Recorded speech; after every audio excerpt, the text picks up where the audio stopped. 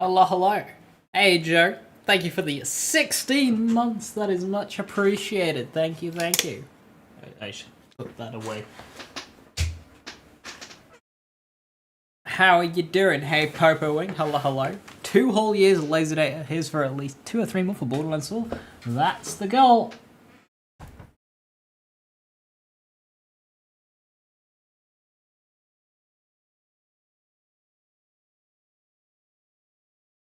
Hope we're all doing alright. Been a small amount of time since I was last about. What a fucking week I've had. Jesus Christ. But I am back.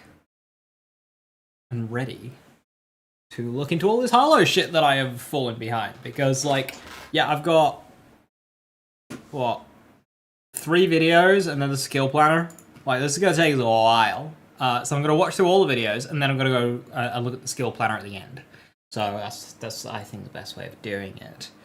Harlowe trees look fun, but I think I'll enjoy them.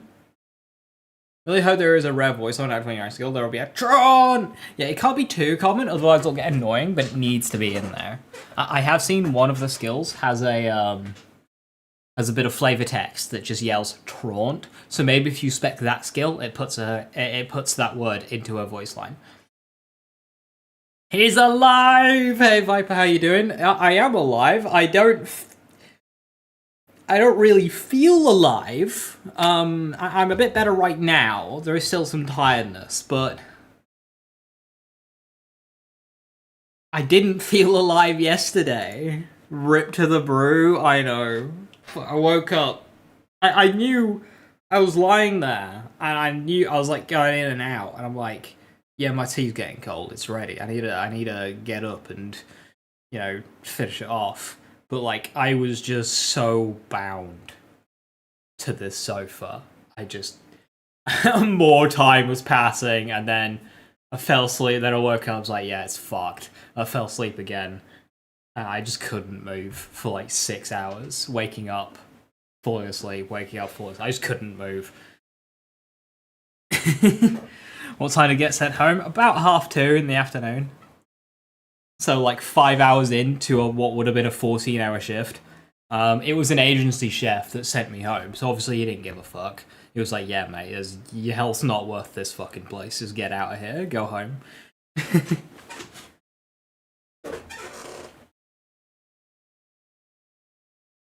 Silver can't miss us. Hey, Reckless, how you doing? Hey, Templar, survived the bank holiday? Barely. Hey, Kitty, good to see you. Thank you for the 30 bits. The Giga Comfy. Good on the agency chef, bad on the job for almost killing our local streamer. Yeah, no, the thing is it's not quite as bad, but this weekend's still real shit. It's like, it's 12 hour, 12 hour, 14 hour, 8 hour. No. 9 hour. Two till finish. Yeah, but it's another shit one this weekend. So this weekend there'll be another run of 4 days without a stream. Yo, you like bits? Yo, hey Shirk, thank you for the 30 bits, much appreciated. Hi X, how you doing over in the YouTube chat? Hello, hello. Do you like the secret Naruto emote satisfactory? It makes you shoot fireballs and then ninja sprint. But Don't Die was so close to launch. I'm trying. I've started work on another video. I've got basically everything recorded apart from commentary. I'm hoping to get that out on Friday. And then next week, I'm hoping to get another video out, which will be a fun one. And it will probably be my last Borderlands 3 video for foreseeable future. There are lots of other videos I want to make, but time restriction means I can't. 129 Standard Hot Dog. Yeah, a lot of them are missionary awards though, that's why they don't count. Some drops that don't count Templar are the DLC 4 ones. So each of the DLC 4 legendaries has a purple counterpart that you can either get from missions or that drop in the DLC, namely from the constructors. So they used to be a part of the hunt, but then they removed them. But yeah, so video this Friday, a video next Friday, which I haven't started working on, but I know what I'm going to do for it. If you watch the stream, you'll know the subject as soon as you see it will be very familiar. You can't see chat on stream on screen. You can't really see it there either. Will be very familiar. Those of you on YouTube, however, probably less so. What time you have to go? Rip. Have a good one. Hey, Fred, love my builds. You made a screenshot already, just so I have a template before I start making my build. Probably start with Eamon. Nice. Obviously, you know, those builds will likely change as we learn more about the game, as we have class mods that can substitute skill placement so we can spec other stuff, all that kind of stuff. But I think as a baseline, they'll be solid. Was waiting for me to do the Harlowe deep dive. Yeah, well, I'm finally off work now, so I can do it today. I've got 3 videos to watch and go through, and then we've got the skill tree. You're grounded after we slam enemies into each other as Harlowe. All the uniques, including the big suck. The DLC 4 purples would be cool if you actually get them before legendaries. I've played the skill tree to get X skill, uncommon combo with 7 in that skill. I don't think they'll go to +7, maybe +5 still max, but like, yeah, up to 7's different. 7 skill points to pass around is nuts.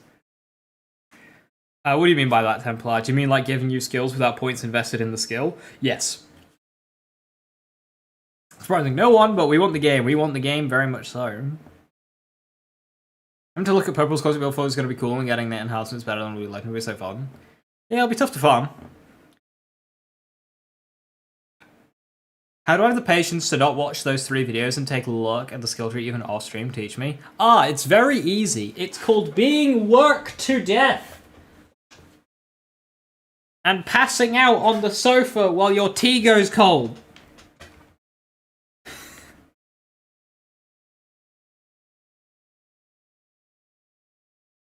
That's how you do it. Just work 14-hour days on the busiest days of the year. Fuck it easy.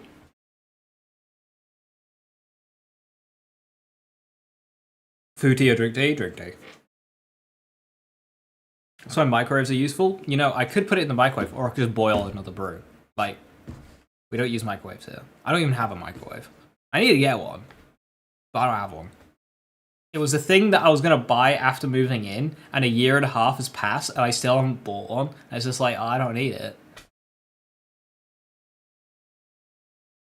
A long video about my thoughts on each character's skill trees, things you like, don't like. I mean, it's difficult to do a video like that because, you know, everything's going to change. The skills that we have are probably going to change. There's class mods and stuff, but... Microwaves are nice, I eat a lot of food because I batch cook, but not for drinks.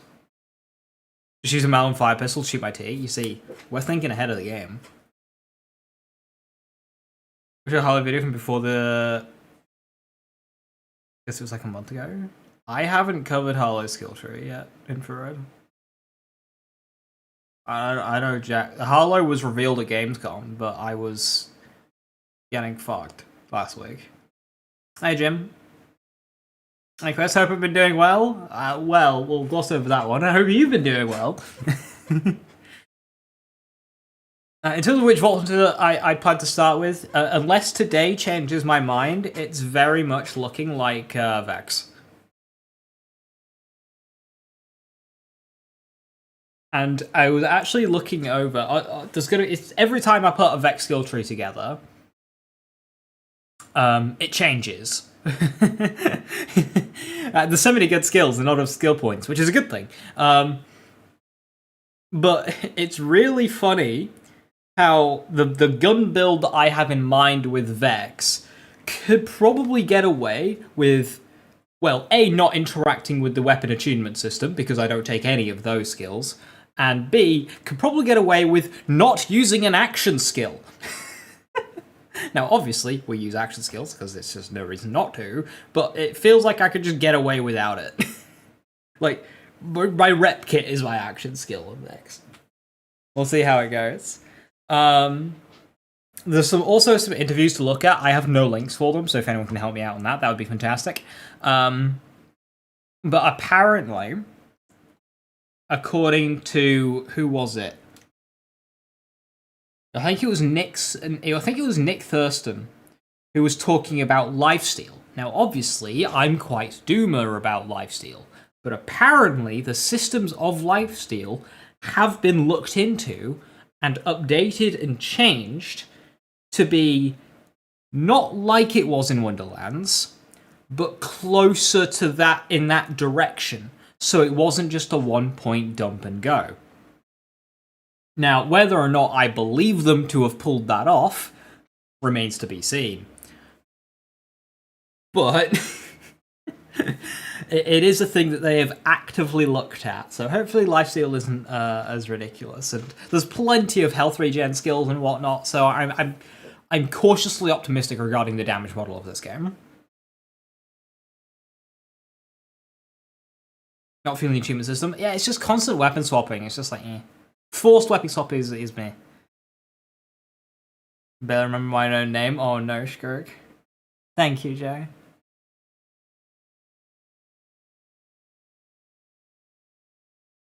In caps and whatnot. Well, it could be based on percentage health dealt to the enemy's health bar, Jim. It could be something like that. Kind of like dark magic. Not being played through like, yeah, it seems something like that, like a ranking system in Infrared, which I'm sure lots of people will grind out or cheat their way through. We'll see how that works. But if it allows me to make the game really difficult, which I know Randy's been very vocal on, that the game is going to be more difficult than previous ones, which is very, very hopeful. I mean, most people will say that Borderlands 2 is a harder game than Borderlands 3, and whilst that is true for arguably the wrong reasons, if we could have the advantages of Borderlands 3's build depth and skill diversity, whilst it still being more friction between that and the difficulty of the enemies, that would be perfect.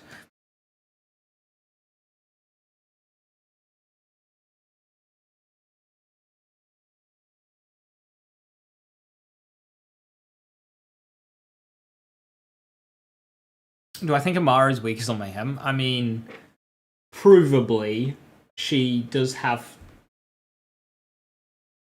among the slower of the clear rates. But, like, they're all so close at this point. Lucky 7 Moes and Zane are comfortably ahead. Non-Lucky 7 Moes is comfortably behind in last place. And then Flack and Amara are quite close. And we're going to be so OP in this game, it's going to be insane. We're very OP in Borderlands 3. But with the limited amount of skill points and potentially quite harsh endgame UVHM activity, we're not sure yet, but we'll see. I think bossing is pretty bad. It's not necessarily bad, it's just hyper-specific what you gotta do. She doesn't have many options for bossing, but like, between Ball, Stinger/Fish, and double phase cast crit, her bossing is good, she just doesn't have... It's basically like those three, you know? Or kill skill, body and mind as well. She's got action skills, like Tandava and Reverberation are both very good at bossing. Glances to comms. Oh yeah, I didn't even consider Remnant Orb because, I mean, yeah, but that's another one. You can do... Remnant is an easy way, versus those other ones that I mentioned.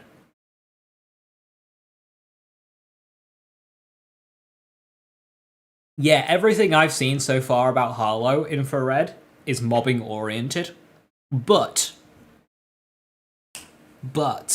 I have seen Randy mention in an interview that bosses are designed to no longer be a DPS race. Now, to which I respond, we'll fucking see about that, but if that is the case, then potentially Harlow's not going to be so bad. but I haven't seen her skill tree, so I don't know what kind of percentages she has. I like that comment too, Joe Furlong, but there's only so much you can do, you know? Where I don't think he'll have to worry on Voight, especially with Randy's comment there, but we'll see.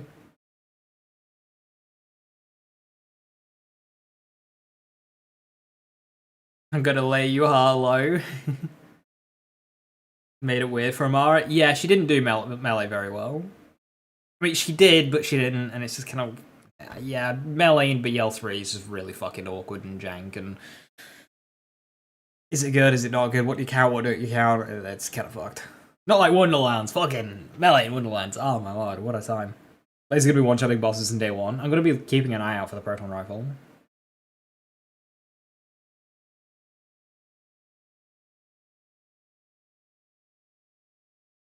A good wolf rings a bell, yes. Hello. Do you want to be called a good wolf or Coffee Kangaroo? I mean, Coffee Kangaroo will be easy to remember now. He's gonna brute force DPS out bosses. I mean, obviously I'll be trying. But don't expect day one shit. You only get... Okay. You only get one first playthrough.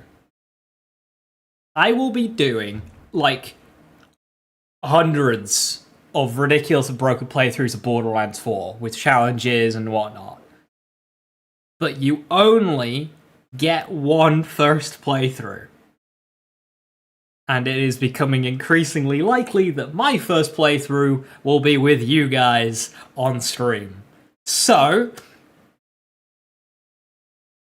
I will be making sure I enjoy it.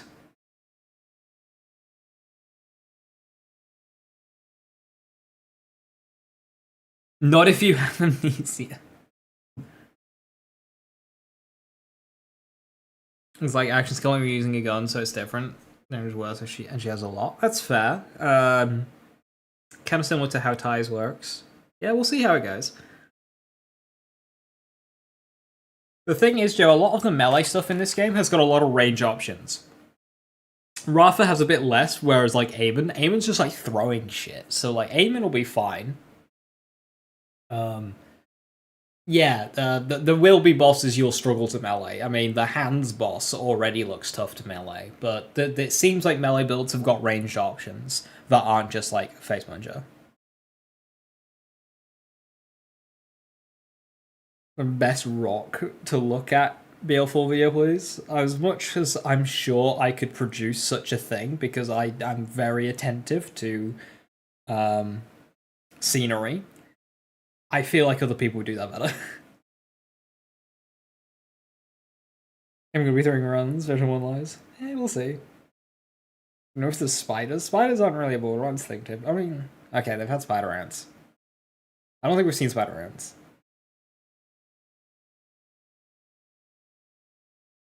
Really, that rock? You chose that rock? Wouldn't surprise me. Wouldn't surprise me either, but like as I say, a lot of the action skills and stuff just have range options anyway, so. Hope she yells Sean often. Not too often, but I hope so too as well.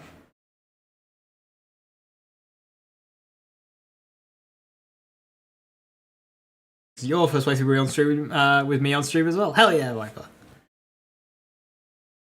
Vex Sisters, play together. Right. I have not seen this yet. I watched the teaser. It was like a 10-second teaser on Twitter. I watched that.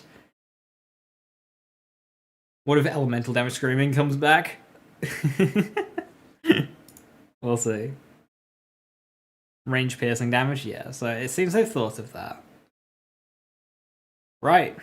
Using Vex summons will be a big source of damage. Just we'll have to see. Wait on class mods and stuff. We don't know how their base damage will play out. They'll either be really strong in playthrough and fall off endgame, or the other way around. I think you'll be comfy with them, though. I don't think you'll feel held back by using them. But also don't expect, like, double barrel Sandhawk clone. Don't expect that.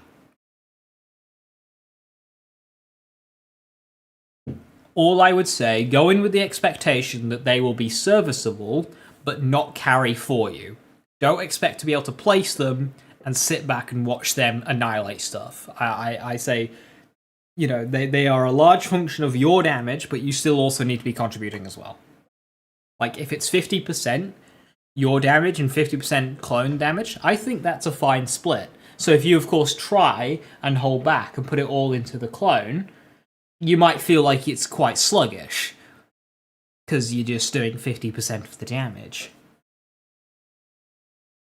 Really hope they let me in the content creator program. I hope so too. I mean, I posted in there my work on the build docs. I posted in there time trials as well. Like, surely running an active and persistent community event is enough just on its own. Like, time trial should be enough on its own.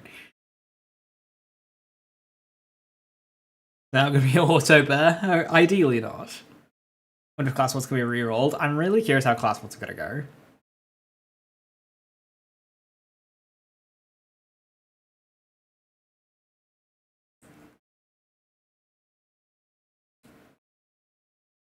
Right. Character short family reunion. Already a good start. Let's go.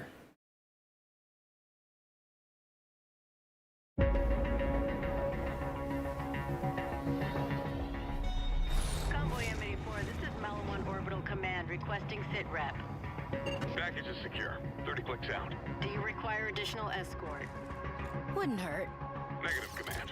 Looks like clear skies. Time to take back what's mine.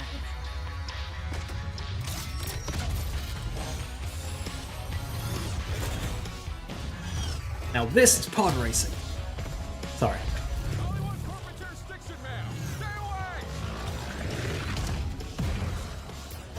I know everything you got.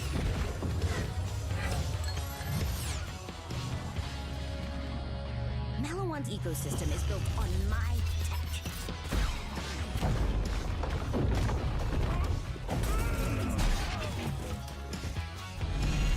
Why don't I show you something new? I'm really proud of it.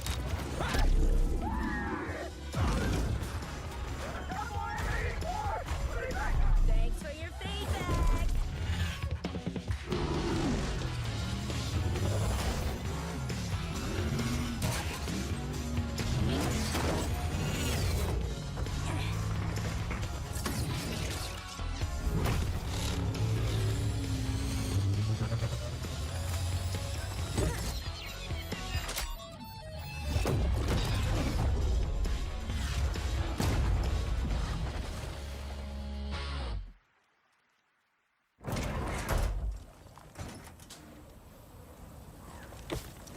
Oh, hello, beautiful.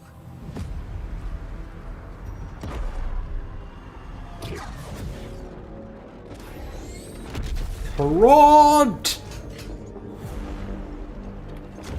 Wait, actually?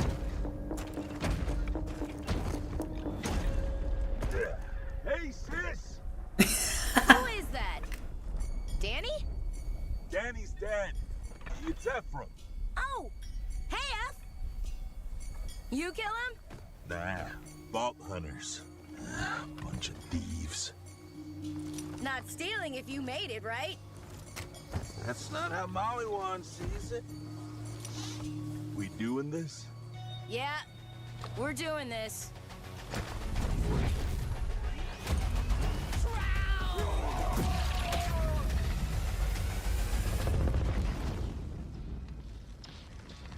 You killed your own brother.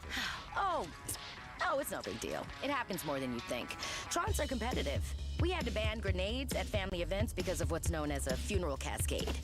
You were justified. It was honorable combat. Oh no, Trons don't need a reason. Why do you think I ran away? Look, family's not who you kill, it's who you kill with. We'll workshop that. Yeah, I heard it when I said it.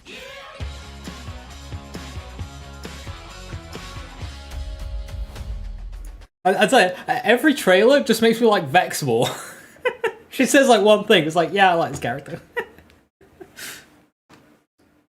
Interesting how Traunt's there are like competitive and they try and kill each other. Yet between Samuel and Daniel, they were like tight knit. They didn't outside of the inferiority complex. They really liked each other, so they were like together.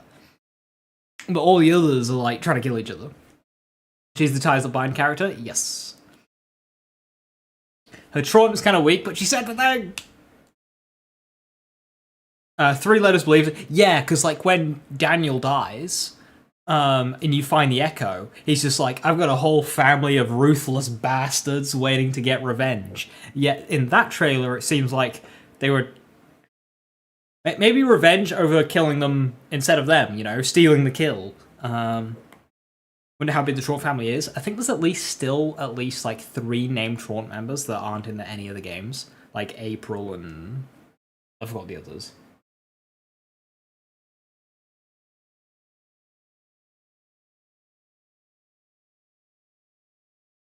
Only Traunts can hurt other Traunts. It's a bit of a weird record, but I guess it had to make sense for Harlowe to want to work with Xenomar, who killed her brother. I mean, I think there's other ways around that. Because, like, obviously that trailer is showcasing she's no longer with Maliwan. And she's just trying to get back some of her tech, some of the things that she made, and Maliwan are against her. So, like, that alone is motivation, like, enough. They could still have Traunts be tight, but, you know, Harlowe being the scientist, she's already been, like, outed. She's already the outcast.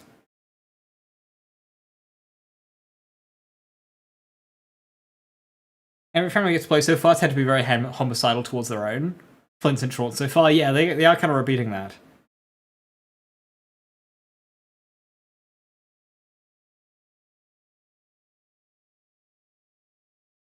Gonna pop off, make dinner. Okay, Viper, have a good one.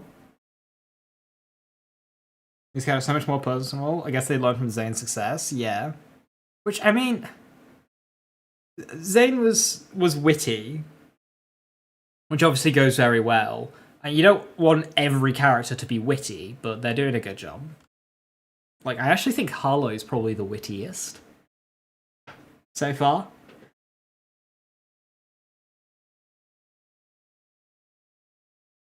Baron Captain, yeah. You love Harlow's personality. I love them all. I can kind of see why Rafa is people's least favorites. He doesn't seem to say as much in these little trailers. I hope his in-game dialogue's very good, but he seems to speak the least.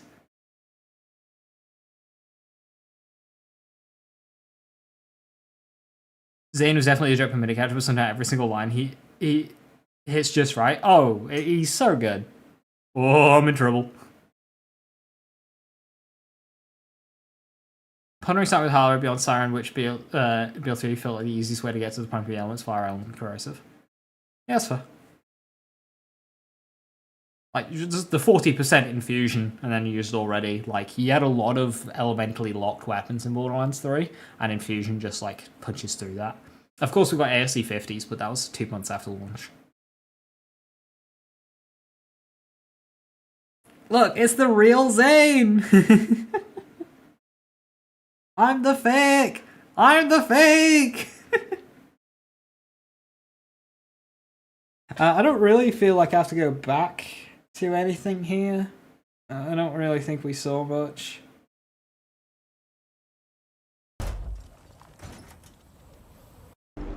The Traunt brother didn't really... He didn't have the booming voice of Samuel and Daniel. I was hoping for a more boomy voice. Hey, sis! Who is that? Danny? Danny's dead. It's Ephraim. Oh, hey, F. You kill Ephraim. him? I don't think Daniel mentions an Ephraim, so that does put at least 3 of the Traunts. Can't all be alphas.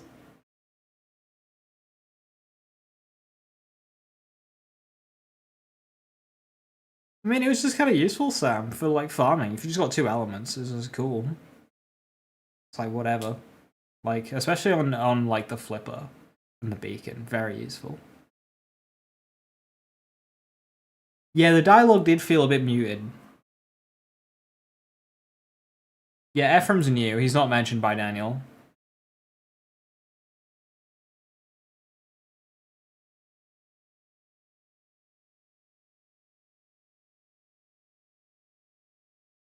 And we keep learning more about the Tron family. Well, hopefully there's a lot of backstory for each of the characters available within the game itself, like hidden echoes or something that got scattered whenever they crash. Like if they crash land on Kairos, if they had like personal echoes that then got scattered around Kairos that you have to go and find, that would be really cool.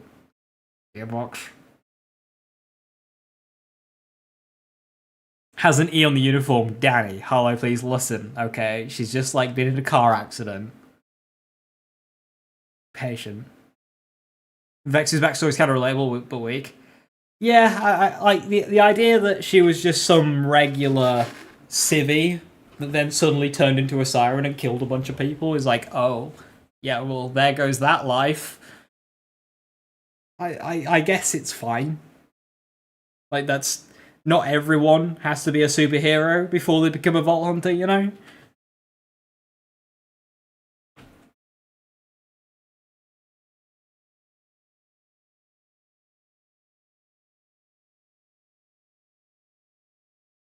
I want a conversation with Harlowe about and Zane about their family.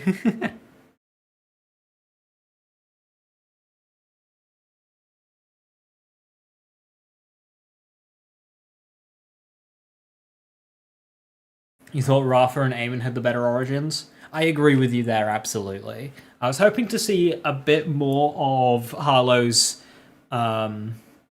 involvement with Malawan in this short, but yeah, the short was fine. In terms of origins, it was Rafa and Vex doing that, whereas Eamon's and Harlow's kind of just felt like a point along their story.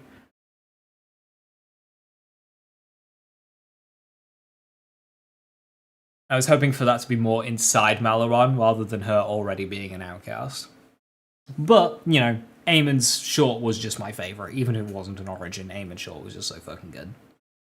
Then, yeah, Rafa and Harlow's and Vex's. Get the powers when they're channeled to her. Thing become a siren isn't always just being born that way, I guess. Yeah. Some are, some aren't. We did get some conversation on how siren powers worked.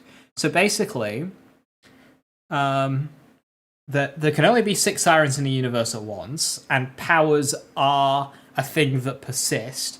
However, that there are more powers in the universe, not just 6. But they're just kind of floating around, existing, not really doing anything, until a spot opens up. Now, if the siren dies and they wish to pass their power on, it will do so. But if they just let it go out into the ether, then that gives other powers an opportunity to get in and get a host. So, yeah, we don't have to really keep track of siren powers anymore. I did enjoy that element of the story. Like, I just kind of went with Vex was either Tyrene or Steel, but that's not how it works. Steel's powers are out there. Tyrene's powers are out there. When somebody died, I guess, it opened up a spot, and then Vex's powers managed to find Vex, and now Vex is a siren.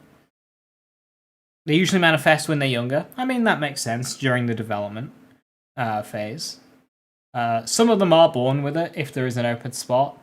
Don't know how that one works, but you know. So, like, Maya had powers when she was young, Lilith had powers when she was young, and Tyrene and the twins were born with them. I would imagine regarding Maya's backstory, Maya was born with them as well. Katagara had Zero Suit. Yes, I saw this. I've seen this on posting my Twitter a few times. Does this mean Zero Suit was done by Harlowe? We don't know enough about Zero. There's one soldier abandoning their allegiance. Yeah, it happens a lot, doesn't it? He's wonky already. Maya's power set changed from stun to buffing to shielding in the same game.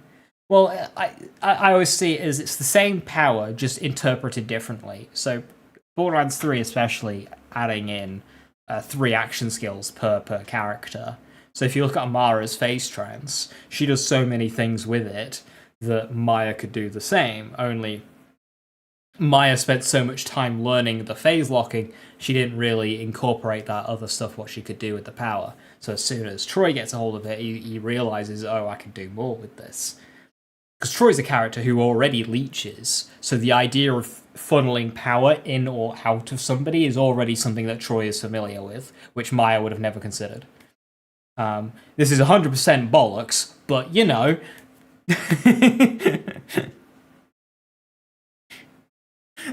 Better than no.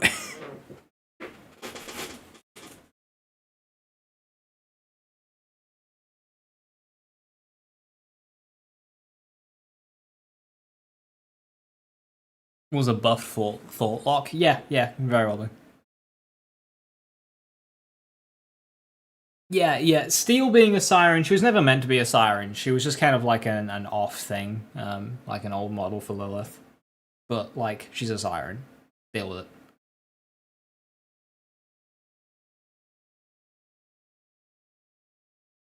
You think the siren law would have come up earlier? Feels like more like last minute explain away talk. I mean, I bang on about how this story is now 16 years old and it hasn't really gone anywhere. Like, we complain about Destiny taking its sweet time explaining shit. Fucking hell. Borderlands has got another 5 years on it. Might use Iridium for the first time on Athena's. Yeah, because she didn't use it at all during Borderlands 2, and then after Borderlands 2, she went straight back to Athena's. So,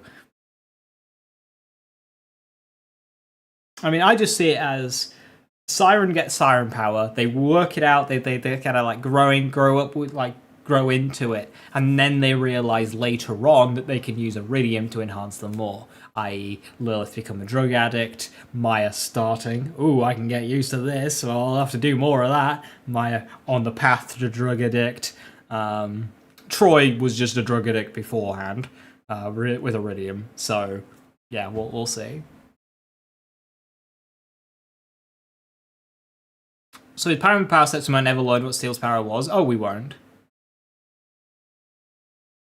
I doubt there'll be any in Kairos. Well, Kairos has a lot of vaults, and if Iridium is tied to vaults, then there might be some. I don't think there will be, just from a gameplay perspective, because they're moving away and doing other shit like Ordinite, whatever the fuck Ordinite is. And the Timekeeper's vault being orange instead of purple. Yeah, we'll have to see on that one. Maybe Ordinite does something different. Iridium being like a drug. To Sirens, yeah. They can consume it to enhance their powers temporarily, but leaves them exhausted afterwards.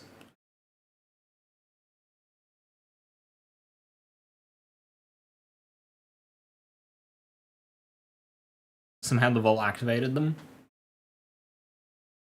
What if Iridium is just the Destroyer's blood? Because Pandora is a prison for the Destroyer, and vaults are like air pockets for it.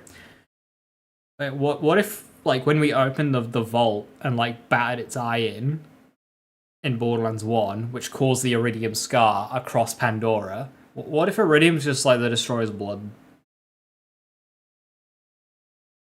Nah, Craw's not a vault monster. Craw's just, like, a big beastie.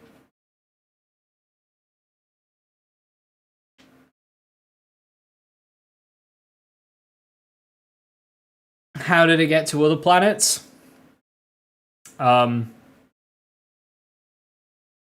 Next question.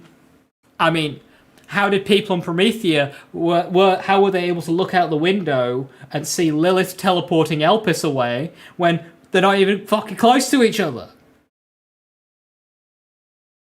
In that final cutscene. Like, why do they turn around, look out the window as if Elpis is looking over Promethea?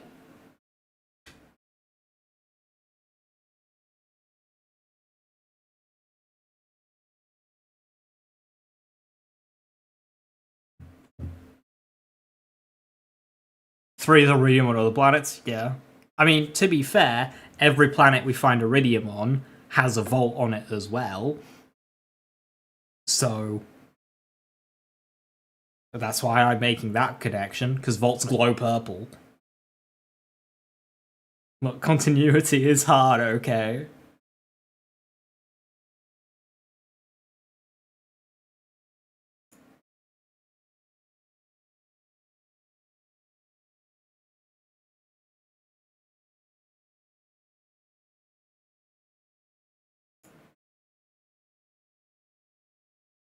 They were watching the TV. It's being broadcast live. Hey, Bizarre, how you doing?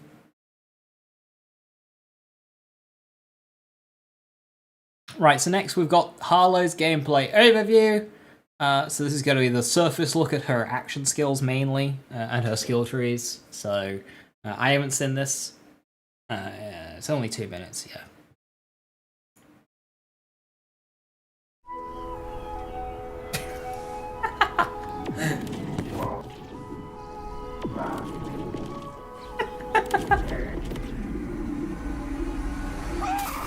So satisfying.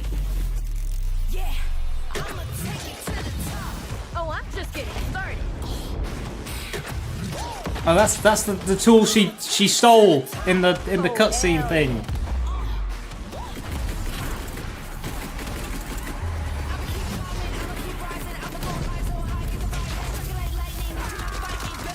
Backup has arrived.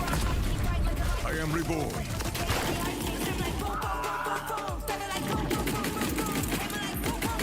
Who said science can't be fun?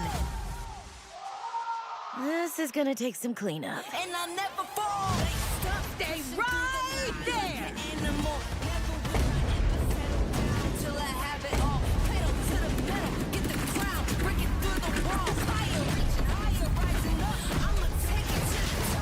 That's moving around really weirdly.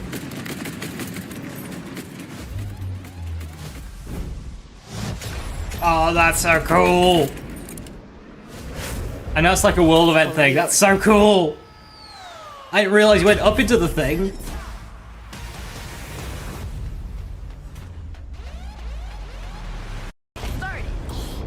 So Chroma Accelerator is Tendava, 0 point is Phase Lock, and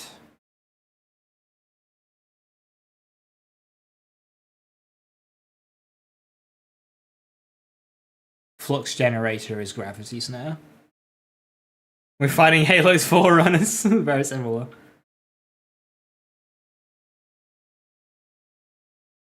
Hopefully about rocket launchers being cooldown instead of a weapon type. As far as the ordnance weapons, I like it. As far as grenades, I'm still a bit unsure. Was the Seraphim Borderlands 2 DLCs ever elaborated on? Nope. I was really invested in Seraphim as a kid, Rez. I was like, oh, this is so cool. This is like this other thing that's like these ancient, really powerful things, and how the Seraphs gave the power to this random Hyperion engineer, and like, this is so cool. And then just nothing. It's like, oh, okay. I was really disappointed in that one.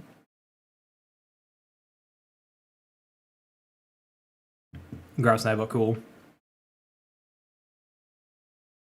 Guns feel similar to shoot, with just different fire rates. Yeah. I don't see how that ties into rocket launchers being cooldown, but that is just more of a worry that I have with this weapon system in general. With like, so somebody mentioned, I think it was Chrome who mentioned it in my Discord.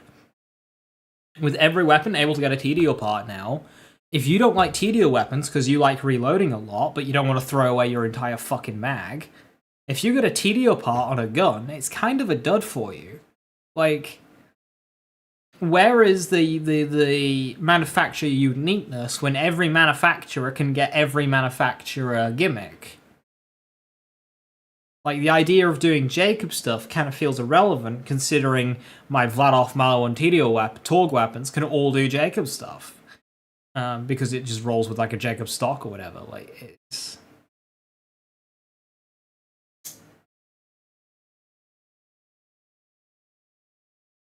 Also, Bizzle feels similar to Sorrow and SMGs. That's what I mean, will feel similar. Yeah, I mean, you're always going to have run off into that when you've got so many weapons. Like, you've got hand cannons and you've got machine pistols. What really defines a machine pistol versus an SMG? Like, I mean, even in real life, I mean, typically, I guess, like, mag size, but Borderlands, that's irrelevant.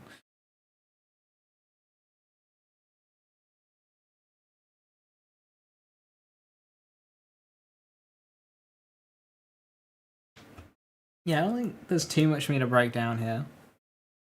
Wait a minute, that's the whole thing about Borderlands 4 weapon system quads. We've got licensed parts. So basically a weapon will have a couple of licensed part slots, I believe up to 3 on purples, 2 for legendaries. The third one on a legendary is the legendary effect. Where basically you could get like a Vladoff weapon that has Jacob's ricochets, Tediore throws, and Torg stickies, all in one gun. So you've got a gun that ricochets Torg stickies that you throw at the end of the mag. That also has an underbarrel.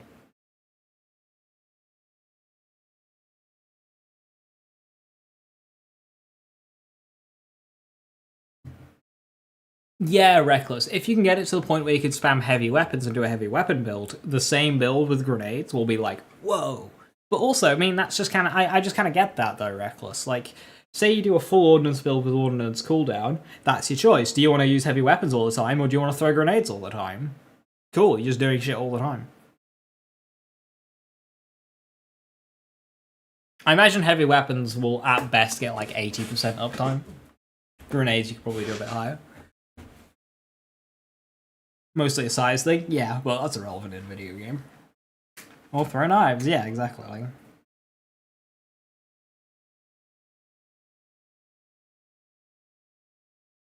Everyone likes Tedios until they instantly reload and throw a gun into their wall cover and just kill themselves, yeah.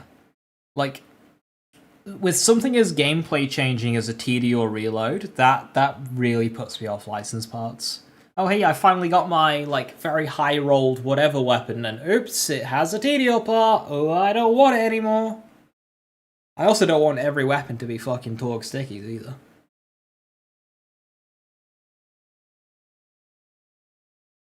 I'm not really a fan of Torg sticky gameplay, either.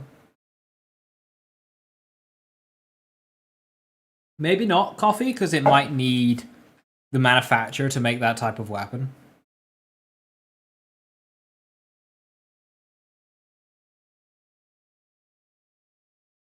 Melee, the knife ordinances aren't melee damage, Jim.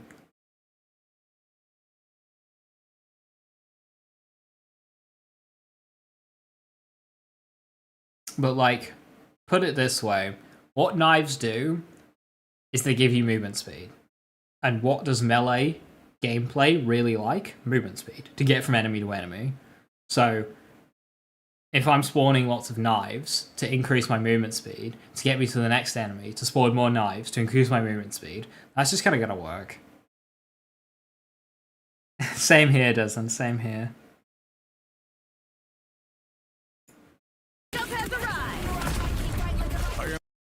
Okay, so I didn't pick up on this initially because Eamon's so fucking big. Eamon's in Fight for Your Life here. I didn't know it initially. He's so fucking big. Yeah, he's just in Fight for Your Life there. And Flux Generator picks him up. I am reborn. He's a fucking unit, dude. He's so big.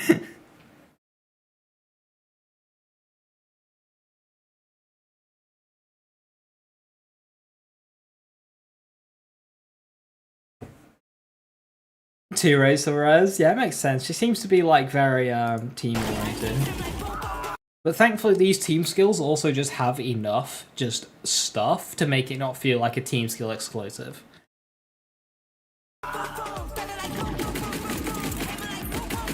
Who said science? Okay, what happened there? So, this person got picked up without her doing anything.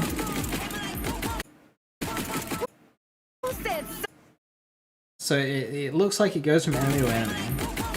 Who said science can't be fun?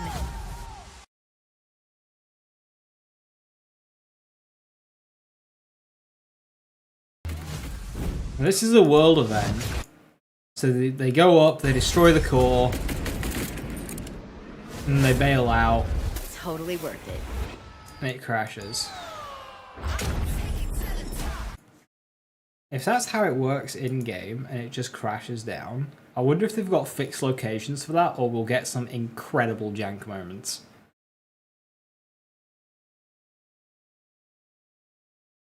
I agree, Pianta. But like these world events look really cool. I can't wait to be doing these world events. I hope they're like engaging and worth it.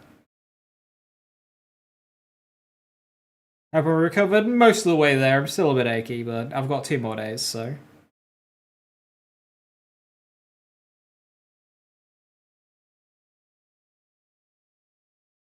Basically Eternal Fist. Yeah, that's kind of what it looked like. Also, Eternal Fist, really funny. It's literally just face lock. Who said science can't be fun? This is gonna take some cleanup. Yeah, I'ma take it to the top. Oh, I'm just getting started. So that's firing off micro rockets, so that's Plague Bearer. Oh, hell yeah. And then she can detonate it for like big kabooms.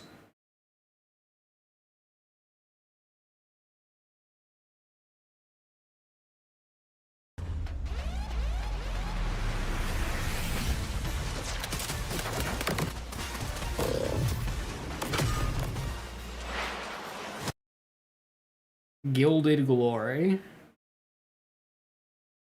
Alright.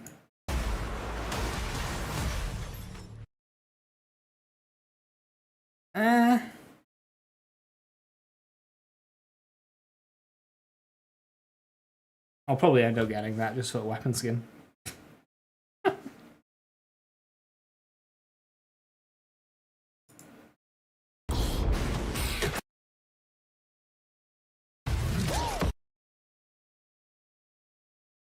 What's Echo Drone?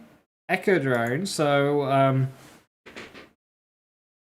in Borderlands 2 we had the Echo 2. In Borderlands 3 we had the Echo 3. This is the Echo 4. So this is our little HUD companion. And this is a little robot now. Instead of being what is essentially like a tablet thing, it's a little robot that follows you around and it interacts with the world and stuff. Which I get PTSD trauma from Gears 5, because that had something similar. So hopefully it's not as shit as that. But yeah, it's your inventory thing basically that goes in your hand. Only it's a drone that flies around. So you get skins for it.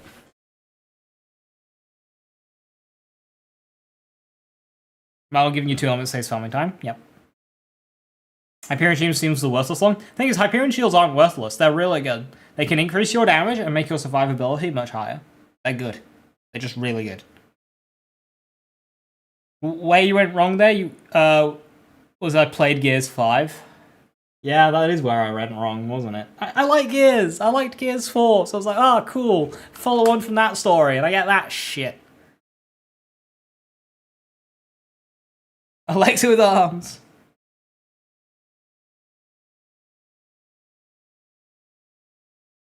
Hyperion Shield is super underrated. I mean, you did have to aim down sights for them, but they were very strong, yes.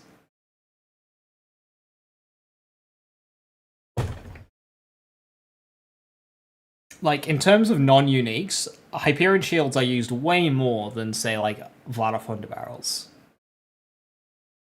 Never bothered with 5? You made the right choice.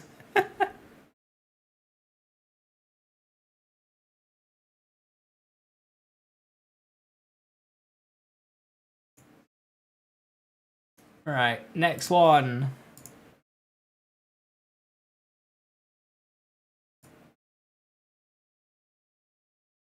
This one's 4 minutes.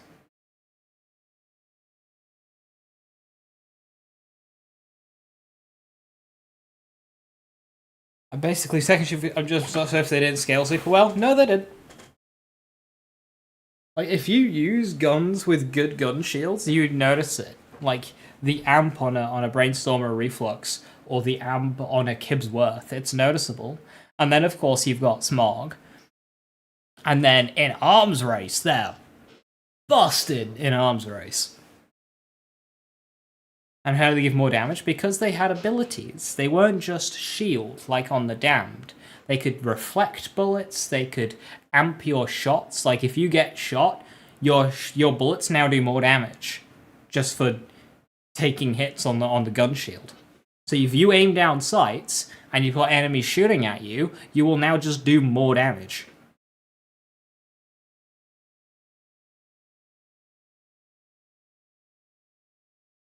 Melon one was really strong in arms race because of the dots, especially the pistols. My favorite character in Borderlands 4 is Harlowe. Just the moment I saw her concept, I knew I was going to love this character and love building her. She's kind of super friendly and happy to be there and do science for you. She uses science to just blow all of the enemies out of the water.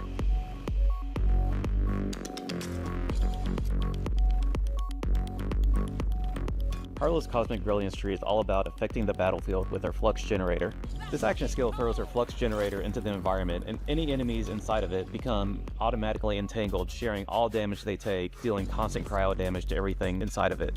Additionally, Harlowe and her allies get overshield while they're inside of it, so it's something players can use offensively or defensively. So what makes Harlowe's Flux... That's useful. There's a lot of overshield stuff in this game on the other characters as well. So if you're a character that gets benefits whilst having an overshield playing with Harlowe, it just really does seem like a support character done right, because she's not uninteresting if you're playing solo, and she's got a lot of interesting bonuses to give to her allies. Generator feel particularly awesome is that sense of battlefield control, in that you get to just throw something down, dish out extra battlefield. Harlowe and her allies gain ricochet chance against entangled. It's indiscriminate. She's just a Mara.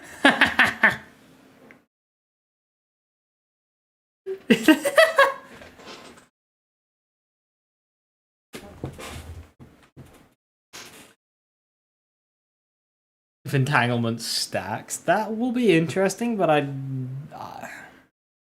can't imagine that would be the case, because I feel like entanglement will just be a thing that's on the enemy. Is an enemy entangled, yes or no? Damage, but also the... Petrol engine. When Harlowe activates her Flux Generator, she gains damage reduction and increased action skill duration for each entangled enemy, and each additional enemy she entangles while her action skill is active. I like that, that's really cool. Generator itself gives you an ability to provide some ally support. What was that last one? So the generator itself gives you... Harlowe's Flux Generator gains increased radius. Additionally, whenever she re-triggers Flux Generator, she creates a cryo hazard where her Flux Generator was located. And a radiation hazard on the new one. 143 damage per second. If that's using the same baseline that we've seen in a lot of other skills, that's really high. That's a lot of damage. And 50% extra radius. Yeah, that's really good. An ability to provide some ally support, both for yourself and your buddies that you're playing with. Pencils down. While Harlow's action skill is cooling down, she grants herself and allies reload speed and fire rate. Oh hey, it's one of those skills. I don't know how I feel about while cooling down skills, but especially on an action skill that wants duration, like that's a skill that I'd have on like the accelerator. Although, 7%. It's a 3 out of 3. Oh, it's at the very bottom of the tree.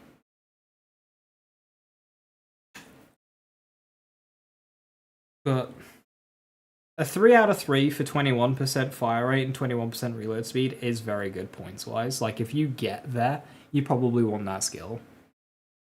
That's 7% fire rate, 7% reload speed per point. That's very efficient. This is my personal favorite. You can have it so that enemies that are within the vicinity of it completely lose all of The delta between each level seems pretty low. We'll have to see that. their elemental resistances, so being able to just be like, I don't want to deal with it, and then also getting a buff to your own status effect application, really nice to kind of try and melt them down. Harlowe's Chroma Accelerator is her giant nuke action skill. This is her boss killer. This is the one where she fires Designed as a boss killer, interesting. a slow-moving projectile that moves through the environment, and then she can detonate it to make a giant radiation explosion. Harlow's creative burst skill tree is all about using her chrome accelerator to deal insane amounts. So this is the action skill. Fires, only 38-second cooldown. Fires an unstable energy pocket from Harlow's Chroma Accelerator. The unstable energy pocket passes through enemies and deals cryo damage to all enemies it passes near. Pressing left bumper causes the pocket to explode, dealing heavy radiation damage. Okay. So pass-by damage is 600. Detonation damage is 1900. Again, if that is the same level as the other skills that I've seen. Regarding card damage here, that's very high. But I don't know. That action skill looks like it goes all MIRV, or that augment. That's kind of cool. I like that.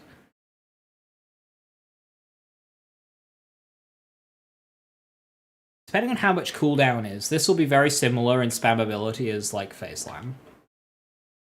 Is BL4 out yet? Yes. Of action skill damage. She has one skill, Cue Ball, that turns her Chroma Accelerator into this bouncing ball that just bounces all over the environment, entangling enemies everywhere it touches and just dealing massive damage everywhere, along with freezing. So all of the enemies it hits will get entangled. And then on the final enemy, you detonate, and because all of the previous enemies are entangled, even if they are no longer in the radius, they'll still take damage from the detonation. I like it. Dealing massive damage everywhere, along with freezing enemies in its path. There's lots of little things in there that will augment them and change the way that they behave in some capacity. So, like, you'll have one that makes it... Harlowe's unstable energy pocket pulls enemies as long as it passes by, and each detonation deals increased damage for every enemy it already hit. Ah, okay, so we've got some reverberation in there. Sorry. Also, what is the skill tree, developers? What are you doing here?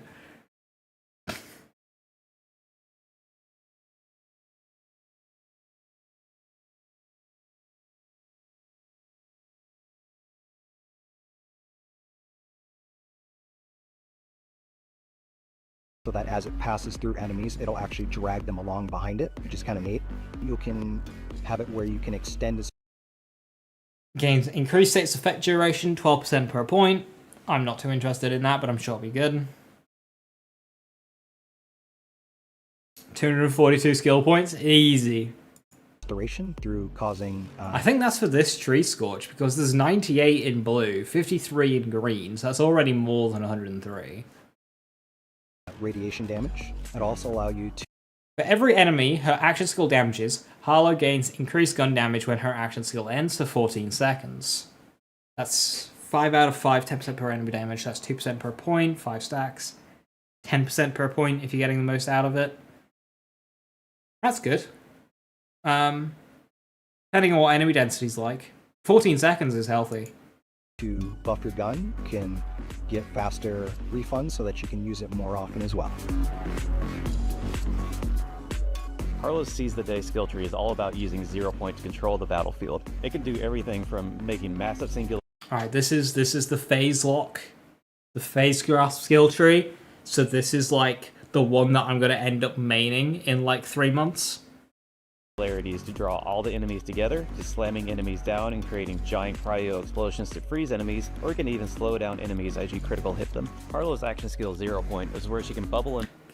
Okay, so she slammed the ground and it Eternal Fisted, so... enemy up into the air. She can slam them into exploding barrels to cause big explosions, or she can throw them into other enemies and just cause general chaos. For Harlowe Seize the Day, this really focuses in on her stasis.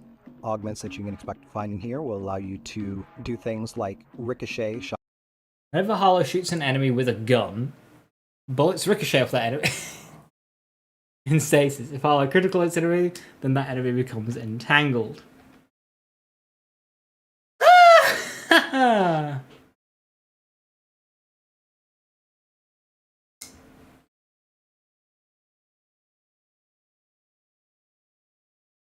I've been playing this build for 6 years!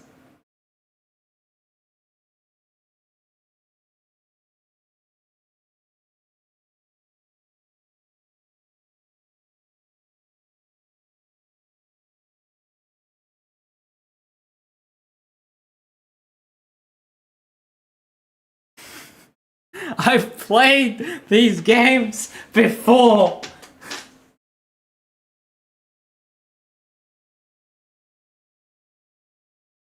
You keep playing for another 6 then. Shots off to other enemies that aren't in stasis. You can store damage. All damage dealt to enemies in stasis is stored. Whenever an enemy is slammed or stasis ends, creates a cryo explosion based on the all stored damage centered on that enemy. Also automatically frees other enemies nearby. Maximum stored damage. That's an interesting limitation. That's a lot though. 8,000. Automatically freezes, so that's frozen heart explosion. That's really cool. That's really cool.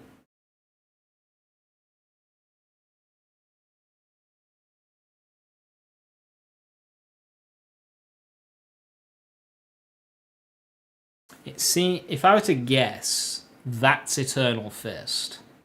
Which means I can't combine this with Eternal Fist. And whenever it's ready, it'll pop off a cryo explosion, things like that. You can also have it use healing bursts, which is great both for your own.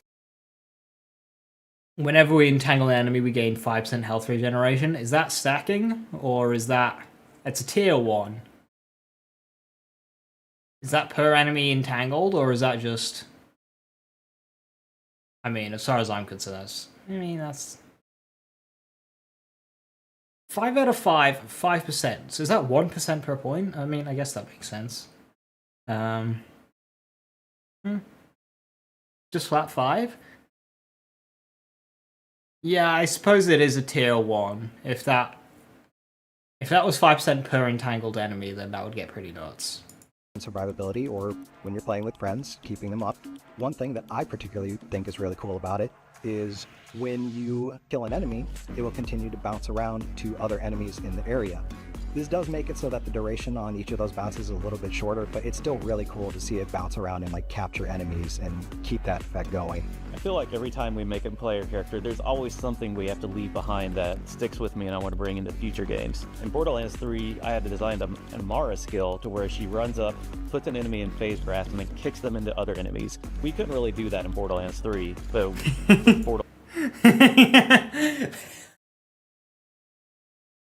This guy really just said, you know, I wanted to do more with Amara, so let's make Harlowe and do that. This guy said the quiet part. This guy said the quiet part out loud. I wanted to do more with Amara, so we made Harlowe to just be Amara too. Man is determined. Borderlands 4, we get to do that with Harlowe, where she can pick up enemies and start flinging them into other enemies. I love that she has this giant disco ball of doom that she can send out into a battlefield and just nuke it. Sir, if you wanted to take one enemy and throw them into another, why not Eamon? With his hands. Just be like, pick up, yeet.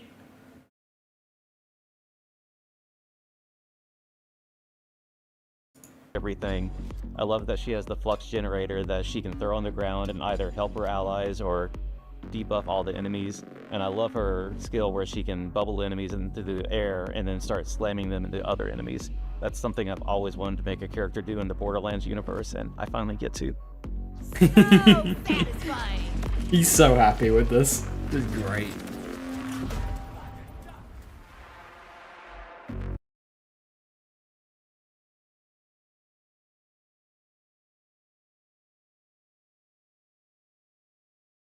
He's so happy with Harley.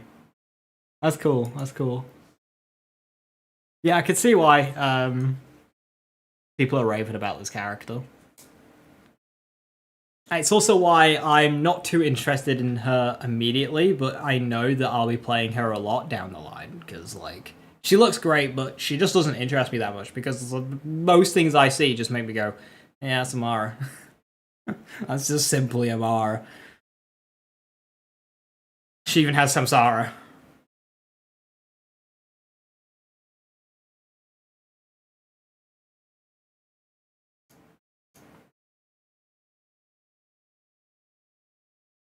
Maybe aiming is too weak. I don't think that's something we can jump to yet.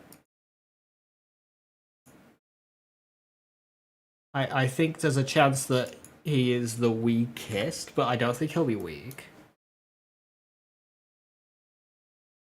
Especially since we don't know, like, how those action skills of his are going to scale into endgame. Wish we could jump to the release date. Tragically not.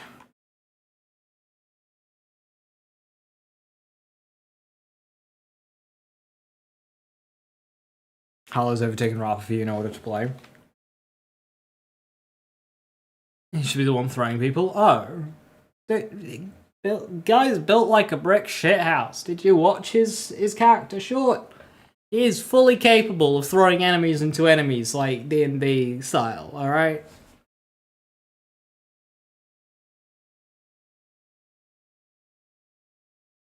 The Zane at launch on BL3. In what way? Zane was popular but weak and then got buffed. Rafa is going to be weak, but he's like the least popular.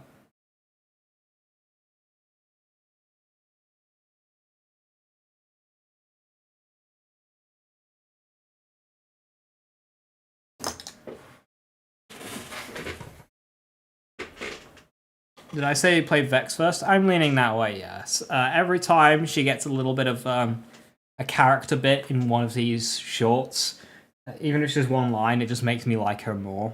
And I like her gun skills.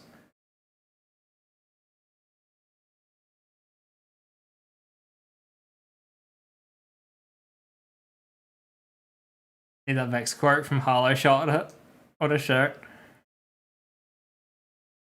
Today is Banana Lovers Day. I did eat a banana earlier.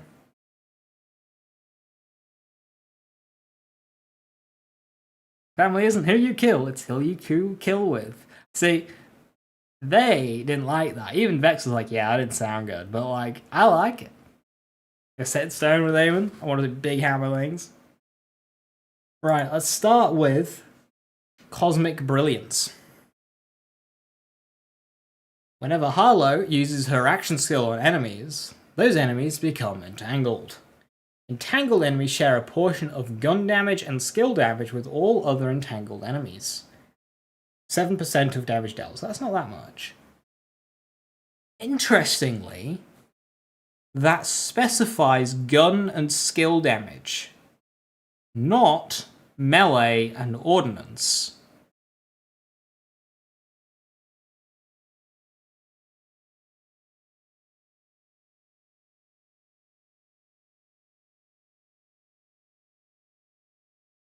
Entangled counts as skill damage. I mean, does it loop?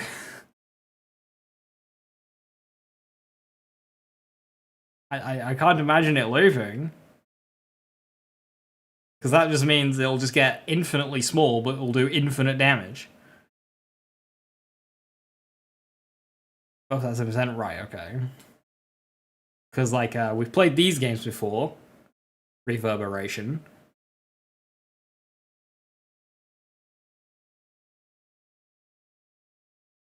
Okay, so, I mean, so 100% skill damage will... Well, I mean, if this shared damage just gets damage formula, then it'll get everything, right? But if it only gets skill damage and nothing else, then fair enough.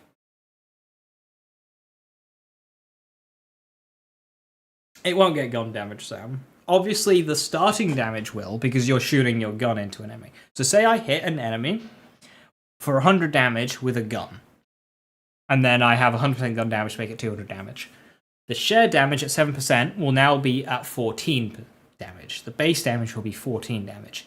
It's not going to get my 100% gun damage again, raising it to 28. It'll be 14 still.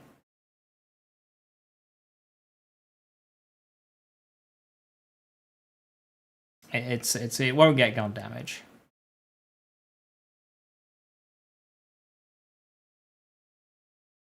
It'll be 7% of what you hit. So if you hit... Devs realised phase like his peak action skill back in 2012 and never moved on. Literally.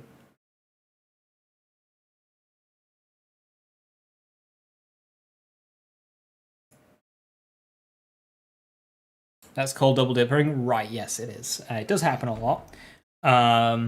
They have apparently said that they're trying to keep a lid on it this game. Now, there is a lot of skills in this game where the wording is consistent with previous games' double dipping, which makes it seem like this game is loaded with it.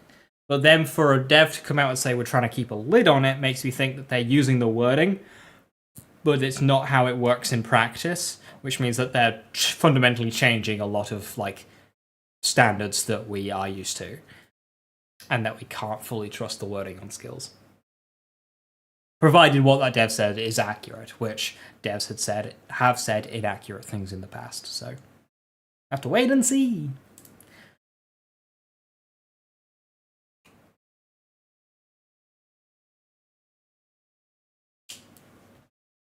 Flux Generator, which projects an energy field dealing cryo damage over time and entangling enemies. Allies inside gain an overshield. 84 damage per second, or out the gate, that's not terrible. 22-second duration, 55-second uptime, so 25% uptime. Out the gate, not too bad.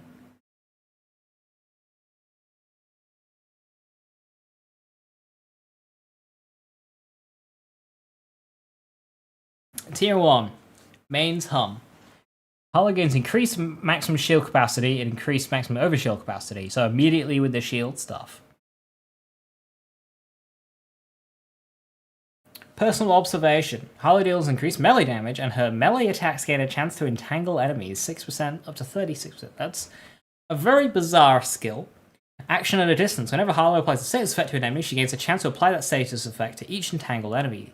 That, I think, will be very important if we're doing that kind of thing. Whenever Harlowe entangles enemies, she and allies deal increased critical hit damage, 5% per point, duration 12 seconds. I think that one will be our go-to 5 points to this tree. I mean, that will just be good. Like, we'll probably grab that even on other skill trees. Right. Viper Joe, the rules still apply. I get it, the skills later on, but like, we'll get there in time. Don't you worry. Mass function. Harlowe and allies gain increased reload speed for every entangled enemy. Reload speed per okay, so they are specifying per entanglement. So that's up to 15% per entangled enemy. That's quite good. I like that. Neutron Decay. Whenever Harlowe irradiates an enemy, she gains increased gun damage. This effect stacks. I wonder if that can re-trigger on the same enemy. Forceful, not forceful, what's the skill called? The Amara skill. The one that stacks Rush. If that can re-stack on the same enemy, that'd be very good. Yeah, that's an odd one. I don't know if that's worth it or not. Gains increased cryo efficiency plus 10%. That's quite good. Violent Tapestry, yeah. That one. It's stacked on the same enemy. Are you referring to Neutron Decay? Stacked on the same enemy? Because I know Tapestry did. And our two augments. Enemies inside Harlowe's Flux Generator lose all elemental resistances. However, and Harlowe and her allies gain inside a Flux Generator gain increased status effect chance. Referring to Tapestry? Yeah, right, yeah. Right. That is really, really good. I have seen this one before. Making an enemy just lose elemental resistances is so good. Like, if you're doing fire versus armor, and you apply this, you are now literally just doing double damage after everything.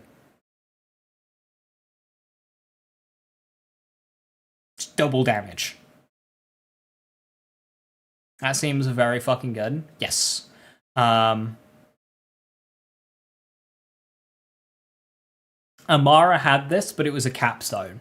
And that capstone basically made it worth going for action skill builds, even though the route there for action skill builds isn't actually that good. Like Purple Tree Amara, you can stop halfway most of the time. But action skill builds went all the way to this capstone for a kill skill because it was just so worth it. And we get it at a tier 2 here. 5 skill points, we can put it on our action skill. That is so good. Also, the way it says all elemental resistances, like, if you just have, like, a cryo boss,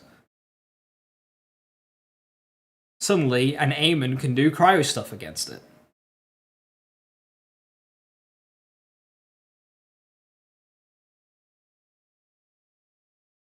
That's very good.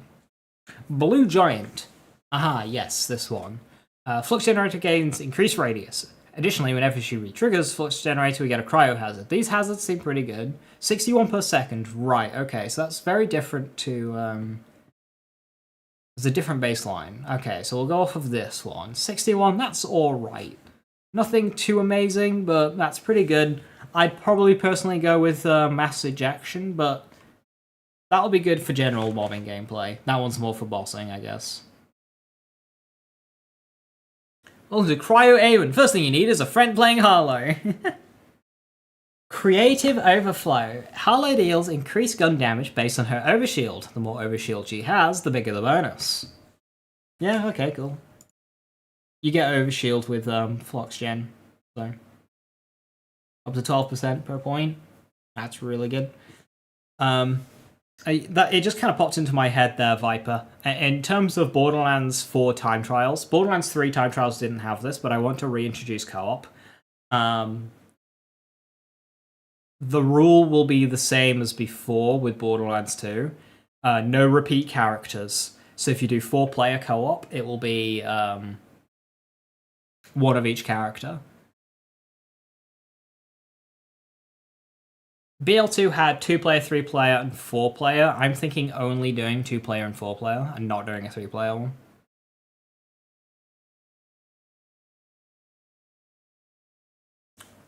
Resonance Cascade. Whenever Harlowe deals radiation damage to an enemy, she gains increased action skill damage. This effect stacks.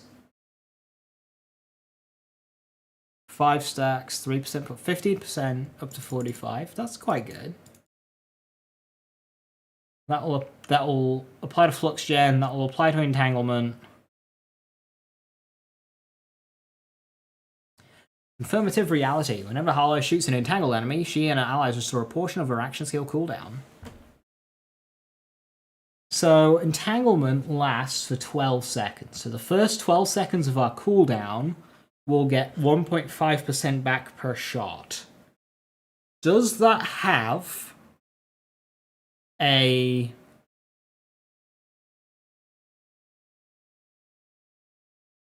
internal cooldown? I do hope certain card builds won't be completely screwed over from bossing being able to be frozen. I doubt they will.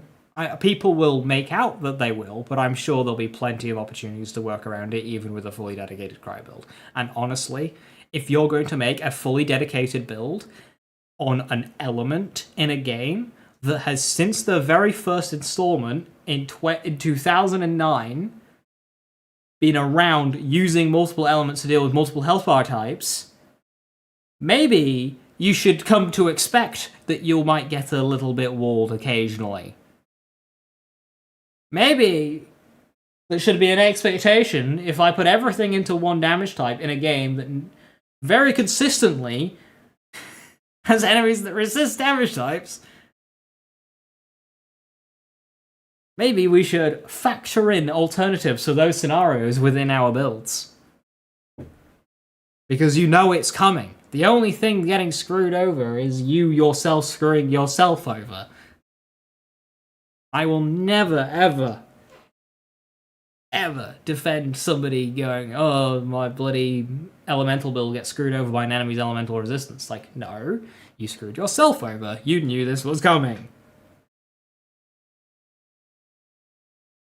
Accelerator action skill. If it's got no internal cooldown, that'd be really strong. Like, yeah, absolutely. That needs... Yeah, because that's basically just head count.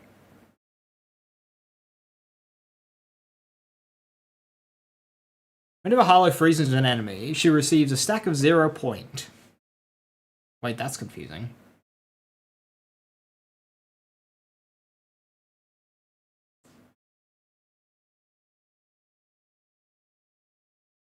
For every stack of 0 point, her action skill duration freezes for a short time.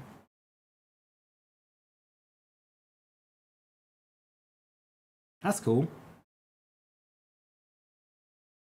Yeah, I like that.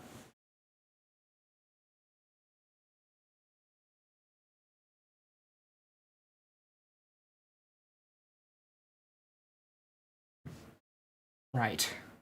Start of the branches. Unified Theory. Harlowe's Flux Generator gains increased action skill damage. This effect is increased based on how many allies and enemies are inside the Flux Generator. Plus 10% per ally and enemy in radius.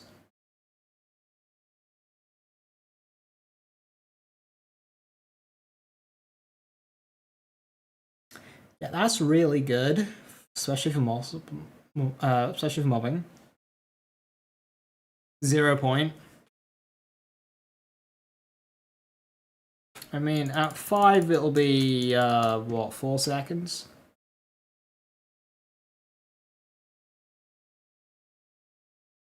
Yeah.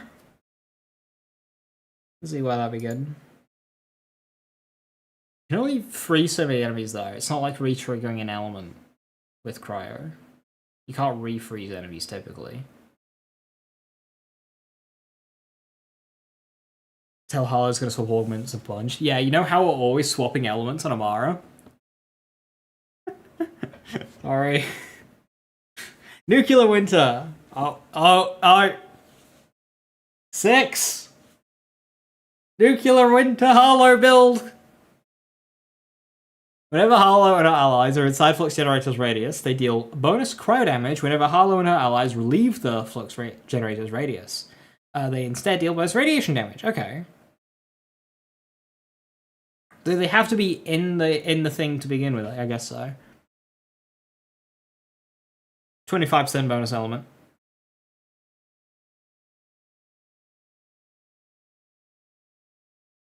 Okay. As a separate line here, we have whenever Harlowe inflicts cryo or radiation status effects, that enemy becomes entangled. If that just occurs in and out of action skill, it's on a separate line. Yeah, that is much better than the 25% bonus element. That's really good. Like, it could just literally be that middle bit. That's just entangling enemies that you shoot. Never know if those lines are active when Flux is active or not. Yeah, I mean, it is an action skill augment, so it would make sense if it did, but, like, that's a thing to test. And yeah, that is a thank you for testing moment. Because, like, yeah, you don't even need to time it in the first 12 seconds, do you? Because you would think, okay, action skill ends, so the enemy that it was touching at the end will be entangled. So then shoot that enemy within 12 seconds to get your conformative reality. But if you can use Nuclear Winter to just make enemies entangled, can I just spam Accelerator and a Monarch into an enemy and just, like... I need to know if that's got an internal cooldown or not. Perpetual Engine.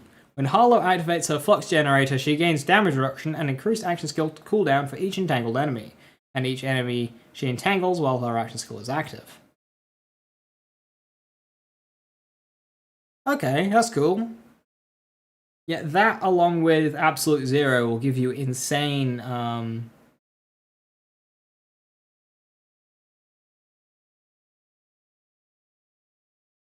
insane duration, and... yeah, you can just pick it up and move it as well. I wonder how jank that will be. Was the Monarch confirmed? No, but it's the weapon that I use for to get across the point of mass projectile spam. So, like, whatever Borderlands 4's projectile spam weapon will be, it will be that one. That's what I mean when I say Monarch. Now, if the Monarch comes back, cool, but, like, whatever weapon just kicks out the most projectiles per second will be what you use for skills like this. Sorry for confusion, though. Wait, hang on. I'm just gonna close this for a second. What's this?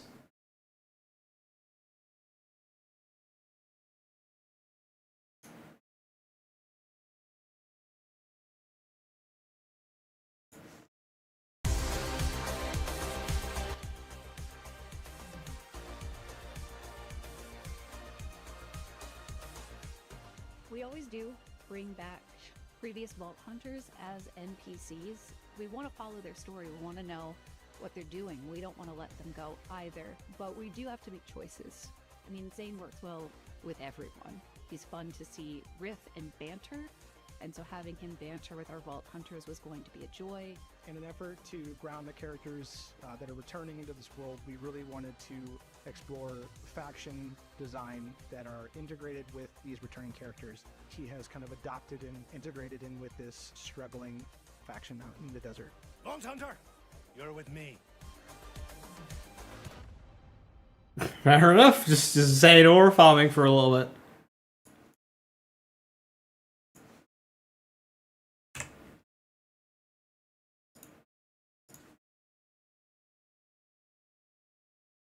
Some weapons from arms race that are broken are coming back. I do see Monarch coming back. I mean, I don't think they'll be broken because of just how legendary balance works in Borderlands 3 with Mayhem mode, but yeah, we'll see. I think the gap between legendaries and non-uniques in Borderlands 4 will be much closer than they are in 3. Now back to our regularly scheduled Harlowe. After this Zane ad, we'll be back. Okay, so yeah, we're on to tier 4 skills now. So, okay, we'll do it branch by branch. So, Blue Shift. While her action skill is cooling down, Harlowe deals bonus cryo damage with her melee attacks. Another melee skill. While her action skill is active, Harlowe deals bonus radiation with her melee attacks. Melee Harlowe, who's gonna force it?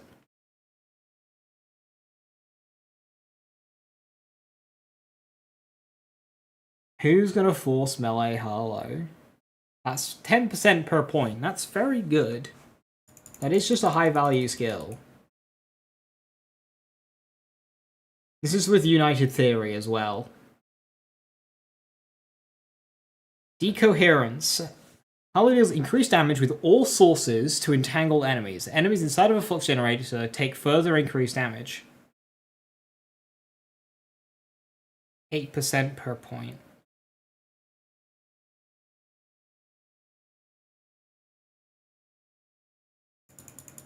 40%. That's good. That's really good.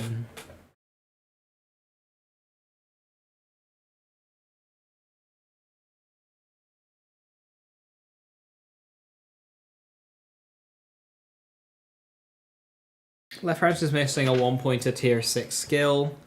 Whenever Harlowe gets increased element with sometimes whenever Harlowe applies its effect to an enemy, it becomes entangled.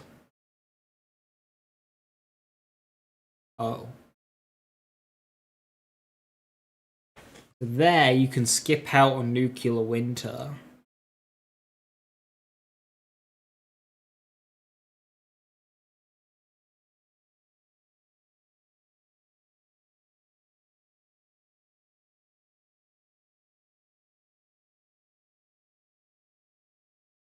Mass Function's an interesting one, because it's for every enemy entangled. So say you're shooting an enemy, you entangle them, you kill them, you go to reload. You no longer have an entangled enemy, which means you don't actually get any reload speed.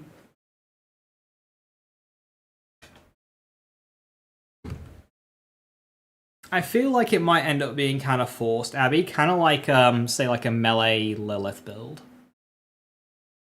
We'll see. Be funny for a playthrough. Well, I saw a dev said that they did a playthrough based on like Thorn reflect damage, like taking damage and dealing damage. So if that's a thing that exists, then I'm sure melee Harlowe isn't too far off. Especially since we got some skills here, and that capstone looks like it. She's got hands. She's throwing hands. Maybe it's jazz hands. A no you playthrough. I mean, a dev said that they've done a no you playthrough, so like. Latent Charge. I mean, Dev also said that they did a slide melee Amara build at launch with using slide artifacts for damage. So, you know. Take with salt. But only a grain. Latent Charge. Harlowe deals bonus damage with guns, melee attacks, and action skill while she has an overshield. The more overshield she has, the bigger the bonus. I can tell these were typed in a hurry. There are so many ridiculous typos in this. Piku up.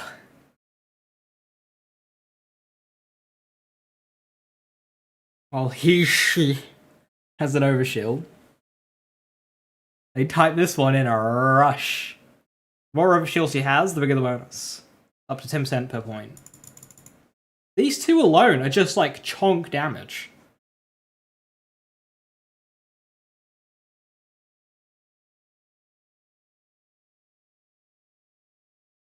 We can make ourselves really tanky as well. Because now we go into that one pointer, so I don't need this. Could even just go mass ejection here. All that, yeah, that will make our entanglement do more. Yeah, it's just like lots of damage. Who am I going to be starting with? Which Vault Hunter? Vex currently, but I'm still looking at Harlowe. And this gives us a capstone. Potential transference. Charge skill. Whenever Harlowe relocates her flux generator, it teleports to a location in her crosshair, consuming a char and creating a shock bust that deals shock damage to enemies inside of it. Grants a 3-second win to enemies and heals allies within the radius. 538 burst damage is good. 3 charges with the same cooldown and duration, with some health restore. That's good. That's quite good, is that?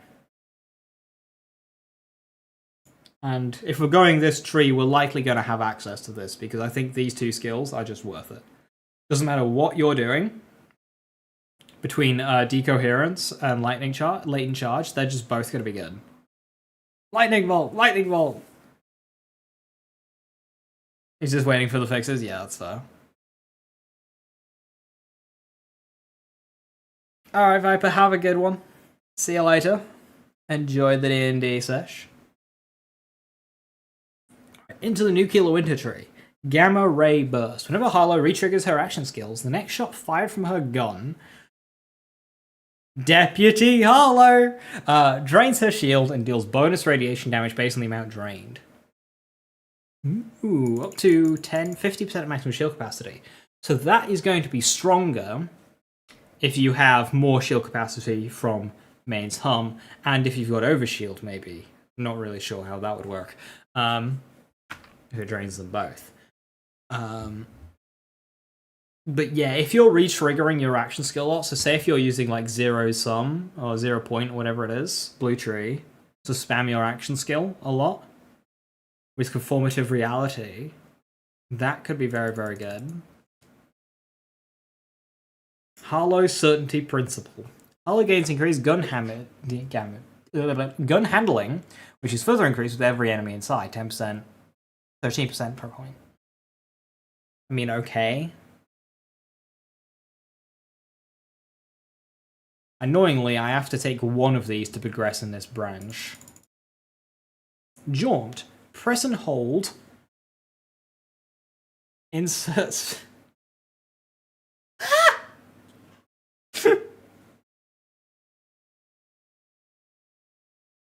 It's Zane Clone Swap.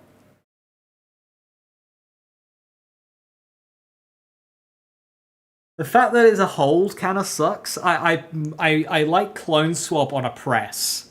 I think it specifically works on a press, because you can do it rapidly, just like reactively in combat. I don't like it being a hold. However, do they not learn? We broke Borderlands 3 maps with clone swapping. Like, we broke Borderlands 3 maps with clone swapping. So, okay, you can't do it till much later on in your tree, so it's not going to be as much of a speedrun strat, especially since there's no movement speed here on this tree up here. So I don't think this will be a speedrun strat. Yeah, it's a thing. You'll be able to break the map, no doubt, with this skill. Critical funding. Whenever Harlowe criticals hits an enemy, she has a chance to entangle it and refills a portion of her magazine. It's a flat ammo regen. Also, 2 5 out of 5s on tier 6 is canon arts. Okay, it's a flat ammo recovery.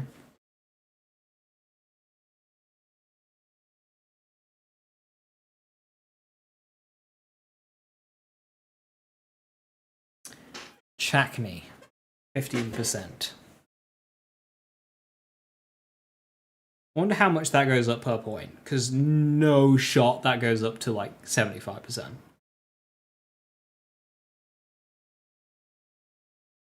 But if that would have to stay at 15%, because out of 5 out of 5, if that's plus 5 ammo per hit, if you go over 20%, that's just infinite ammo on crits. And there are some weapon effects that give you auto crits. So that would just be infinite ammo. Which has, potential. Oh, that would be absolutely the reason why, Julio. In case you actually, because if it's on melee, they don't want to, get rid of melee. Melee will still be able to press. That's just a button limitation. Definitely a limitation thing, because it's melee and not action skill, but, yeah. Just too many things happening, and not enough buttons to do them. That's why. The ammo is... Which has a chance to entangle it and refill. No, it's... If you just get... No, you're not getting 5 ammo back for every crit. That's a part of the chance.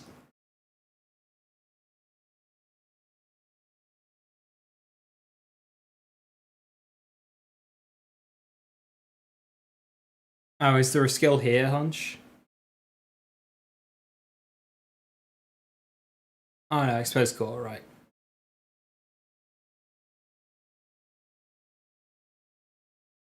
Shields on game increase saves for 20%. Doesn't save 5 points on official website. I mean, it would make sense. She's got a skill up here that... Yeah, that one gives you a 100% status chance. So the idea that you have, a capstone tier skill... I mean, okay, yeah.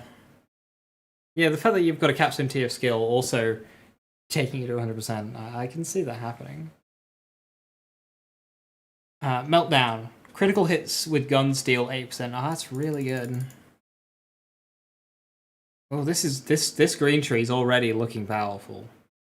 Just on a standard gun shit. This is just looking strong.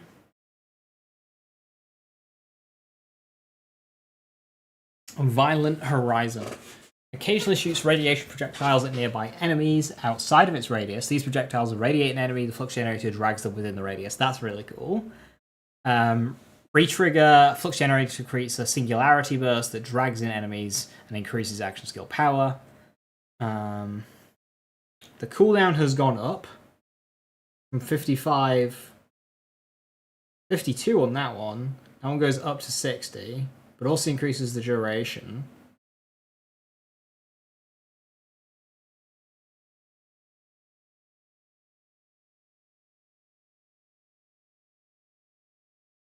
Free red bonus helmet, yeah.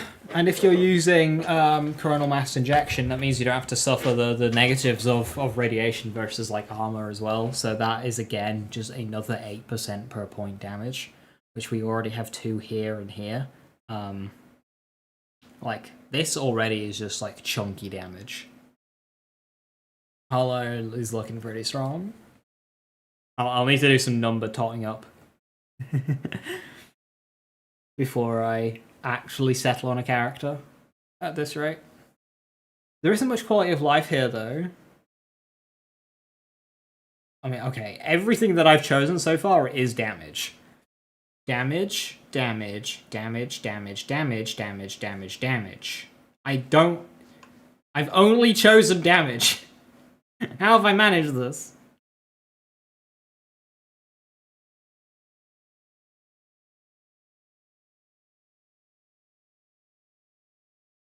And the final branch with Perpetual Engine. Refraction. Harlowe and her enemies gain increased ricochet chance against entangled enemies. Critical hits double this chance. I think we'll be taking that. Harlowe gains increased critical hit damage. Whenever an enemy is damaged by Harlowe's action skill, the next shot on that enemy will be an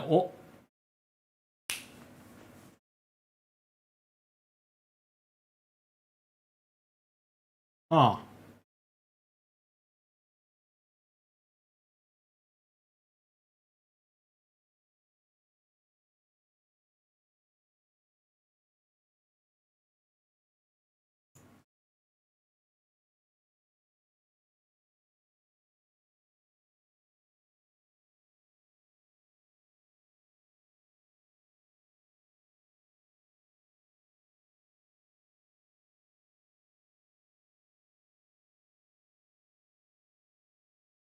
This does damage every second.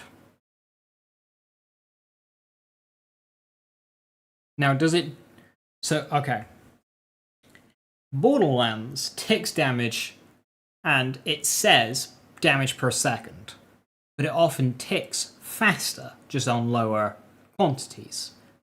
That makes up the original, but...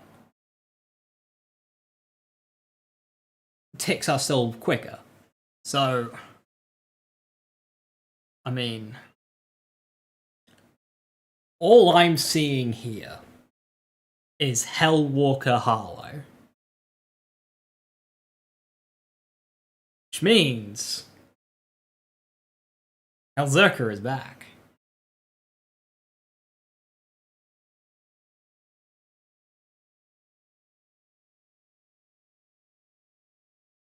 And it makes shit explode because there's so much radiation on this tree. Critical hits double the chance of ricocheting.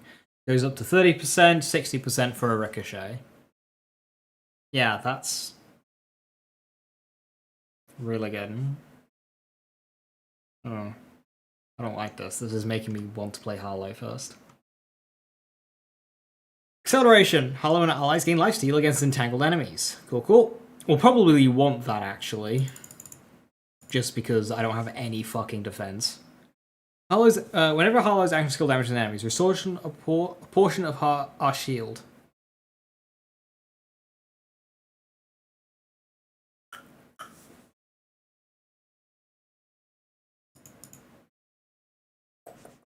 Interesting.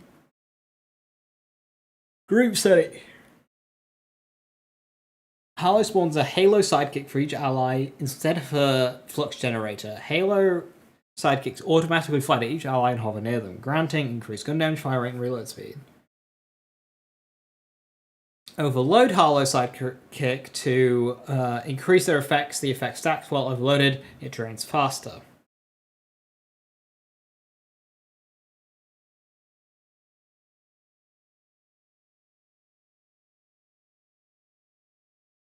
I mean, that with informative reality.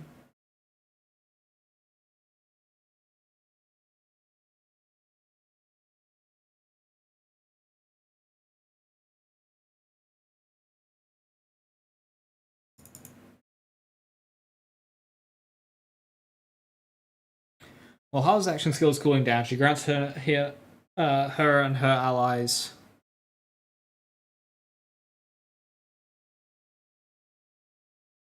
okay, yeah, it's that skill. Annihilation. Harlow's flux generator occasionally throws a grenade. If Harlowe or her allies are inside the flux generator and have a grenade equipped, it throws a copy of that grenade. I wonder who it chooses there. But, like, how does that work with group study?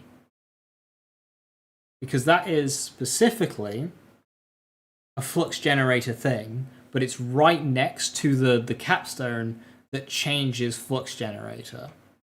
So how does that work? I guess if you have an ally, it throws a grenade. Thank you for testing. Yeah, I'd like to see gameplay of this, but that looks really good. Ooh, okay. Mash the action skill button and get like 3 seconds of comical damage. That's what I'm thinking, like.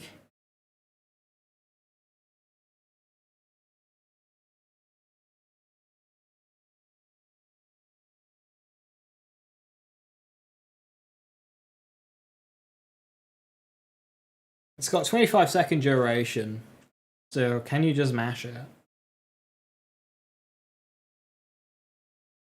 I wonder if that might be an animation. So like she brings up a control thing, clicks a button, then puts it away, and you have to do that every time.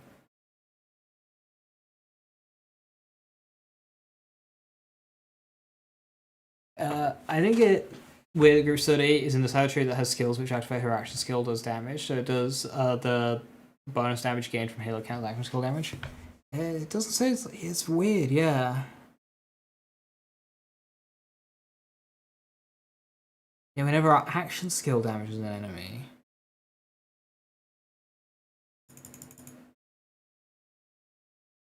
That's so bizarre.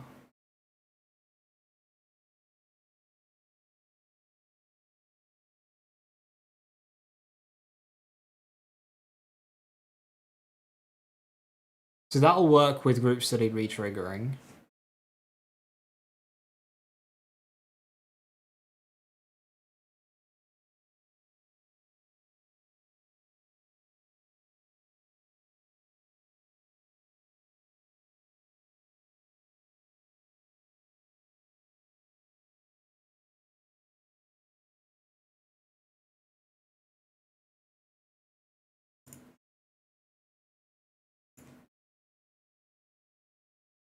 Is that my green tree Harlowe building? Traunt Zerker? Flux Walker? I'm liking Traunt Zerker, but like I feel like it needs hell in there somewhere.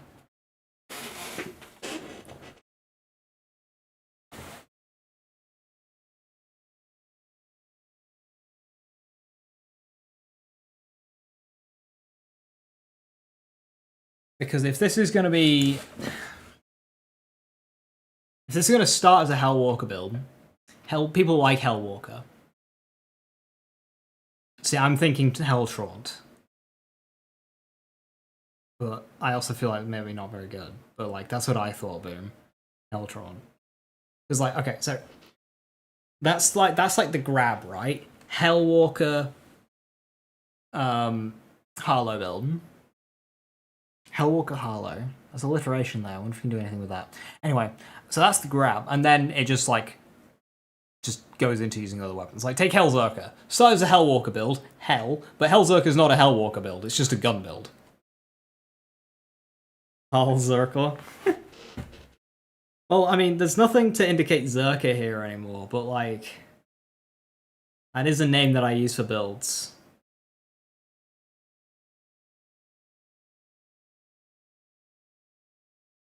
Yeah, it seems as if this has got the best reasoning for having a Hellwalker base build.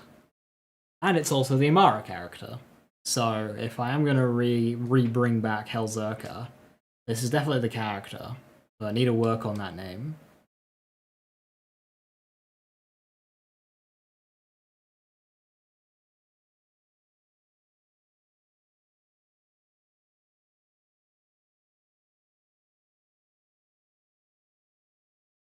Okay, yeah, that's very powerful. I need to look at those numbers versus Vex. This doesn't interest me as a character as much as Vex, but yeah, no, this seems really fun and just like really strong and fun to play. So I'm now going in the direction of Harlowe for my first playthrough. Oh no, what a disaster. YouTube hard mode, make a Vex build doesn't have Witch in the title. We need a class mod with Zerker and we're good. Yes. Yes. Anyone sees a class mod with the word Zerker in the name, Fucking send that shit to me immediately. I just need to see it. That's all I need. I just need to see it. Tech Zerka? I like that, but we don't have Hell Walker in the name. But I do like Tech Zerka so far. You gonna play her first? I mean, yeah, I can see it happening. She looks very strong. Right, now, this is the skill tree. 0 point. Not to be confused with 0 point.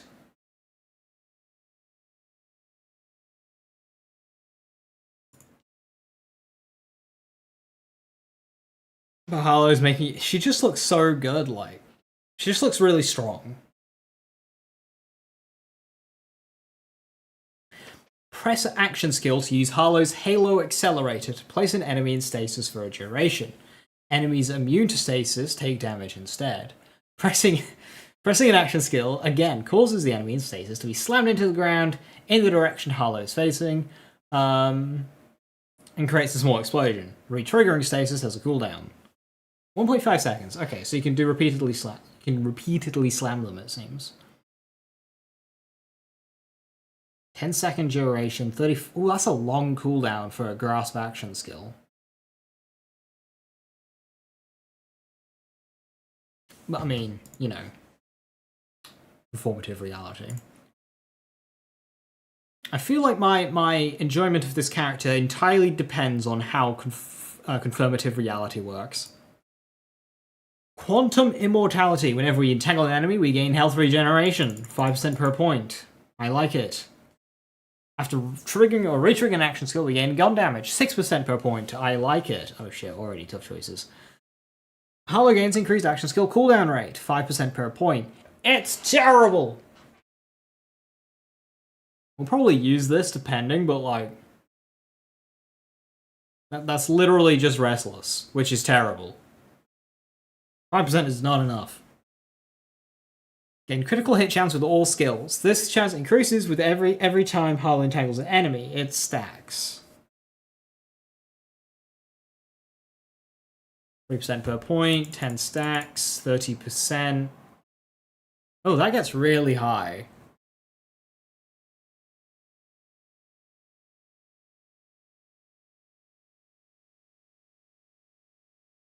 That does get really high. But I'm currently not sold on the idea of crit chance, just because of how crit chance worked in Borderlands, in Wonderlands, so I'm not sold on any crit chance stuff yet until I see it in-game.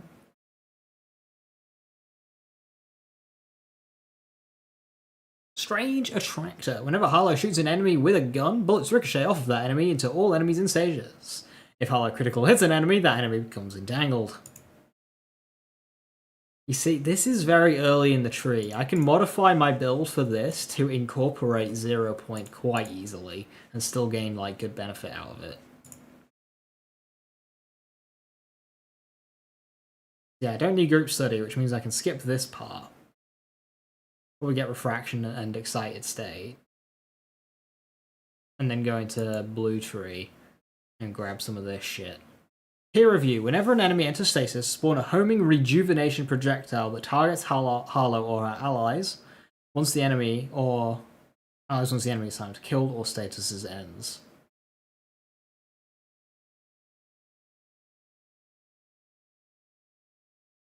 Wait, so does it spawn the projectile but then not do anything with it until you do something with the enemy?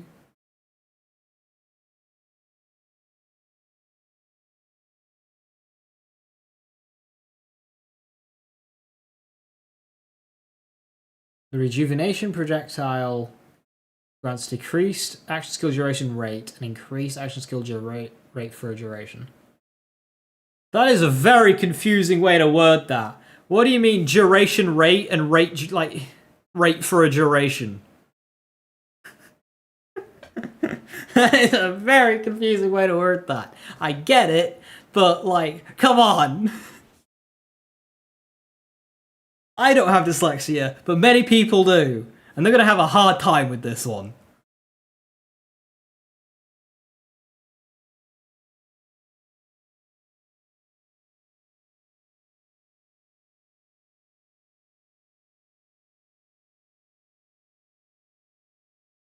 Or slam them, like.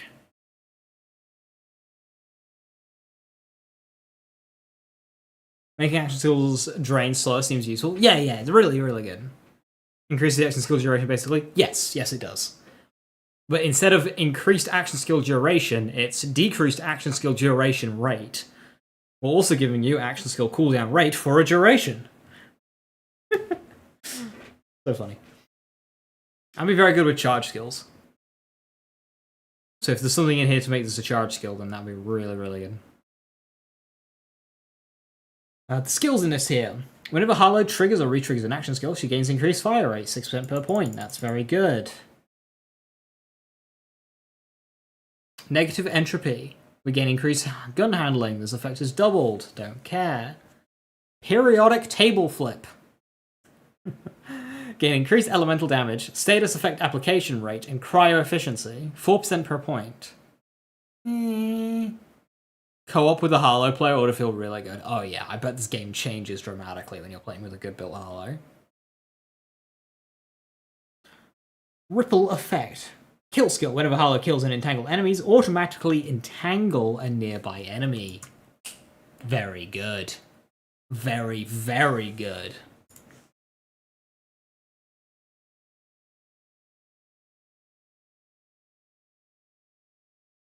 Very, very good.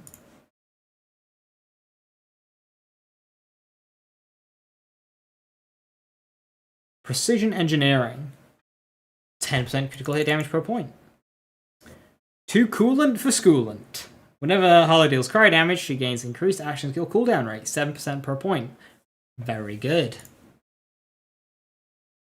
Increased cryo damage, 7%. Okay.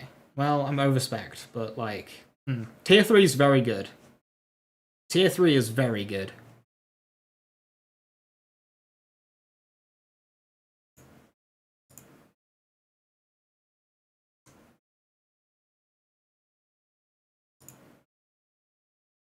I don't like that 1 point, but I don't know where else to put it. I mean, 6% gun damage is kind of like a scrappy point.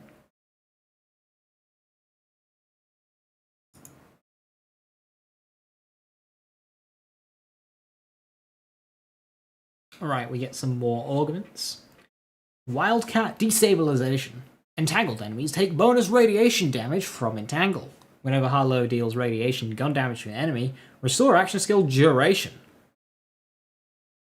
Whenever Harlowe kills an enemy in status, create a radiation nova. Radiation nova deals damage based on the remaining action skill duration.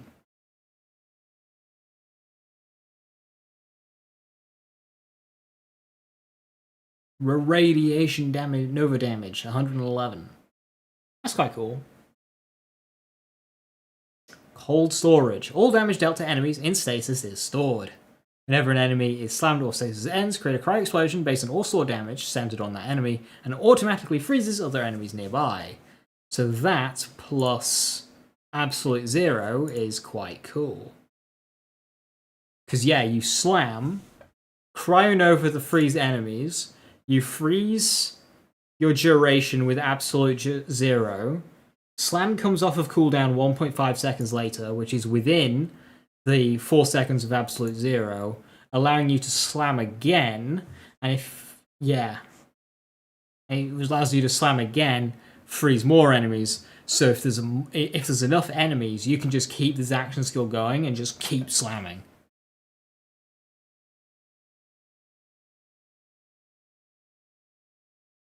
But already frozen enemies can't be frozen again, so...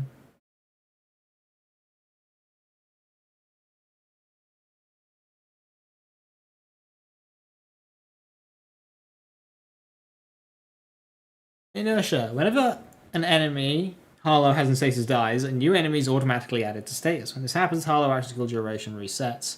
However, it drains quicker. Okay, so that's... I like that.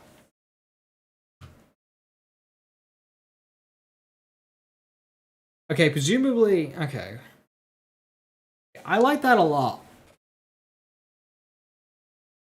If you're killing enemies quick enough, that's just going and going and going. But is there an effect that we can be triggering the start of every stasis, though? That I think is important. I much prefer this downside to Eternal Fist cap. Yeah, subsequences as well. Subsequence, Eternal Fist, Inertia. I like this one. But I think it's only worth it if you can trigger an effect every time an enemy is picked up. Like in Borderlands 3, action skills start shields. That re-triggered every time it picked a new enemy up. If we get something like that, great. If not, then I like Strange Attractor the most. Not sure what I do for bossing.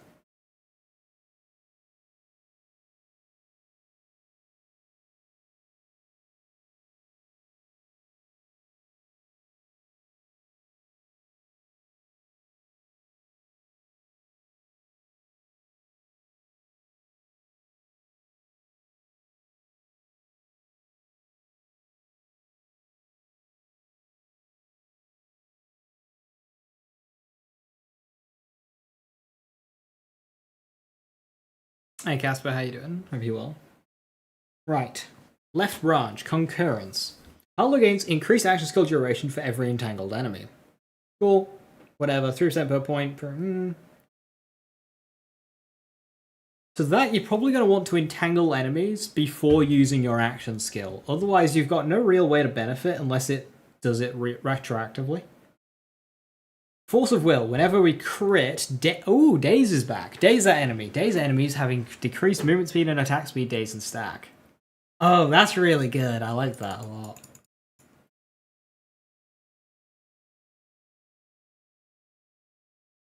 I wonder if we can get Excited State. Plus Force of Will.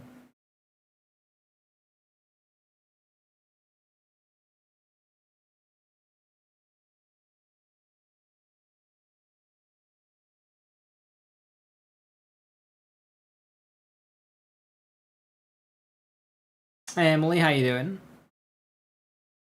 Hope you're doing well.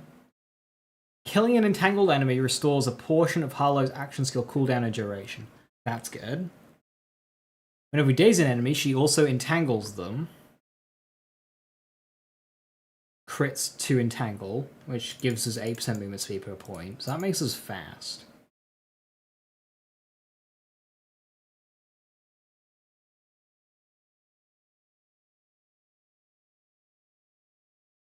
We've got a lot less damage with this tree.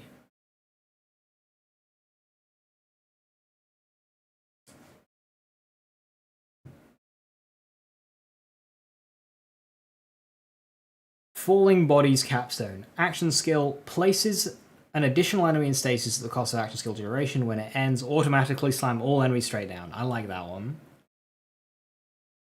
45-second cooldown though.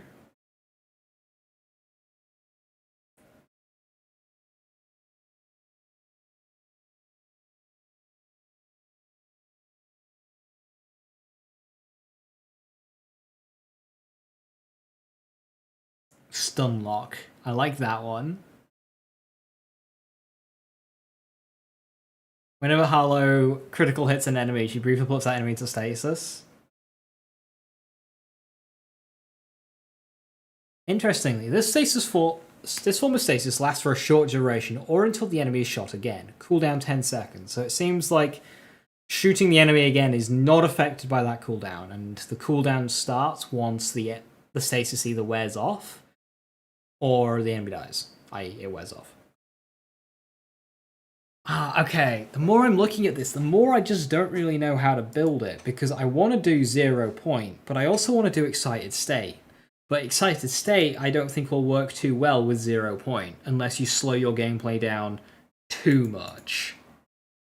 Like, if I'm having to slam between every Hellwalker shot, that's just too slow. Fun, but too slow. Okay. seems like it'll be quite difficult to put a genuinely, like, optimized build together. Which is a good thing. Because right now, I've just got a lot of stuff. I do have a lot less damage on this tree than Cosmic Brilliance. Right, Cold Storage Branch. All damage dealt to enemies in stasis is stored. Whenever an enemy's time of stasis ends, creates a cryo explosion. Okay, it's this one. They give you 20 more skill points in a year or two? Yeah, that'll make it a lot easier. Harlowe deals bonus cryo damage with all sources. Kill skill. 7% per point. That's just good. All cryo damage Harlowe deals gains lifesteal. If Harlow's health is restored, we gain overshield. That's very good as well. Flash Freeze. Whenever Harlowe deals cryo damage with an action skill, she gains a chance to freeze that enemy. That's good. Whenever Harlowe freezes an enemy, creates an endothermic aura that deals constant cryo damage to enemies around it. Harlow's endothermic aura deals increased damage based on overshield. The more full, the greater the bonus. The damage bonus is percentage.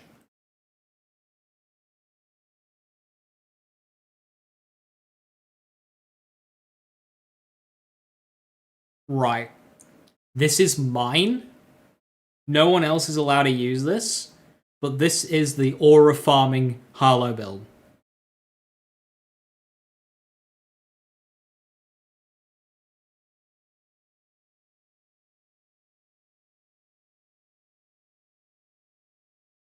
That's just regular action skill, right? I don't know. I don't know Aurelia well enough. Heat Sink. Whenever Harlowe freezes an enemy, she gains increased action skill cooldown rate 9 per point. Much better. So we've got some good action skill cooldown stuff in this tree that's not Pulse Drive. If I see any blue tree Harlows specking Pulse Drive, I am going to be very disappointed. Don't spec Pulse Drive.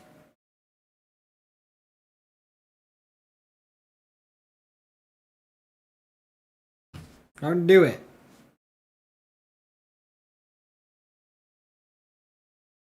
Flash Freeze plus Absolute Zero.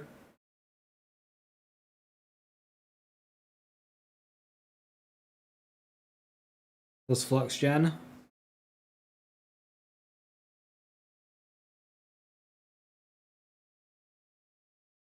Yeah.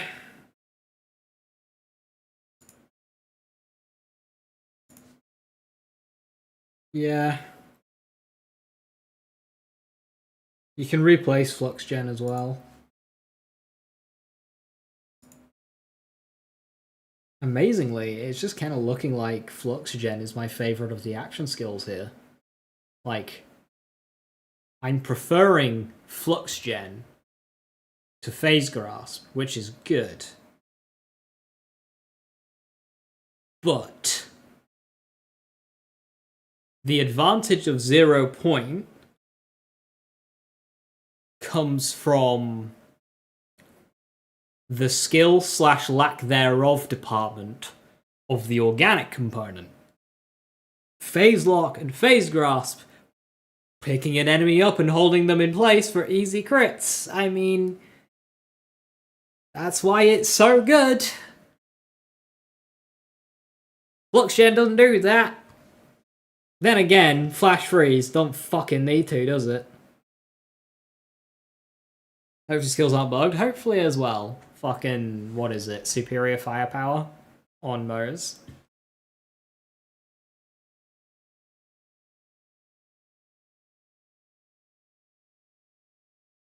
Not even during leveling?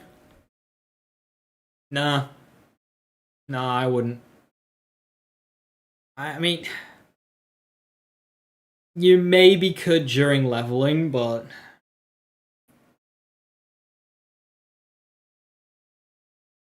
it depends how much you care about the health regen, I guess. But, like, gun damage is right there. Only 8-second duration, though. Maybe during leveling, I can defend Pulse Drive. Looking at that tier 1, okay. I'll allow Pulse Drive for leveling. But not on a full build! Yeah, I was actually just about to go and check if enemies spin in the bubble or not reckless, because I seem to remember them doing, but yeah. I mean, Flux Gen just seems better still. Whenever a freeze enemy, we get the action to cool down. Right, yeah, cool.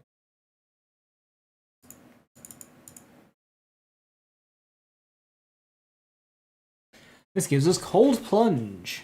Whenever Harlowe stuns an enemy, creates a singularity followed by a cryo explosion. 40 seconds. That's still a longer cooldown. What's that one? Okay, that one's the same, so we'll look at that. Yeah, it's still a longer cooldown for the action skill.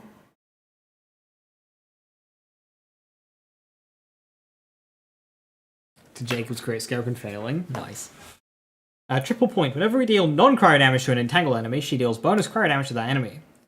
If she deals cryo damage to an entangled enemy, she deals increased bonus damage.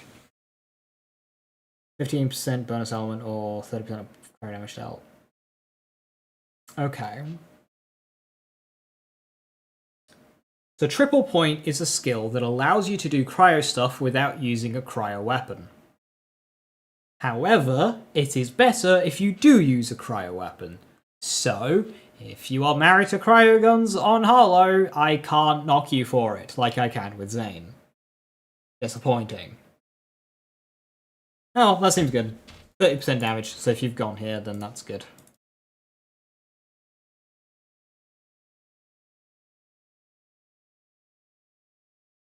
I'm finding it difficult to work in action skill cooldown rate on this tree, I will be honest. Harlowe gains increased splash damage. Indiscrete math. I really like that. That name and skill combination, I really like. This is on the inertia branch, by the way. Experimentation. Kill skill. Killing an entangled enemy causes an elemental explosion on all other entangled enemies. 61 per point. Feels very confluxy. Meh.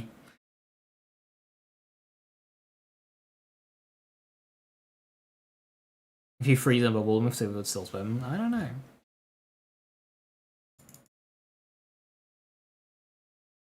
Domino effect. Whenever Harlowe deals splash damage to an entangled enemy, she grants a chance to trigger entangled damage share again. Re-trigger chance 15% to 40%. That's really good. That's really, really good. Sustained reaction, kill skill. Killing an entangled enemy restores a portion of our action skill duration, 15%. Okay, that's cool. That with bubble.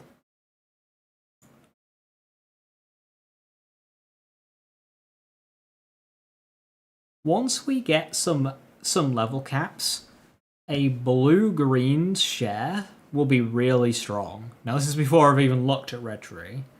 But a blue-green share looks really good. And this puts us on to Gordian Knot. Whenever Harlowe kills an entangled enemy, she gains a chance to instantly restore her action skill. 35%. That's really good. That makes it. That really makes it. Well, Flame you can do versus boss is reckless. This is like, what is it, Combo Breaker.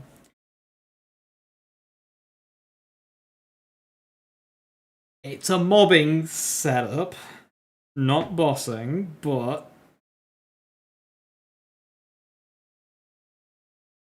yeah. You're gonna entangle a couple of enemies, fucking just burn through them. And we can share entangle to entangle. Like whenever we kill and entangle enemies, that's way earlier in the tree.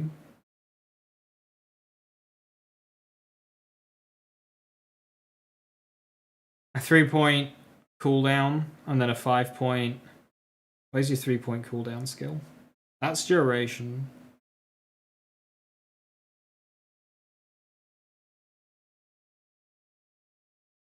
It is a 5-point and not a 1-point. But Gordian Knot plus Ripple Effect is... that solves all cooldown issues for mobbing, I think. Ground statement. Every time Harlowe slams an enemy, they gain increased slam damage and slam damage radius. Enemies in stasis take decreased damage. Take decreased damage.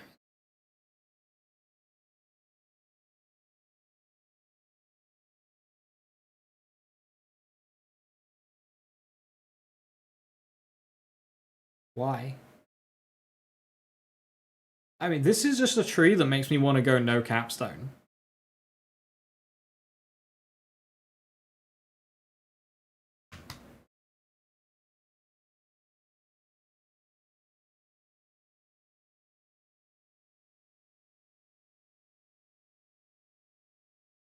How do we get more enemies in stasis?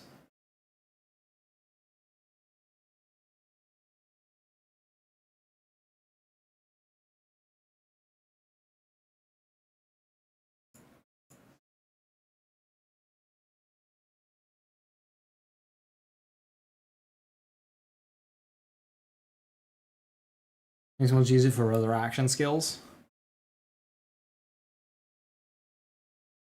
That plus creative bursts could do well. The thing is with Bubble, Gravity Snare, is if it ends and Gordian Knot had it procced at all, can you just re-trigger it? Or does it have to be cooling down for Gordian Knot to work? And that's a key thing. So like, when I look at 0 point, I kill an enemy, it's ended, Gordian Knot procs, it comes back immediately. Whereas Bubble, enemies are going to be dying before the bubble, so the bubble ends, so it might not really work too well. Kind of same with the launcher as well, because with phase cast doesn't end until the projectile has fully despawned. So if this launcher is still persisting as it's passing through and killing enemies, those enemies are dying but not contributing to Gordian Knot because it's still active. Can you make 1,000,000 bubbles? I don't think so, because re-trigger and slamming is all on the same button, so... yeah, no. If we kill an entangled enemy... yeah, we've just got lots of ways of entangling enemies, don't we? It's very far away. A 5-pointer at the bottom of a tree, that's a lot of skill points to invest for something.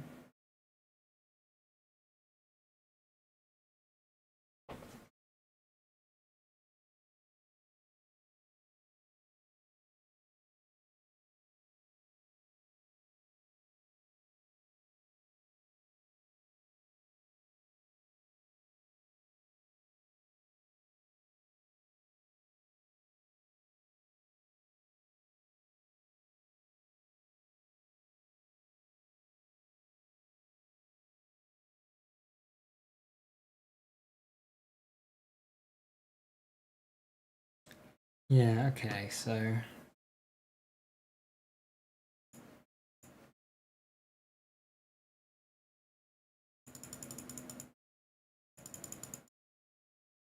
I don't have much points left here.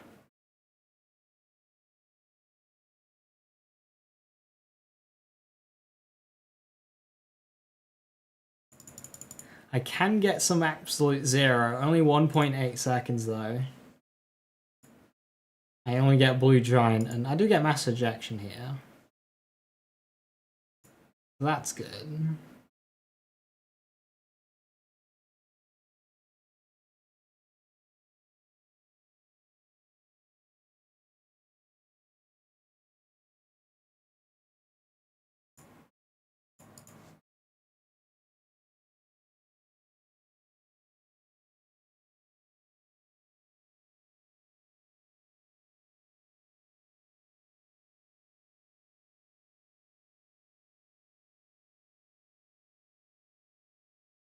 I don't think so, Templar.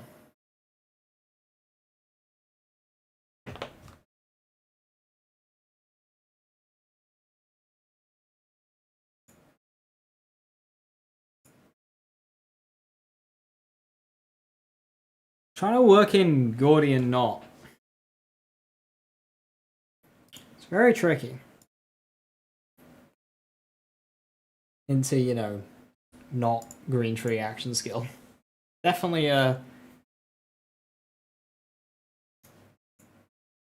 get stuff back. Get more skill points to get it.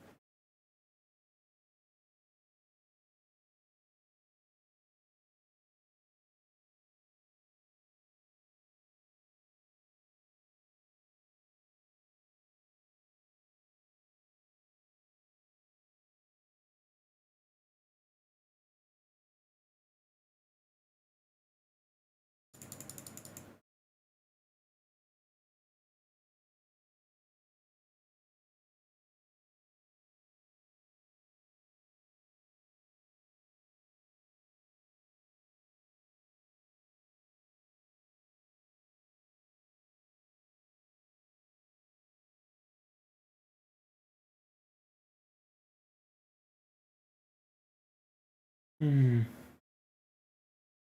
So are they looking like the Siren? I mean, the Siren's the Siren, but this character is very similar to Amara. She just does it through tech rather than magic. But she's very, like, Amara coded.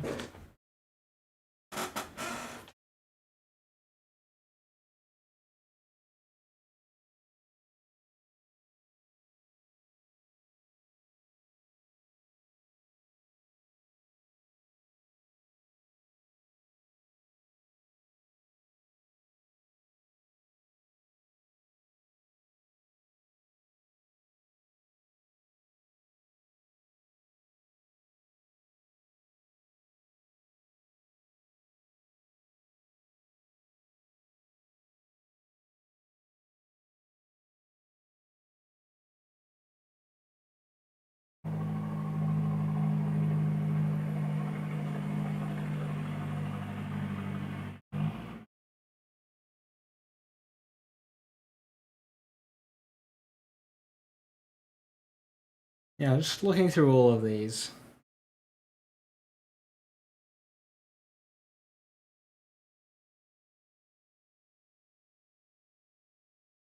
Quite a difficult character to build so far.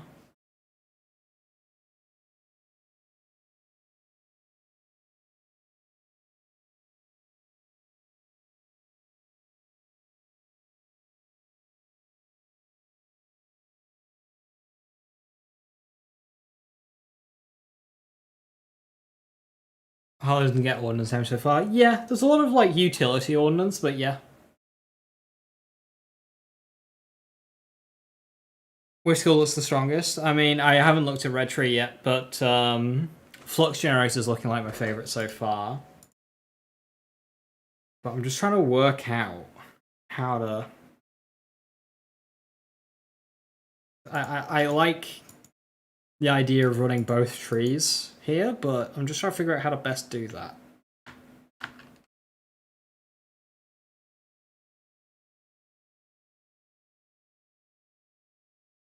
Like, what am I really getting by doing this?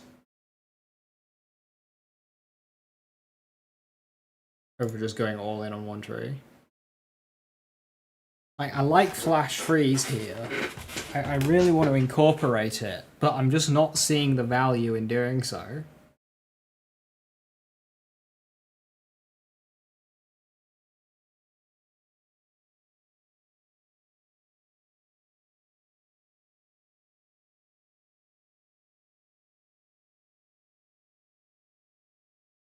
I mean, the only real reason I've got entanglement going is refraction, which is very good.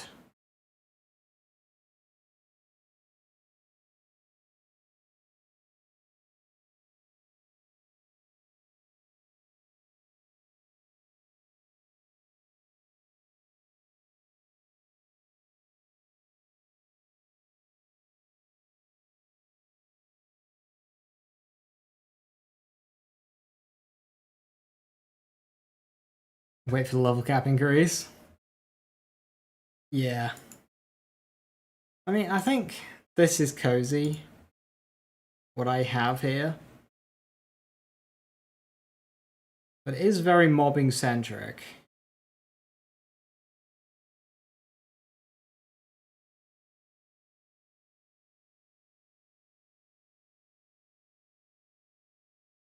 We've got some tank. How do I entangle an enemy?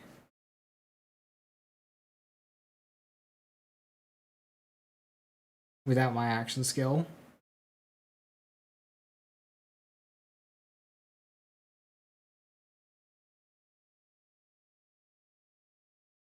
There's a skill that does that, and I can't remember where it is. I mean, Slingshot does it. But is there another one that does it?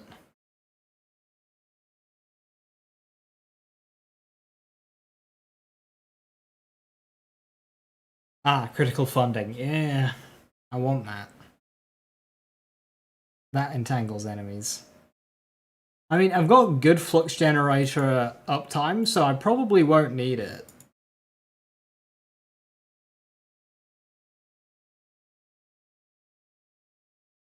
T6 left branch green tree. Oh shit, the missing skill. What is it again?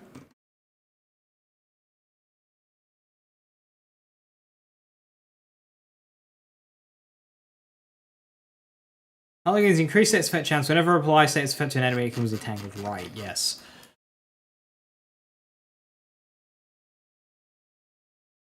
I have to sacrifice flash freeze in order to reach that. So then I think, okay, what do I prefer? Entanglement or frozen enemies? Until we at least get a level cap. So I think we've got enough for entanglement without that. So I think we'll go with flash freeze. But I mean, yeah, I think we go flash freeze. Is absolute zero worth it with the amount of cooldown that we have, i.e. confirmative reality? I suppose, I guess, it depends how good confirmative reality is. I don't have Gordian Knot. No deaths. There's so much stuff. Doesn't Nuclear Winter entangle? It does, and I was considering that. I do have it selected. I kind of like to be inside the bubble, but I suppose there's no real reason for me to be. It's just constantly stepping in and out of the bubble is just a gameplay loop that I just gonna find annoying to get that radiation. I suppose I can stay in and just do cryo.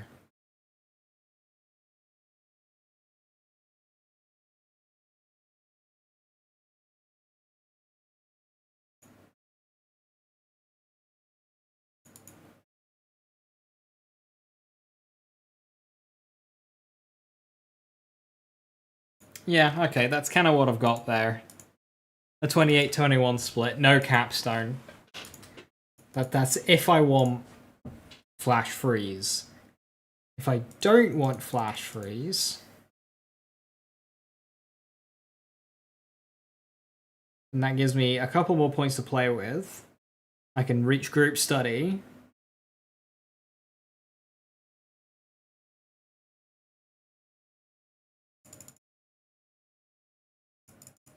And get pencils down in group study. Then group study, how does that work with action skill damage?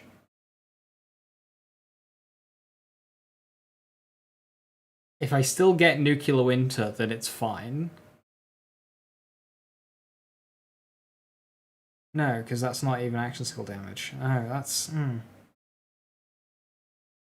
Does group study allow me to get distribution, function, and excited state? It'd be really odd if group study's capstone just didn't give me these skills that are inside its branch. It'd be really odd if it didn't do that. But the wording indicates that it's not, so confusing, but we'll find out. So yeah, I can sacrifice flash freeze and get group study. I can actually Some points into the... Do that, do that. Do that. And that gives me that. Get decoherence back. Cool.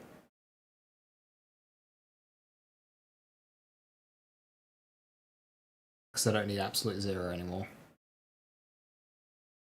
In terms of action skill cooldown, I've got confirmative reality again. With 9 skill points seems so few. It's because we've got much larger skill trees, which it does because, you know, comparing to previous games where it's standard to get all of one tree or like down to capstone and then halfway down the other. That's standard. Borderlands 4 is different. Borderlands 4, they actively want people to have wildly different builds. So like, I'm creating this build here. This is the most split build that I've made. 15 points in one tree and 34 in the second. That is the most split one that I've made so far. You're going to have some people that have got an even split in all of them. You're going to have other people who have every single skill point in one skill tree. This means that when you've got like 2 Harlows playing together, they're going to be so wildly different in terms of playstyle. Whereas if you've got 2 Zeros together, chances are they're doing the exact same thing. If you've got 2 Amaras together, chances are they're doing the exact same thing. This game, much lower chance of that happening. So if you've got 2 Vexes together, they're going to be doing... They might not have a single skill in common. You can trust every single Amara build out there to have, you know, something like personal space or something like that. Maybe not personal space, but there are so many skills you could trust every single character to have. Like Interplanetary Stalker and Flak. But here, there's nothing. There are... You can have 3 of the same character, and not a single one of them share a single skill. Not one of them have a skill point in a skill that both of them have. Not one shared skill point between the 3 of them. So that's very intentional, and it does make it seem like we're so starved for skill points because we've got all these great skills and we can only have a few of them. Which, it's frustrating, but I do like. But it is frustrating. Like, you've got all these great skills that you want and you just can't get. So whether or not you like that depends on, you know, your level of self-discipline and how much you just want everything.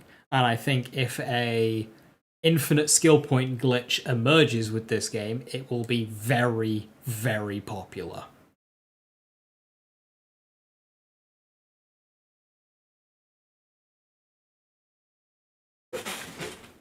Because I don't think many players will have, you know, that level of self-discipline. And I also think a lot of Borderlands players are just used to having so much of a character's skills that needing to make a choice just doesn't even enter their brain. Whereas this has you make choices.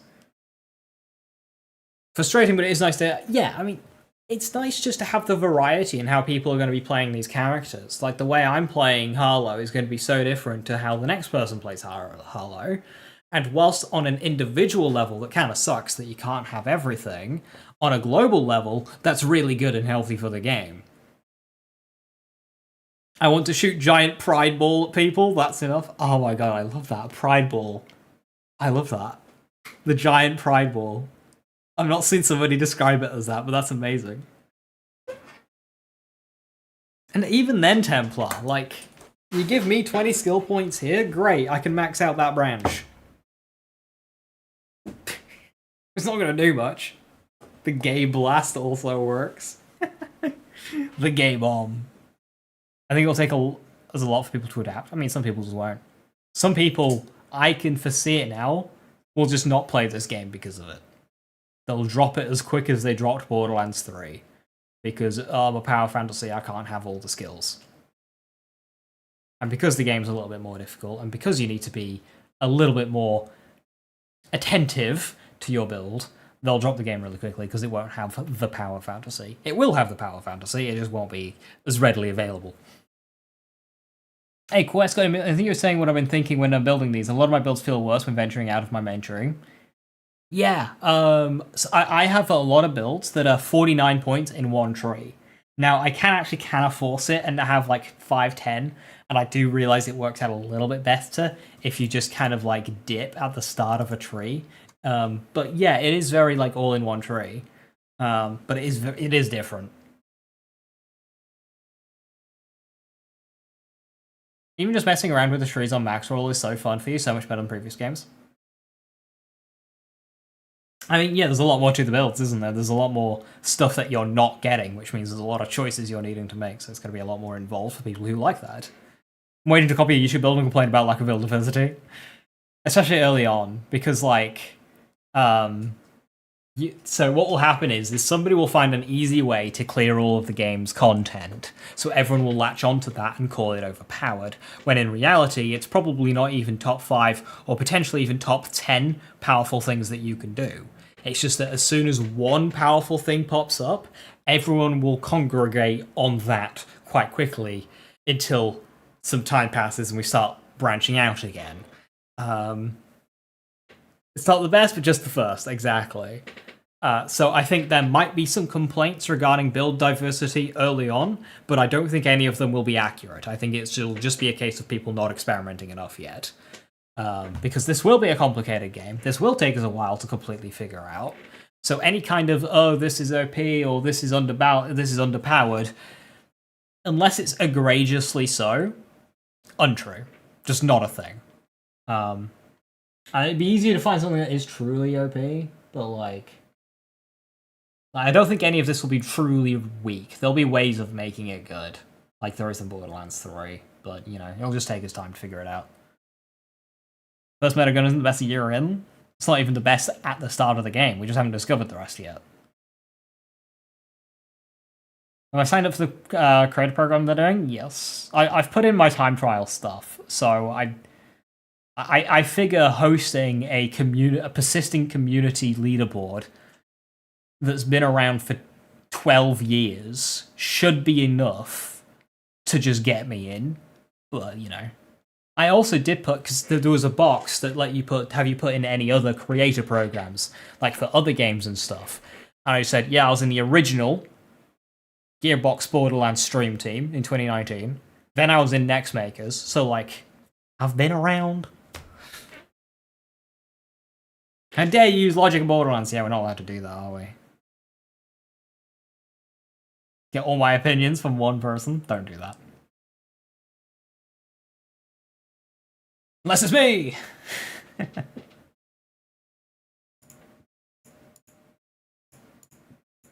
Right. Creative Bursts. The Red Tree! I've heard so many things about this one and how it's just all going to be full Red Tree. And honestly, Chroma Accelerator, the Gay Bomb, the Pride Ball. I'm not a person, you're an apple? True, I'm liking the loophole.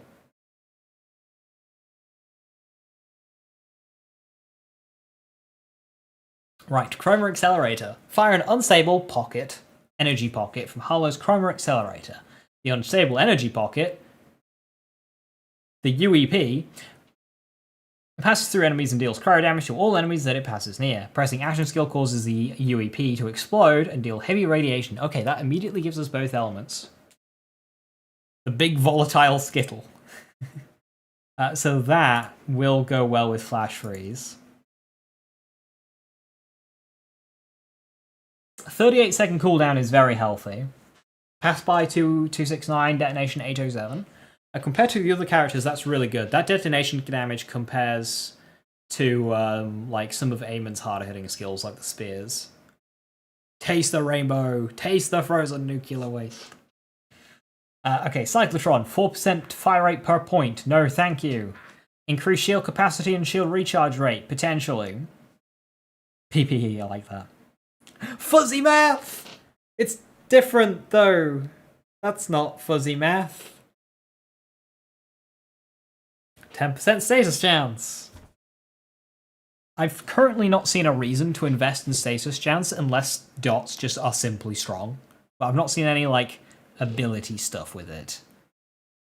So, I would say that dot chance is only worth it currently if dot damage is just good. Field ready prototype gains increased action skill damage. Well, 4% fire rate's not terrible, but I think we go action skill damage here. And this gives us access to some augments. Void Star. Whenever Harlowe's UEP passes by an enemy, it loses a portion of its current total health and becomes frozen. What?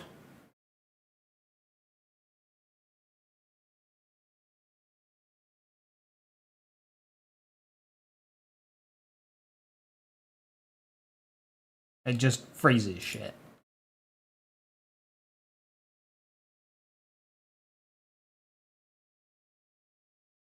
Okay. That seems kind of nuts. How does action skill duration work with this? It doesn't have a duration. But it does... Oh.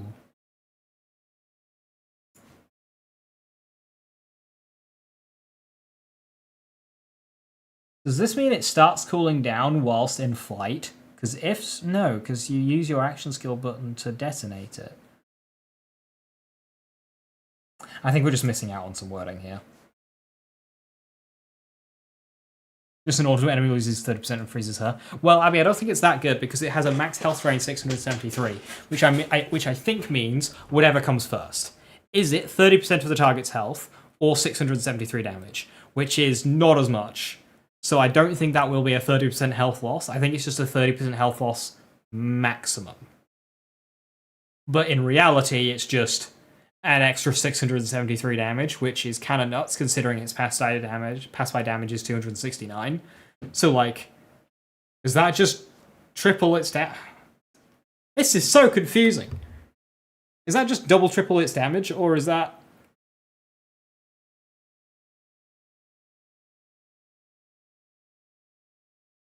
Is that a per second thing? Yeah. It looks really good. Borderlands skills who's describing skills accurately? My Borderlands never? Apparently so. Apparently fucking so. Hopefully, this isn't the best augment, so I don't have to have a headache figuring out what this is doing. Neutron capture. All Hollows. All damage the UAP deals to enemies is stored. Oh, we're doing this again. Whenever it explodes, a portion of damage is transferred to Harlowe's gun, causing her to deal bonus radiation damage. Damage transfer, 10% of action skill damage dealt.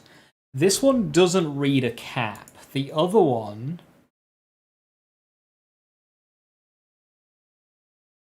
This one has a maximum stored damage. This one does not seem to read so. Whether or not it has one or not, I don't know.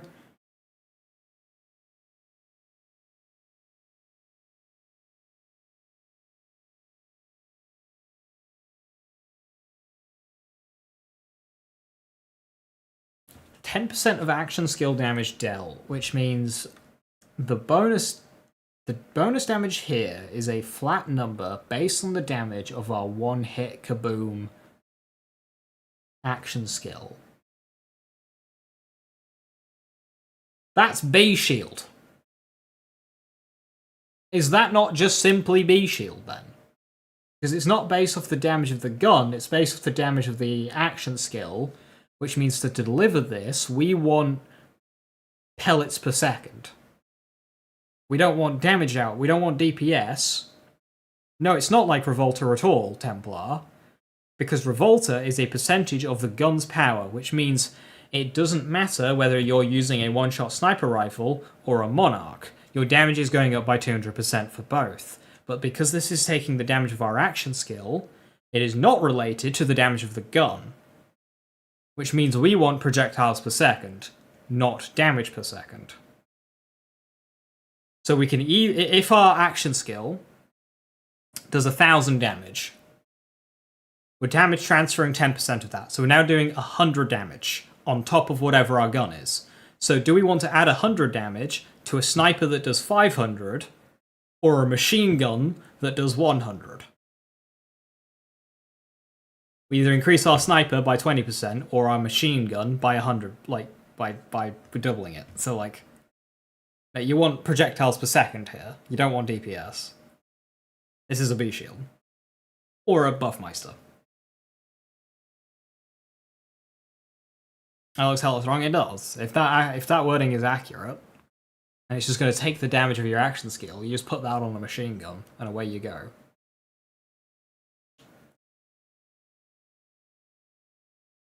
Increase elemental damage 8%. That's very good value per point. 5% reload speed. Ooh, both of those are good, but I'll take 8% elemental damage. And it gives us some status damage as well.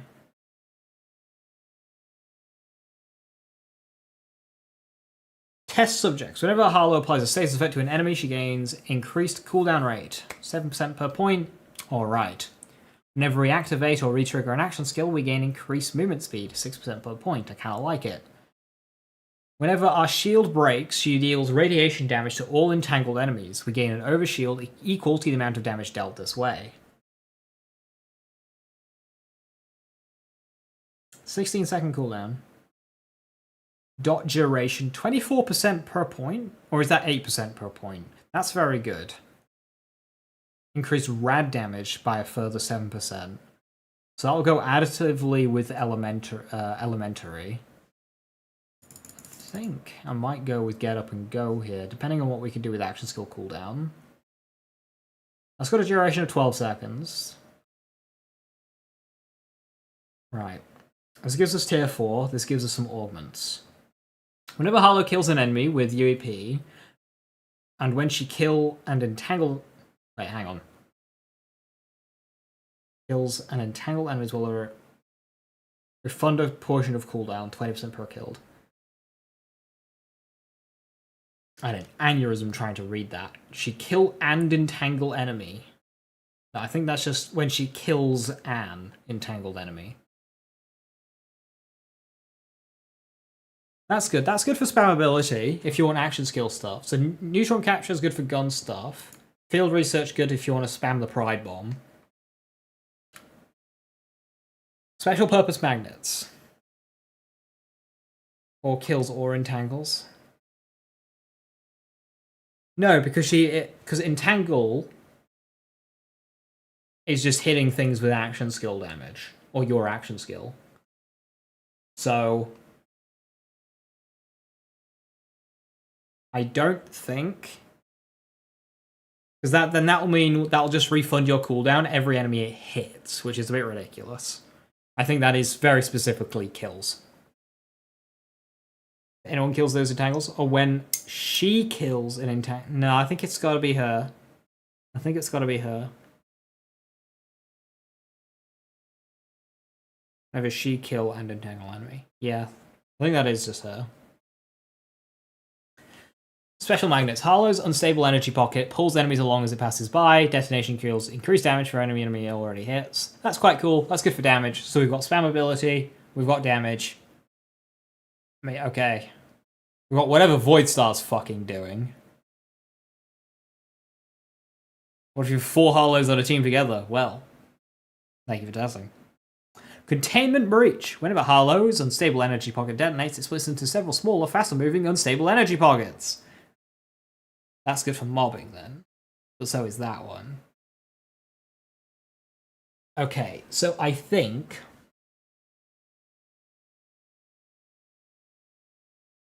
No. Aha, okay. Mobbing. Field research is the best. If, however, your mobs are too tanky, special purpose magnets are better. If, however, you are fighting a boss and you want much higher single target against fewer enemies, you go with containment breach. Bossing, tough mobbing, easy mobbing. Bossing, tough mobbing, easy mobbing. That's what you do here. That is thine order. For Harlowe, switching to group study is going to be crazy. Just spamming it away as well. Yeah, that might be really crazy. I can see some teams melting bosses with that. Unless pure DPS racing isn't as important anymore, as per Randy said. Which I don't believe, by the way. Harlowe gains increased skill damage, 7%. That's going to go additive with that one, 6% per point. That's better value. You could probably drop that potentially and go with something else. But that's very good. Whenever we entangle an enemy, she gains to entangle another nearby enemy. Okay, that's cool. I feel like Ball's not going to have a problem with that one, though. I'd rather just go with skill damage. Convert all Chroma Accelerator damage to Cryo. So that just changes the rad damage to Cryo. Okay. It changes the rad on neutron capture as well. No, it doesn't. That's not. That's gun. Bonus element. Do you unlock all the tier 2 organs even without going down the subtree? Yeah, they just unlock default. So I could not put a single point into this tree. I can still use Containment Breach. Convert? Yeah, there's a lot of typos on this tree. Harlowe gains lifesteal against frozen enemies. If she's at full health, she gains oversteal instead. Oh. I guess we gotta take that. Cue Ball. Okay, this has got a duration on it, 16 seconds. 38-second cooldown, which is the same as default. Harlowe's unstable energy pocket bounces as if it travels and can no longer be manually detonated. Each time it bounces, it creates a radiation explosion. Whenever it strikes an enemy, it changes direction and bounces towards another enemy. Boing, boing.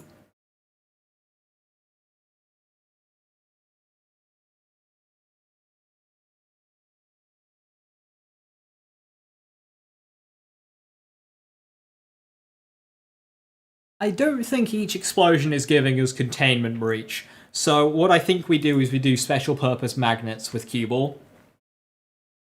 Depending on the strength of the special purpose magnet singularity, imagine the scenes, right? You send it down a line of enemies, it's bouncing around, and it's just dragging a chain of enemies behind it. In like some conga line. Imagine the scenes of that. You send it through a group of like 8 enemies after your 10 bounces or whatever. You've got 8 enemies just like following this ball around. I really hope that's a strong singularity and it could just drag enemies the entire way. Because that would be so funny.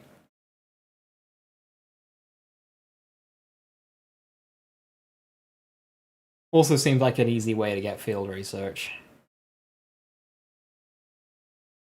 Yeah, that's really good. I probably wouldn't go Containment Breach with this. This also gives us Cold Wielding. Whenever Harlowe freezes an entangled enemy, it deals cryo damage to itself and all other entangled enemies. That's a flat amount, 61. Guessing per second? Why does it say second there? That's not a per second ability. Lazy Ling is Pied Piper. Pied Piper. Yeah, the Pied Piper Harlowe build. That's amazing. I love that. I'm stealing that. Whenever we freeze an enemy, she gains action skill cooldown rate as effect stacks. Okay, so we can go special purpose magnets plus opposing force.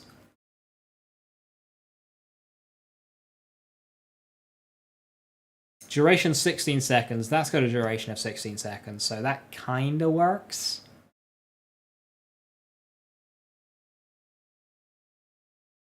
Okay, so from what it seems, if you're doing gun stuff, you go Cosmic Brilliance. If you want to do action skill stuff, you do Creative Bursts. Redo the capstones? Not yet. Love Cosmic Brilliance so much, this is the first time a true support build become viable in this game. Yeah, you never really do support stuff in other games, do you? You're gonna go with Group Study? Group Study looks interesting, but it also seems to just completely counteract a lot of her skills. Because it doesn't do damage. I don't know how it's going to interact with Distribution Function or Excited State.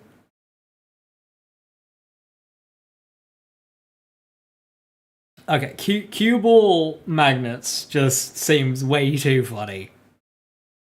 I've got a feeling this tree at least is going to be the most popular way of playing Harlowe. But this just looks way too funny.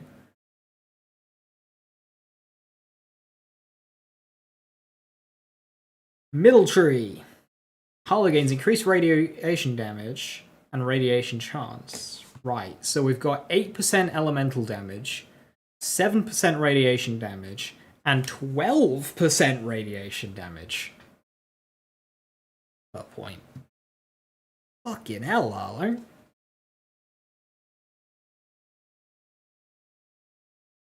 That's a lot of elemental damage. What, 8, 15,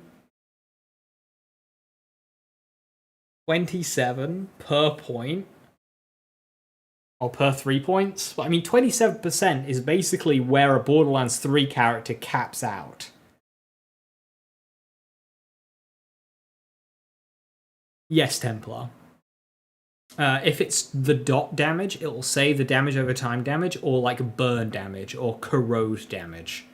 So for corrosion, if you have corrosion damage, it's everything. If it's corrode damage, it's the dot. If you've got incendiary damage, it's everything. If you have burn damage, it's the dot. If you've got shock damage, it's everything. If you have electrocution damage, it's the dot.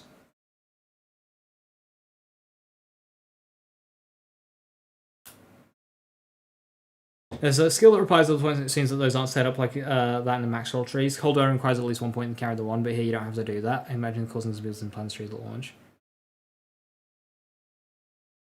You need that to get that? Oh no, that one. Yeah, that makes sense. It's directly below. Yeah, that makes sense. That's cool. That's whatever. Yeah, that it's there in some, but not others. Hunch.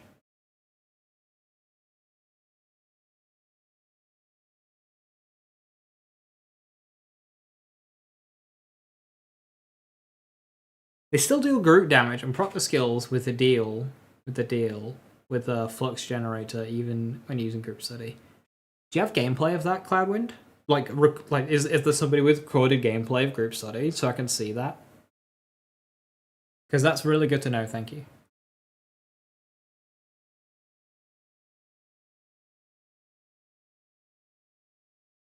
So yeah, 5 there. So that's 40%. That's already more than most like Borderlands 3 characters. Then you get another 21, so that's 61%. Then you get another 60%, so that's 121% radiation damage. That's a lot. That's a lot. Harlowe gains critical hit chance with guns against irradiated enemies, up to 25%. Is that Megavore? Or is that Wonderlands? If that's Megavore, that's really good.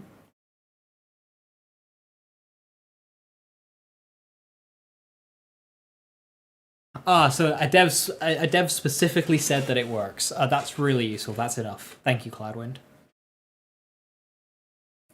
If you didn't catch that, Joe, a dev has stated that group study works with things that, require action skill damage.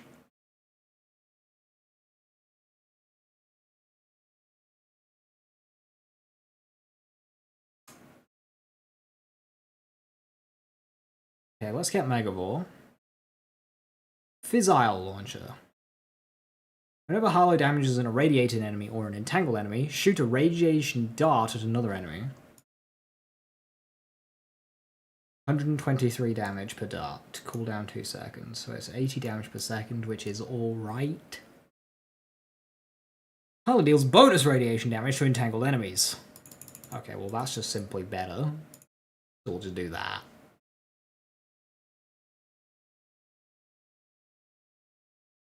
So is it just like a tiny personal flux generator per person? We don't have gameplay of it, so... But supposedly. Wasted. Kill skill. Killing an irradiated enemy or leaving an enemy with radiation damage fucking Christ. Leaves behind a radiation hazard. 61 damage per second for 5 seconds. Dirty Bomb. Whenever Harlowe irradiates an enemy, create a radiation explosion of that enemy. Oh. Well, that's really good. That's just making shit explode. Poison Sun skill value or something. I believe it's 4% per point.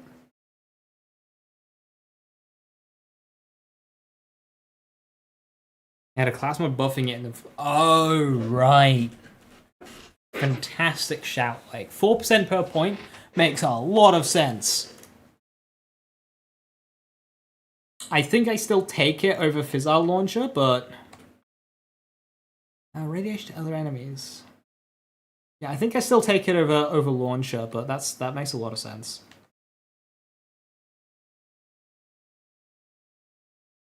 If it's 4% per point, it would be +2, because that way when you click it, it'll be 12%, 3 points total.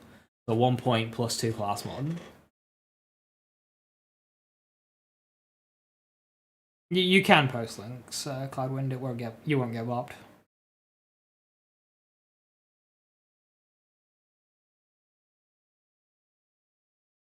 Group study makes a bunch of small tunnels around each Vault Hunter, so it might be a bit harder to trigger, but it does work. Okay, so as long as you're like hugging enemies, then it's fine. That's really good to know, thank you.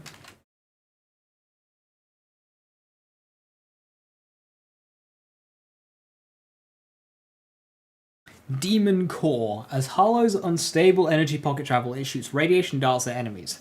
Whenever Harlowe entangles an enemy, while her action skill is active, automatically irradiate.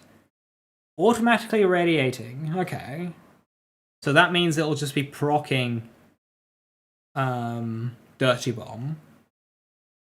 But it does increase our cooldown from 38 to 42. It gives us a duration 12 seconds. I reckon that's got a duration as well, and it's just not saying it. I think I'm preferring Cue Ball, but that is just basically Plague Bearer, isn't it? Demon Core. Hey Jerry, how you doing? Good to see you. Sup. Well, we're looking at the Pride character. She's got a Pride bomb. It's just all pretty colors.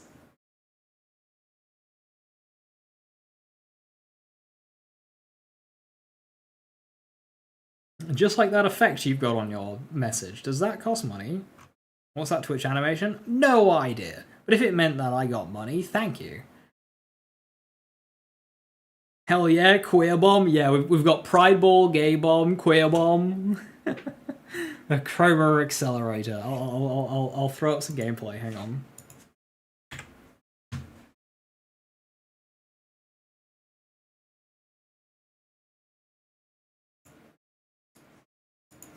$40 bits. Thank you very much. Oh, I'm just getting started. I'ma take it to the top. Oh, hell yeah.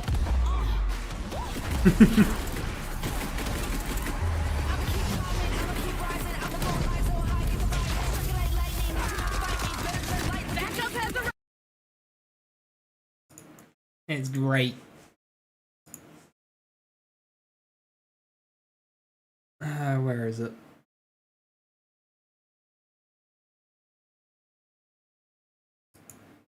Borderlands finally recognizes your people. Generator that she can throw on the ground and either help her allies or. There's a certain clip that has Demon Core active. I think is it this one? Percent. I finally get to. So satisfying. I think that was Cue Ball.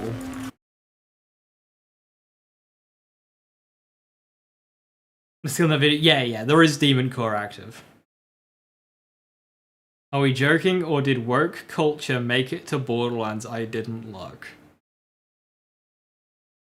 We're joking because it's rainbow colored, but like, you're a bit late on that train. Woke culture made it to Borderlands in 2009, mate. You know, like, we had an entire DLC where one of the main villains was aggressively gay. Like, shoving down your throat, hey, I'm gay. Like, that was in the very first game. In the second game, the first human character you meet is a gay, black, disabled British person. So, like, I don't know what to tell you if you've missed that. That was the very first human you meet in that game. Who, when, where? Shank. Even his name! Mr. Shank.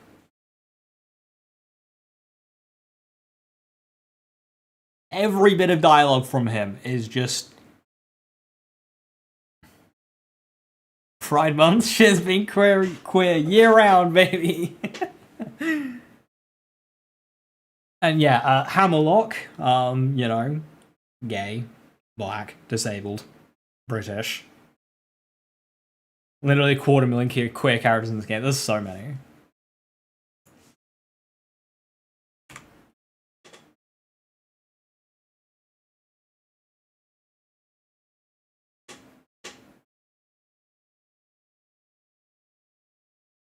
How could Borderlands 4 make the series work? I can't believe this. Simon gun looks like a gun from World War 1 and 2. Yeah, we were talking about that the other day when I was last looking at some gameplay. They're really cool, I like them. Alright, so... say work and not work. Work is work. Alright. Highly efficient. Whenever Harlowe kills an enemy with a skill, restore a portion of her shield capacity. Alright. Whenever Harlowe deals damage with a skill, we gain increased skill damage. This affects stacks. 5 stacks, 10% bubble. That's really good. We like that one. Rounding up, whenever our action skill damages, Harlowe gains increased gun damage when her action skill ends. 10% per point for 14 seconds. That's quite good. But, like, at this point, all we've got is elemental damage and gun damage. So I think at this stage, investing in gun damage is not worth it. I think at this point, we're all in on Chroma Accelerator. Which makes me feel like we need field research for that cooldown.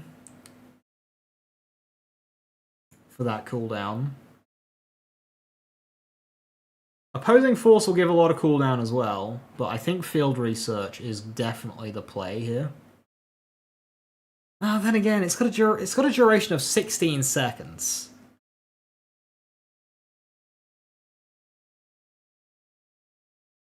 You can detonate it. So we will be shooting. Because what are we going to do in between the 16 seconds? So maybe we do need more radiation damage here and go with this gun damage. Hey Ship, how am I doing? I'm doing alright. I'm a bit better than yesterday. I was not good yesterday.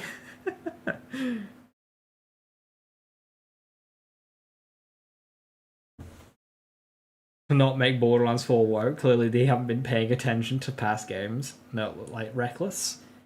Their time playing Borderlands has just been awing at Handsome Jack while playing Borderlands 2. Which is, you know, famously very much not a gay thing to do. Just use Gordian Knot and there's no 16 seconds. Okay. Templar, I love the thinking. Gordian Knot's a great skill. However, we do have quite a significant problem. If I want this fun stuff down here, right? I can't reach Gordian Knot. It's a bit far away. It's all the way over there, mate. I don't really know I'm gonna get that one. I'm not Mr. Fantastic. I can't stretch that far.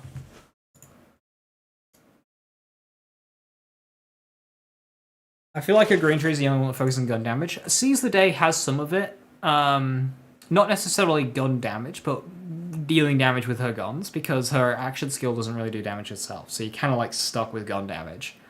I mean, you're slamming, I suppose. But Green Tree is definitely a gun damage focus tree, for sure. I didn't even pay attention. Okay, Sam, if not paying attention to the game that you're playing has gotten you this far, you'll be fine with Borderlands 4. If you suddenly start paying attention and noticing the fact that every character in this game is bi, then that's on you. That's not on the game turning woke, it's always been woke. You just haven't been paying attention. So I would advise you continue to stop, just not pay attention. Literally Moxie's bi? Oh, they're all fucking bi. Tina's bi. The child!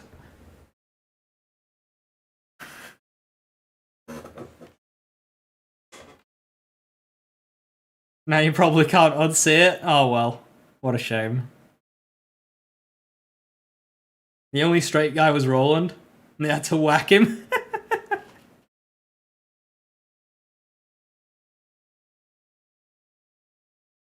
You think for all the sucking off the Borderlands community does of Handsome Jack, you'd think they'd be more open to gay stuff. That's exactly what I was going for. Harlowe is one of the first Vault Hunters where I'm really interested in all their action skills. Yeah, that's just so good. This game's just really good. Got Epstein in Borderlands before GTA 6, you didn't notice. For what it's worth, Sam, the bit in the game was basically just Tina thirsting over Moxie. That's all it was. It's okay. You can calm down. Go back to looking at your damage numbers.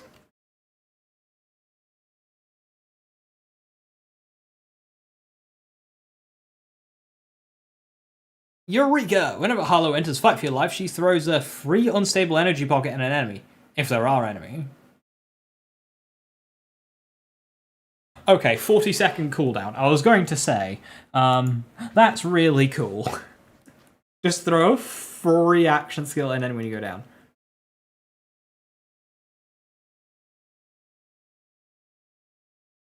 I mean...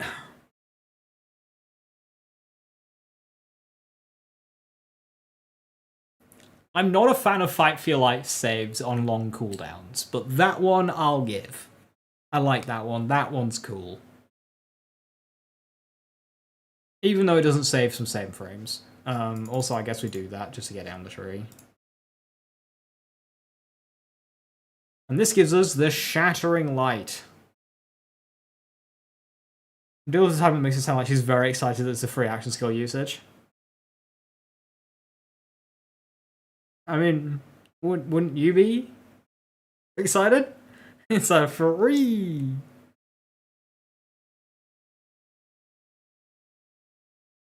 Alternative fuel source. Whenever Harlowe activates Chroma Accelerator, drain her shield and amp her next unstable energy pocket.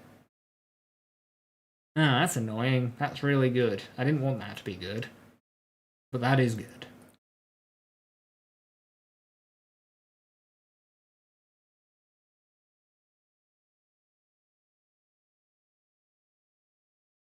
Yeah, I get it. Highly efficient intake. You probably need highly efficient just to get alternative fuel source, to be honest. Yeah.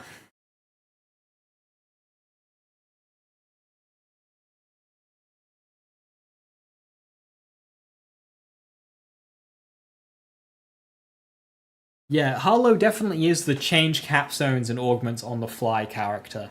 Right, this is making... You can't get them all.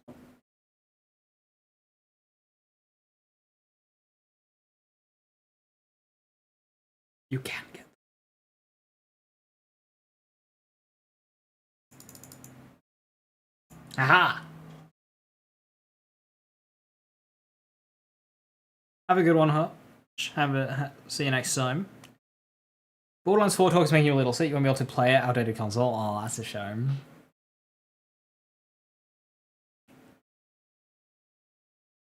Further, I'm so excited, but puts her health at 1. I saw that. She's got lots of shield stuff and health regen. I don't have any on this build.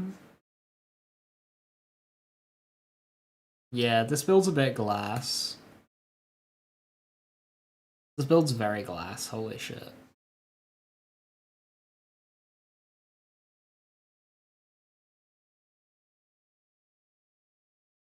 No, I can't. I can amp it 20%.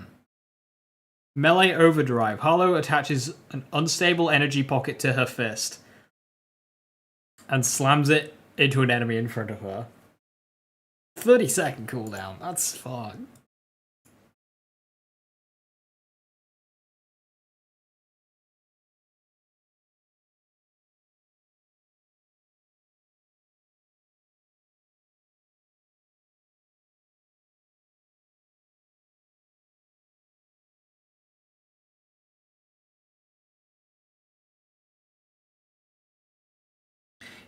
Well, you can do that, yeah. So the idea of having them all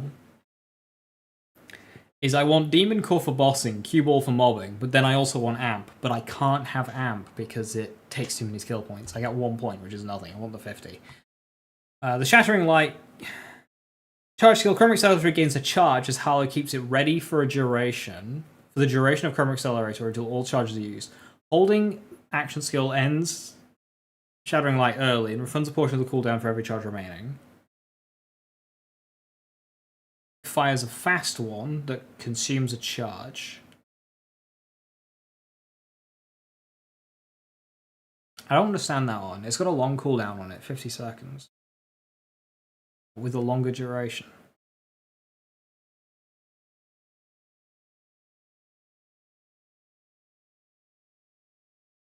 Okay, so I see. Right, okay. So it kind of goes into a duration action skill, kind of like Incarnate, and you equip it like a gun, and then you just have 5 shots to shoot. So it basically turns it into an ordnance. And then you can fire off your 5 charges, and then once it's all gone, it starts cooling down then. Yeah, you don't slowly gain charges over time, I don't think, Joe. I think what it is it literally makes it like...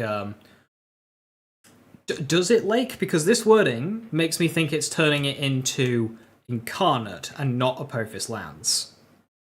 So Apophis Lance will have 3 charges that have a 16-second cooldown. So I can fire 1, cooldown starts. I can fire 2, cooldown will start, go through 1, then through the next. Whereas this one is turning it more like into, say, Gunzerk, where I activate it, I have 5 shots to fire, but the cooldown will not start until all 5 are gone. And then once it has fully cooled down, I get all 5 back at once. Not 1, 2, 3, 4, 5, but 0, 5 instead. And I have 21 seconds to fire my 5 charges.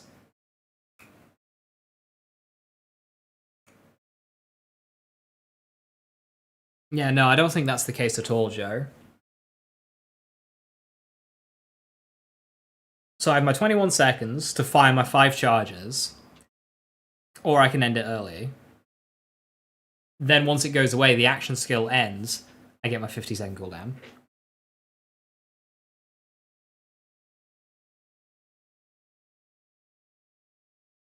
Is Apophis Lance not like Cannon and Rack Attack, Lake? Is it not just individual charges like those 2 action skills?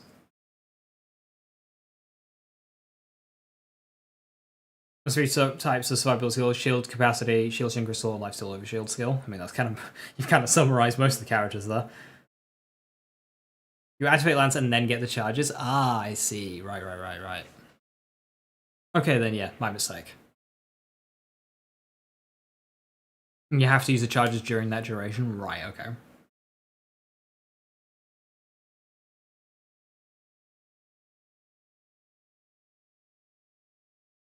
Well, that's very good.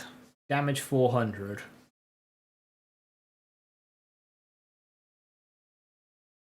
A lot less than just base Chroma Accelerator, though.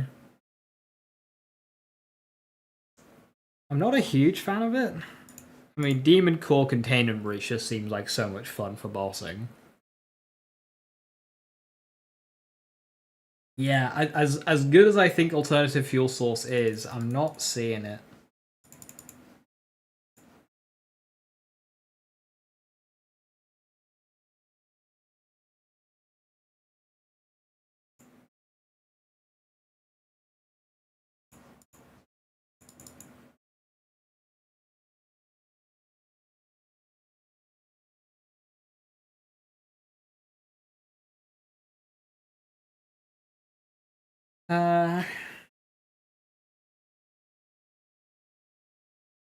So we can convert all Chroma Accelerator damage to Cryo, but we can't convert it all to Radiation, which is annoying.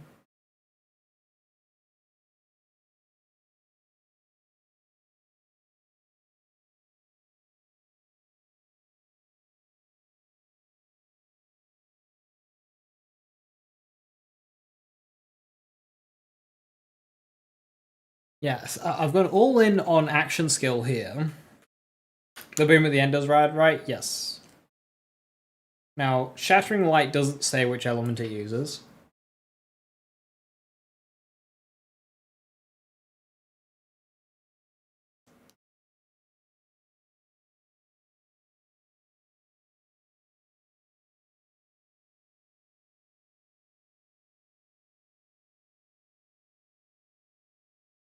I mean, we have practical applications, skill damage, and we have mechanical brilliance, which is also skill damage.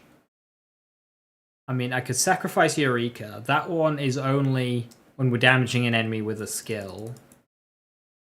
I mean, that will just work really nicely with Cue Ball, but I could sacrifice that and give myself some gun stuff.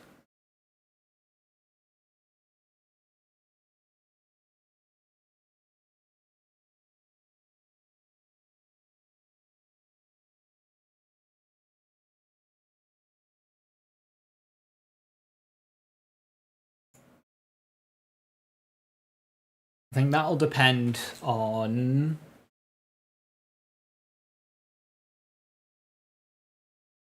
what our weapon uptime is. Like, how much do we have to use our guns with this build, basically? If we don't have to use our guns much, then yeah, we can go mechanical brilliance, and that'll be really, really nice. But if we do need to use our guns, then we might need to change around a little bit. But yeah, so if you go field research cue ball for mobbing, and then demon core containment breach for bossing, and if we need the extra oomph, we go cue ball special purpose magnets. The only thing is not being able to end cue ball early, which means we have to deal with the 16-second duration every time. In which case, we just go Demon Core or no augment, if you want to be able to do that. The reason why we could go no augment instead of Demon Core is 4 seconds shorter cooldown, which is probably not worth it, especially with opposing force. We do need to be able to freeze enemies.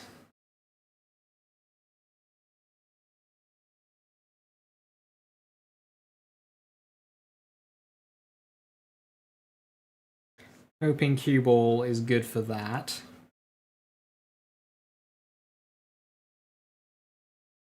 How flash freeze is so far down the tree.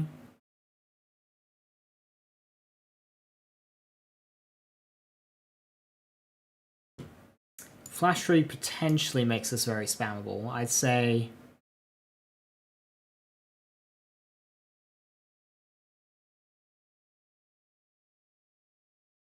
sacrifice Demon Core.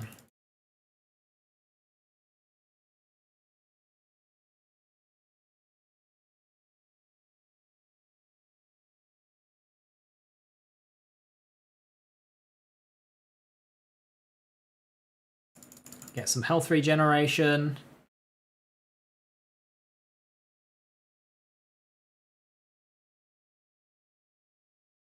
Potential skill crit.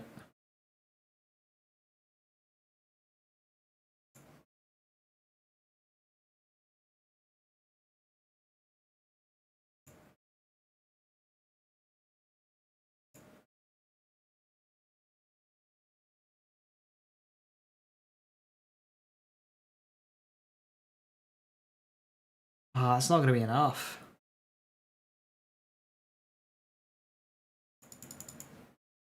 I'm 3 points short. Which is my opposing force points. No. Which means we need to see if there's a class mod with flash freeze on it, or if there's a class mod with opposing force on it. Well, in that case, then get rid of that. Might still be worth it to do this.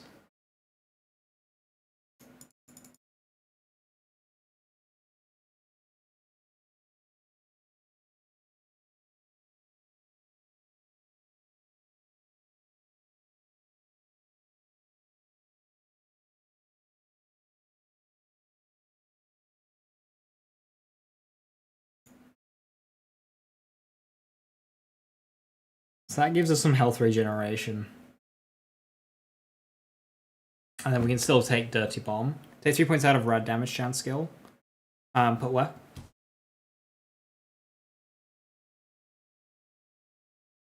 I want Dirty Bomb. And Demon Core. Oh, did I have them spec during that other skill spec? Yeah, no, I can't reach it. 2 points away. Ah, no, hang on, glow up. Aha! We got it. That's rough.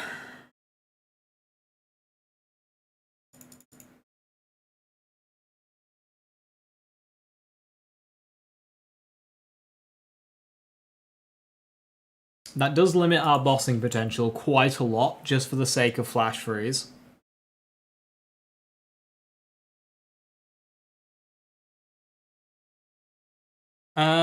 I don't remember if Clear the Mind allows you to do that one, Sam. If you want to test that, try Clear the Mind on Amara. Hopefully, they don't have many immunities in Borderlands 4, and it's mainly just like high resistances, as you say, like 80%. I'd rather deal with that than a flat-out immunity. Because flat-out immunities often like stonewall a lot of like skill synergies. Like, I don't mind having my damage walled, but as long as my skills work, I'm happy. Like, to trigger other bonuses and whatnot. Okay, yeah, so that gives us opposing force cue ball spam, which is good for mobbing. I suppose I could still do containment breach. I mean, will cue ball keep just bouncing on a boss? I wonder how that one works. Or if it'll just, if it needs a second enemy. So that'll be a testing gameplay, but we could do containment breach cue ball for bossing, and hopefully that's enough. We don't have any gun damage, so we absolutely need this action skill to do well. And we don't have things like Demon Core to help our bossing damage for when the need arises. So this gives us a lot less versatility in how we use Chroma Accelerator, but it does vastly improve our cooldown.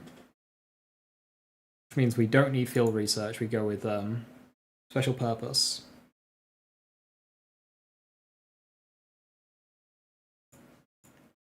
Or back to neutron capture.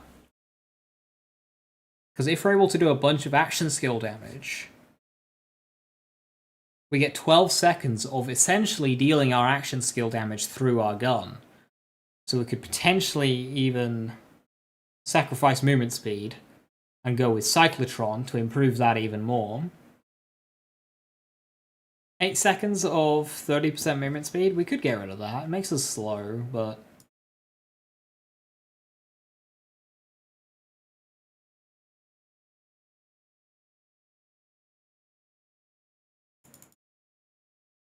we could do neutron capture.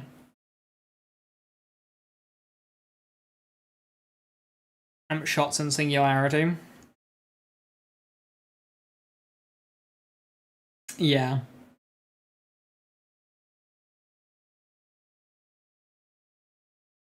Yeah, Cosmic Brilliance seems really good.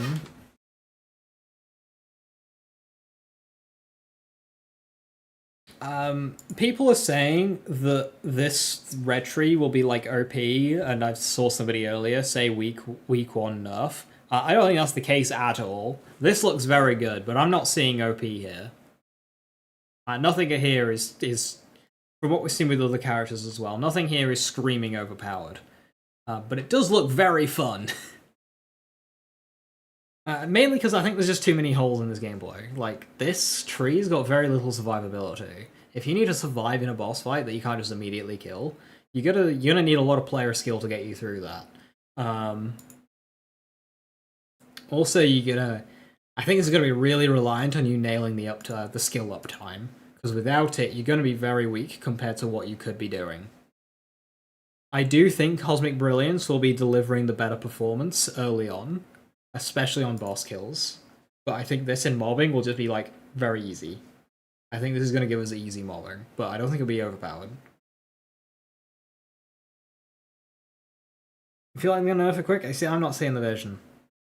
Nerfing this would be a knee-jerk, because this doesn't seem overpowered. It just seems easy, kind of like Krieg or Amara. Nothing that's overpowered, just easy. Well, Iron Bear, better example.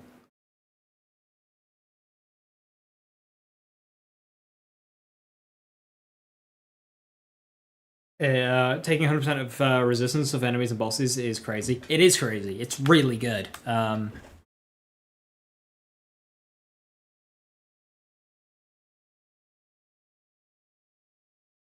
I think there's enough here to make it warranted that you might not use this all the time. So I don't think this needs enough, but yeah, this is really good. I mean, when the damage skill is designed to do damage.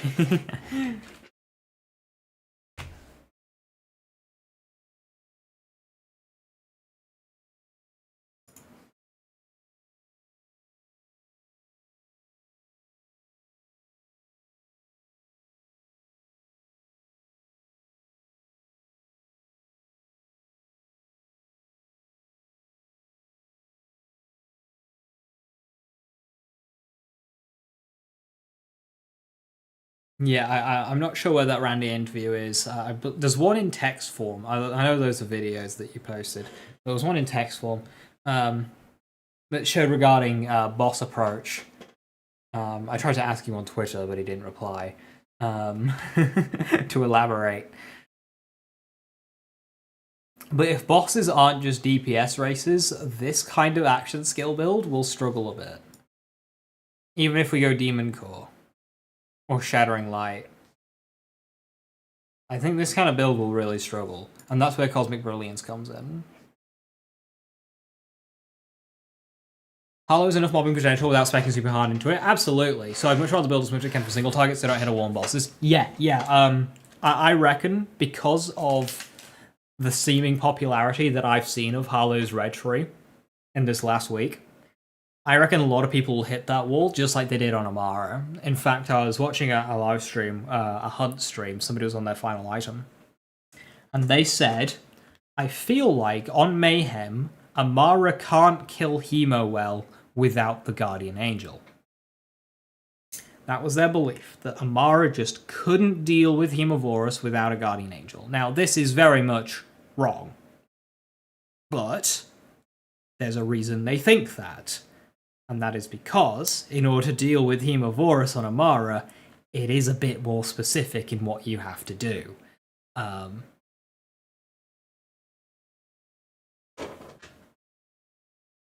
I think this might run into similar issues. There will be ways of doing it well, it's just it'll be a bit more specific, might require some gear that we don't know about yet, or require gear to do it well and efficiently that we don't know about yet. But the main thing is to not knee-jerk and go, oh, it needs a buff because you got Stonewalled versus Invictus. Like, there are ways around it in-game. You don't just because your first attempt at something didn't work doesn't mean you need the dev's hand to swoop in and lift you through it. Like, there will be ways of figuring it out. And pros and cons to making a build. Like, if you make a build that's really good at mobbing, like this looks like it will be, yes, it's going to be weaker elsewhere, and no one build will be a catch-all with this game. Both to promote build diversity and to promote co-op gameplay. You got two Harlows together, one Creative Burst, one Cosmic Brilliance. That way you've got both mobbing and bossing, and you'll be rocking. Two peas in a pod, two bolts in a mag. Two Harlows and Kairos.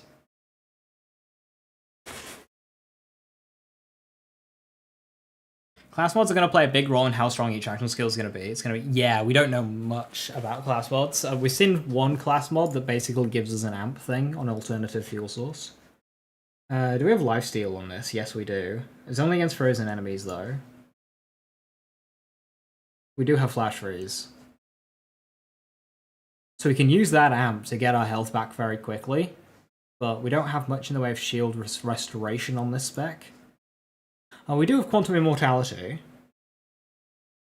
That helps take the edge off, just to keep us alive a little bit until flash freeze is freezing enemies. I don't see a problem with having skills for mobbing and weapons of bossing. I'm sure firmware is going to allow for great ones to be nudgy with a bunch of aspects. Absolutely, you know, but the thing is with this particular spec, and this tree as a whole, is it is just light on gun stuff. So when you spec out Cosmic Bursts and Chroma Accelerator, you are just simply going to be down on gun damage versus other skill specs and other characters. You are just going to be down on that. So if you've got a boss that's got a health bar balanced around what you can do with gun damage, by running this spec or this build around this action skill, you will be behind and you will have a slower time in dealing with it. Doesn't matter what you do, you will just have a slower time dealing with it. Now, the game is very much pushing that varied hybrid use. Guns, ordnance, action skills. But from what I've seen with these skill trees, we've got large percentages, which means we're going to do large amounts of damage with the things that we're speccing into, which means the damage swing between the things that we are speccing into and the things we're not speccing into is going to be quite high. Higher than potentially other games in the franchise. So right now, I have nothing for ordnance, so I don't expect my ordnance to do good damage on this character. Because if I were to spec for ordnance, and ordnance did do good damage without speccing, an ordnance spec would just be insane. Gearbox got way too tunnel vision on making Harlowe a mobbing character, just kind of forgot to give her enough options for single target. I mean, they're here. So, like, right now in this spec, I've gone for Flash Freeze for increased efficiency on opposing force and cue ball spam. That comes at a loss at losing Demon Core. And I think Demon Core, or Alternative Fuel Source Shattering Light, will be Red Tree's method for bossing. So it has been my choice to improve my mobbing efficiency and consistency, at the sacrifice of boss damage. I think Demon Core and Shattering Light Alternative Fuel Source would give me options for bossing. So the previous spec, which didn't have this tree, I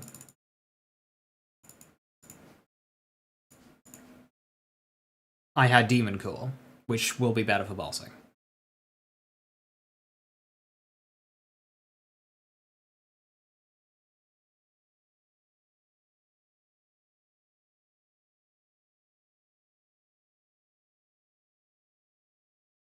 That gives me more fire rate. Oh, hang on.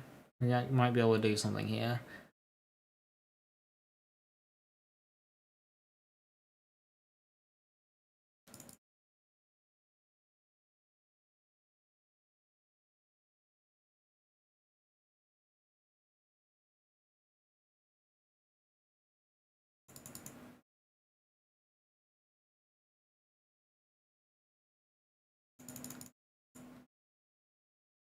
Okay, so we've got some more fire rate there. No, it's only 8 seconds. Yeah, that's not going to work, actually.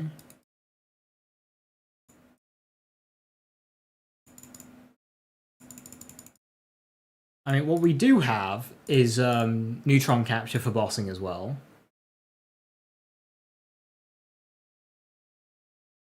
But without Demon Core to stack it up, it won't be as good as what it could be. So, like, Demon Core into neutron capture would be very good damage-wise.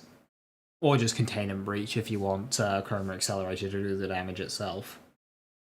But if you want your guns to do damage, I think neutron capture will be the way with machine guns. Like, as many pellets as you can get machine guns. Or shotguns, even.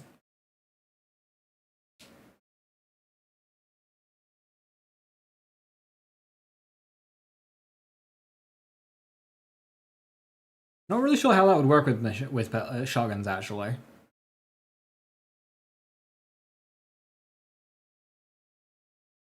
No, I think just machine guns.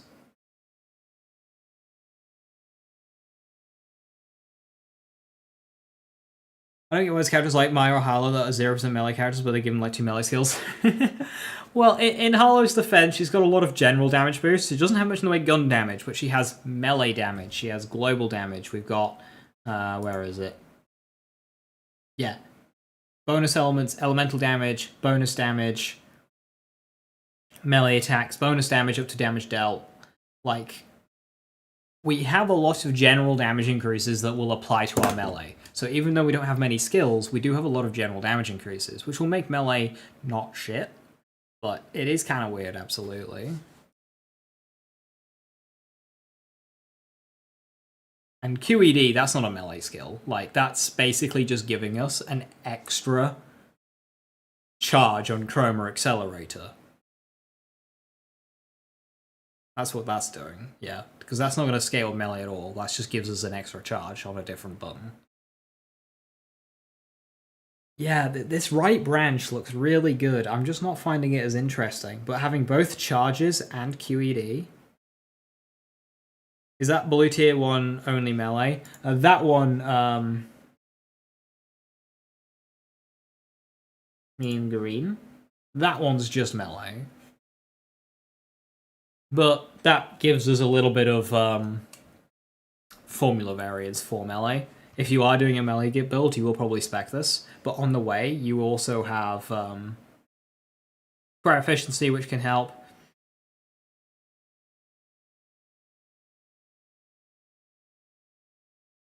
We've got increased damage with decoherence, we've got increased damage with latent charge, that'll apply. That's gun stuff. Not really sure how melee action skills, yeah, melee crits work. Yeah, it's still not that much, to be fair. It's there, but...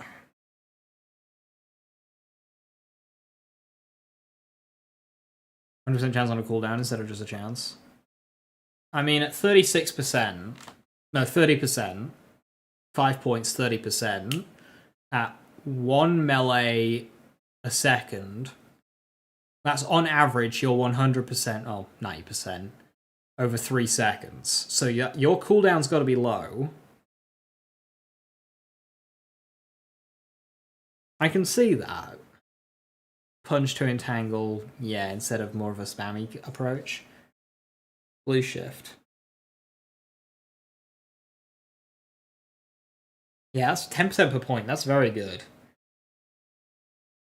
It's like, that's 10% per point. That's up to 10% per point. That's 10% per point.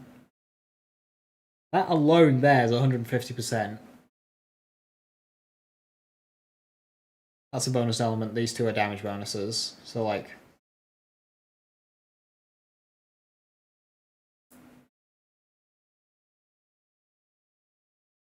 And creative burst boss one-shot bit. The thing is, yeah, early on, with, like, launch scaling, when the game is always easiest, typically damage application is more important than actual damage. I 100 expect some Demon Core Containment Breach one-shots.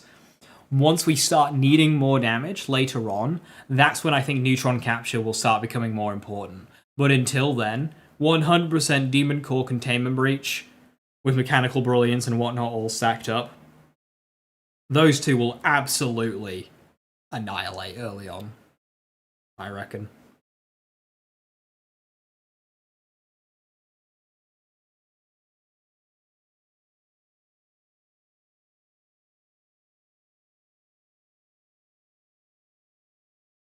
How you doing, Dennis? Hope you're well. Yeah, the damage application is the name of the game for early on, which is why uptime stuff is likely going to be more important than raw damage. Raw damage, going for it, will be really funny for your boss melts, but in general, for an overall clear rate, yeah, you'll want your cooldowns and stuff, and damage will come later. It just kind of depends how each individual thing is balanced, and that we won't know until we have hands-on. And not only hands-on, actual testing in, to see what wants uptime more and what needs damage more.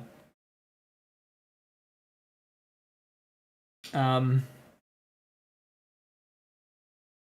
Accelerator looks really good fun. I'm playing with Cue Ball, Demon Core, Containment Breach, the Cue Ball Magnet Train. Oh my god. That looks really good fun, and I really want to do that. And I also know stuff on how to play around Cosmic Brilliance for, I think, what will be a very powerful gun build. However, after what I've seen here today with Harlowe,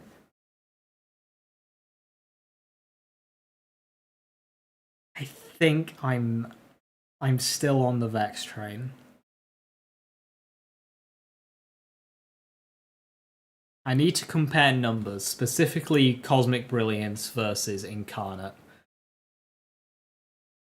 Or that tree. I need to compare numbers between Cosmic Brilliance. It's close. I am kind of leaning towards my first build being a gun build. But, like, I'm going to have a character level at that point. With Vex, I'm going to feel more locked into my gun build, whereas Harlowe here, I'm liking her ability build more than Vex's. I'm liking Vex's gun build more, but I'm liking Harlowe's ability build more.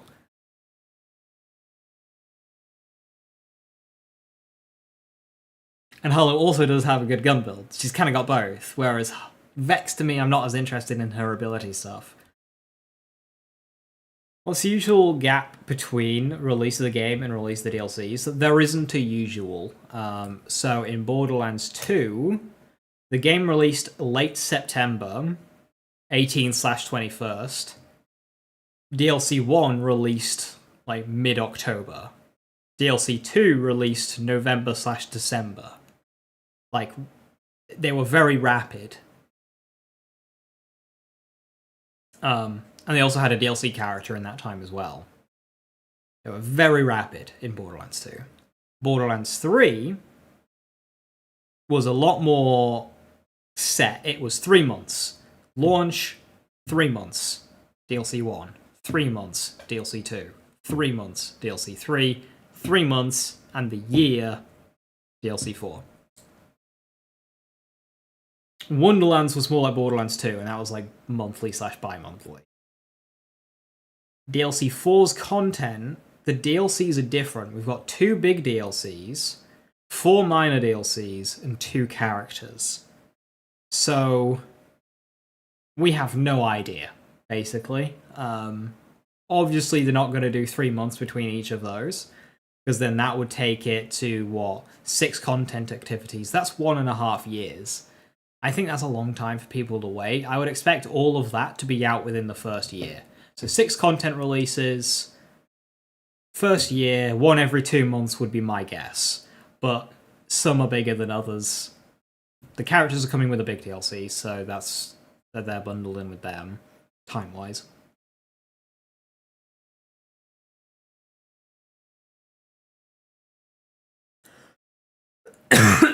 My throat really hurts. What passes would I recommend for the first 10 levels? I've seen... Yeah, typically starting with raw damage is very good, Dennis. We've gone over this in the past. You want before DLCs for BL4? No. 2 major story DLCs, 3 minor DLCs that are more akin to mirrors/headhunters. Headhunters in form, mirrors in content. Content quantity, hopefully not quality. Noting. They've described them as headhunters, but headhunters were super content light. I would hope something a bit more mirror-sized, i.e. having actual legendaries in there, having lots of cosmetics and not just one shared across all characters, having, that kind of thing. Having mobbing and bossing and whatnot. Instead of what the headhunters were. But yeah, that's what they compared it to. There'll be 4 of them, and there'll be 2 major DLCs. Hopefully more akin to the size of Claptastic's Voyage, rather than a Fustercluck or a Tour Campaign of Carnage, or Big Game Hunt. Right, first 10 points. You're not going to have much uptime with skills, so I would always suggest like gun stuff. We're probably not going to have the cooldown for Parallel Circuit. Harlowe's opening skills are quite tough, to be honest.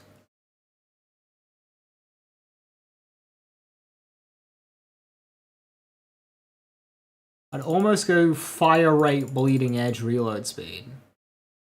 Oh, no. Elementary. 8% per point. Yeah, fire rate into elementary seems pretty good for an opening 10 points, Dennis. And then what you could do is go into potentially some health regen with Quantum Immortality. But I'm not entirely sure on the uptime of that because it requires entanglement.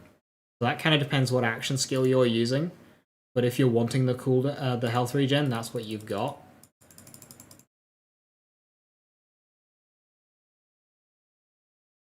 And then we can start going into... We've even got even more elemental damage there, although it is specific. Yes, test subjects is probably good at this point. Early cooldown rate, that's very easy to get. Test subjects is probably a great early game skill. Yeah, there are some good gun stuff in Green Tree, so let's look at Green Tree's first 10, 15 points. So, I'm afraid we're probably on momentum into neutron decay, but it requires radiation, and the reason why that, I think, is not as great early on is you're at the mercy of what drops. You might not get any good radiation guns.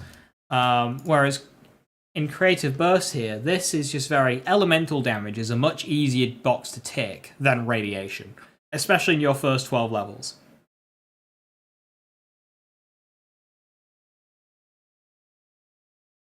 Overshield, we might not get a lot of that. We don't have much uptime. Confirmative Reality is probably really good to go for here. And then we can go with, say, like Creative Overflow. And then that gets us into the branches, and then from here, you know, you do your Excited State, your Refractions, or whatever. Yeah, leveling's going to look very different to Endgame, because there's a lot of really good cooldown skills across all of the characters at the bottom of the branches, with like more basic cooldown skills at the very top that aren't as good once you're leveled. So, like, Pulse Drive's terrible, but early on, maybe it's what you want to do.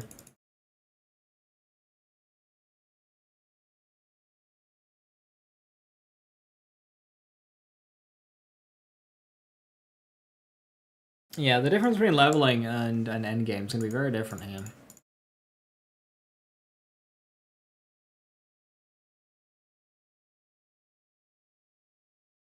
It kind of look fun to do, though.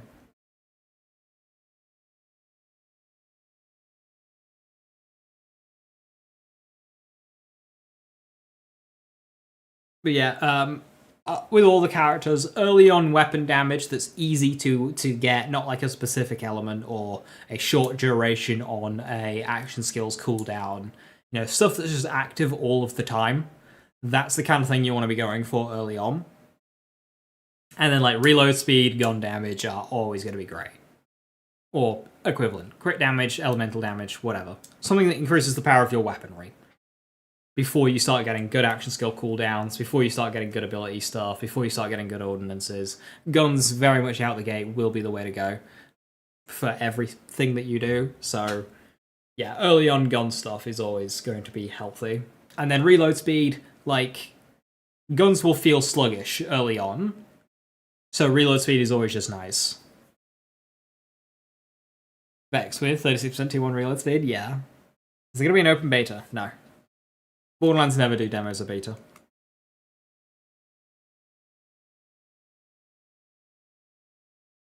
Actually, all the skills related to 0 point, specifically new face grasp-like ability. So 0 point is face grasp. 0 point is you pick everything up. You got Strange Attractor, which is basically going to be indiscriminate. So as we hit enemies, they ricochet off that enemy into all enemies in stasis. So stasis is when you hit somebody with 0 point. We've got peer review, which gives us bonuses to our action skill uptime for us and our allies. So that's very good for team play. Beta September 12th. $70 price tag. Then we've got some like bonus radiation damage for enemies that are entangled.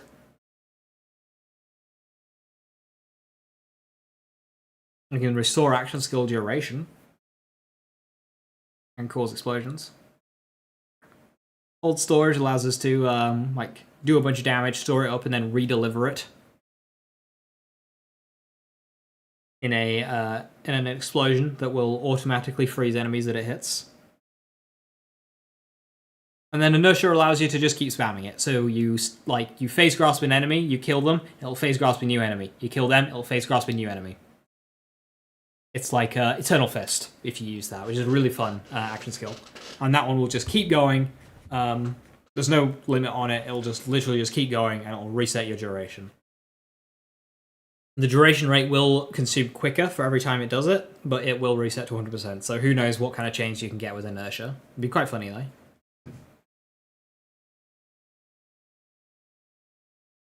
And then capstones, which is kind of like an action skill override.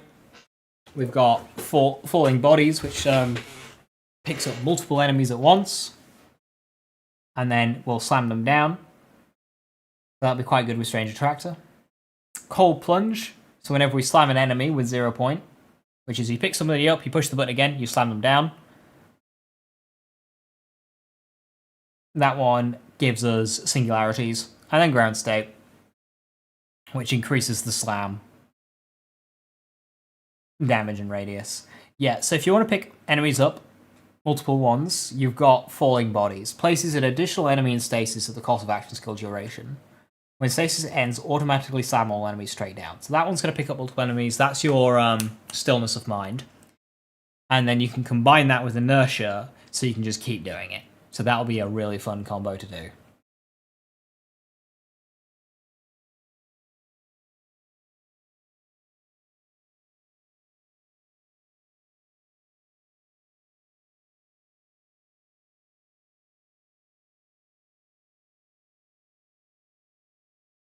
That with concurrence, see, this looks really... Didn't see that earlier. Falling bodies plus inertia.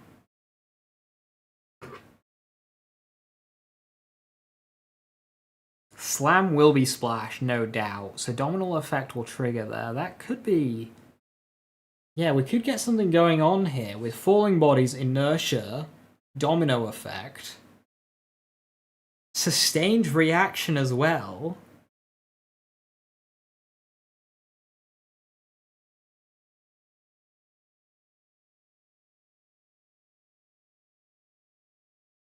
Feels like an anti-synergy. In the way that it consumes our duration really fast, Joe. Absolutely. So I'm just trying to see if, look for ways to offset that. Stunlock seems interesting. Stunlock looks great. It's gun stuff, but yeah, Stunlock looks fun.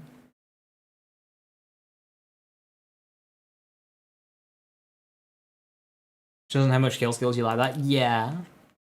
Vex has got a lot of kill skills, but what Vex has, which is going to be my strategy, is Mortal Terror, which is a chance to trigger kill skills when critical hitting enemies. It's only 5%, but I think with like Monarch equivalent, that'll be really good, and that's going to be the basis for my Vex build. I need to do some maths. I need to throw this into calculators and see which one works out better. But honestly, oh my lord, Harlowe. After seeing Falling Bodies inertia, I'm suddenly more interested in Harlowe, because that means now I've got a build for every tree with Harlowe, whereas with Vex, I only really have Incarnate, because I'm not interested in Cat or Spectres and Reapers.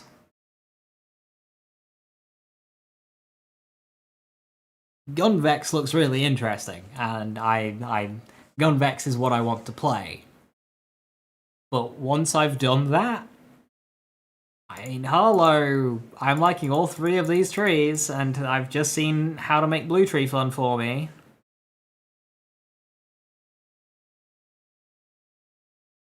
Just have Trauma... Krieg Vorak kills, Jesus.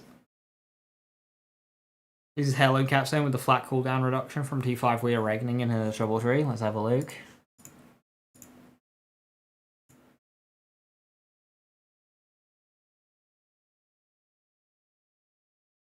So which one?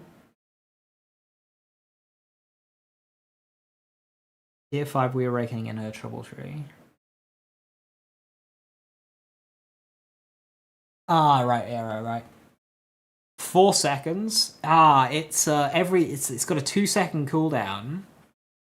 Presumably it's the chance that goes up to 25%.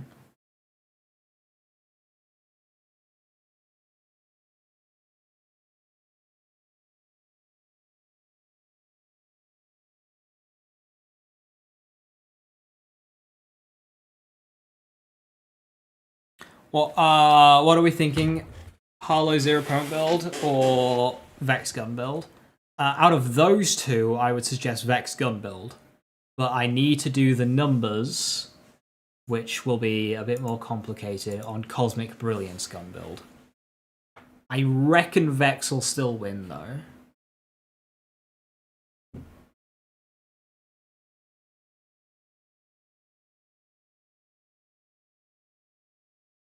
But there is a lot of good stuff here.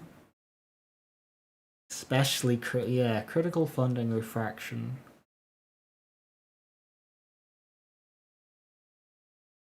I just don't really feel like Entanglement's giving me enough on this build. But then, Bubble's so good. Flux Generator, Group Study, shit. Group Study's the winner. I think if you go all in on Group Study, you get the higher peaks. But I think overall, in general gameplay, Vex will be more consistent. But I think the way to get the absolute most out of Flux Generator is with Group Study. I mean, at a very surface look, Sam, having not done the numbers, I need to look at Rafa again, but it'll be Rafa, Harlowe, Vex, Eamon. That's not to say Eamon is bad. Eamon looks absolutely fucking beast mode. He looks so cool and does so much cool shit. But all these characters do. Yeah, Acrid Memes looks really good fun. I think if I'm going to do a Rafa build, I want to do an Acrid build. Oh, neither am I, Eternal Chillin'. I'm not a huge fan of minion characters as well, but every Borderlands game, when there's a Siren, the Siren ends up being my favourite. But I've never started with Siren. I went Brick, I went Axon, I went Wilhelm, I went Zane on my first playthroughs on all of those characters. So I've never started with Siren, and they always end up being my favourite. But then this Siren is a summon Siren, so... But her gun build looks really good fun, so...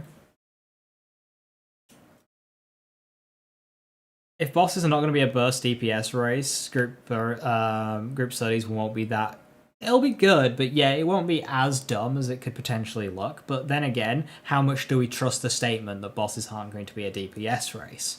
Because we've already seen gameplay, I mean I haven't, but I know it exists, of Invictus getting absolutely melted by Torgue Stickies. Well, that's a burst DPS. The person who had the easiest time with Invictus was the person who got a good Torgue weapon to drop. So once we're fully built up and requiring the right items to drop aren't relevant anymore, yeah, if there's a boss we can melt, we're just gonna fucking melt it, aren't we? Like, the point of the game, the entire point of this game, at its very core, is deal damage, enemies die. Like, that is what you do to progress. Whether you're farming, doing a mission, it doesn't matter what you're doing. There are enemies with health bars, and the bigger damage number you get, the quicker the health bar drops. So, there's no universe where increasing your DPS doesn't help you. Considerably. Like, that is, at its very baseline, what this game is about. Everything you do is just about increasing how much damage you can do in a certain amount of time. If that requires you being super tanky so you're not just dying all the time, allowing you to actually do damage, then that's it.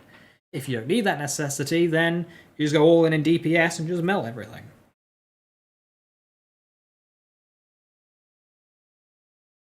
How much would a PC or a laptop that could run BL4 smoothly cost?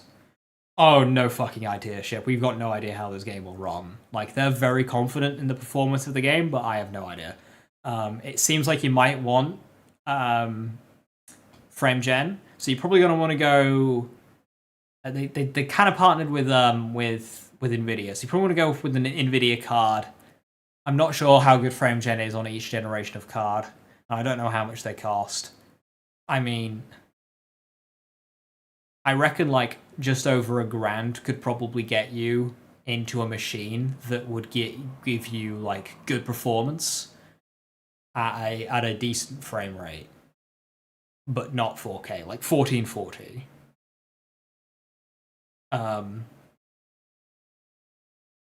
But we've got no fucking idea.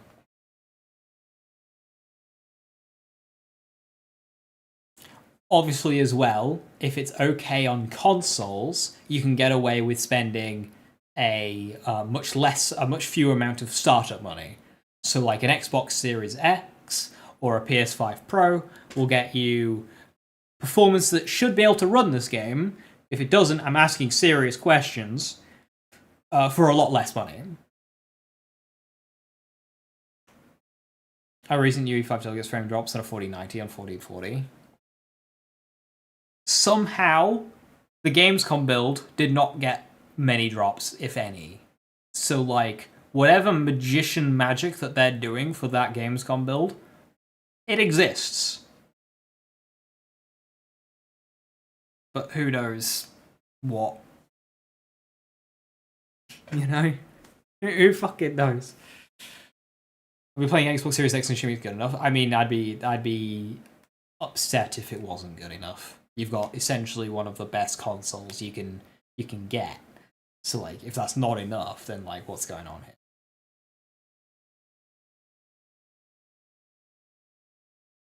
Borderlands is a Souls-like.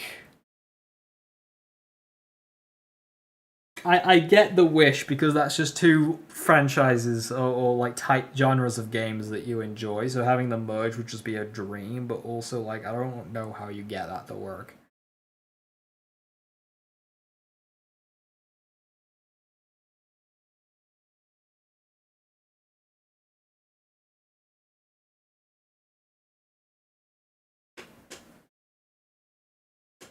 Yeah, who knows what they've done with Borderlands 4, and yeah, whatever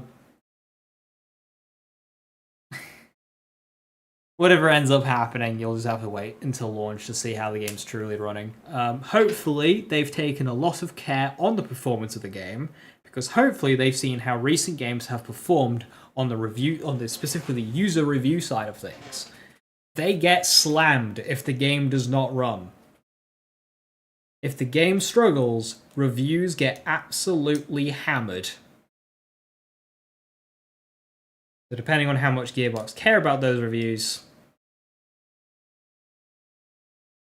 if you've experienced Souls like Borderlands already, it's Vorak.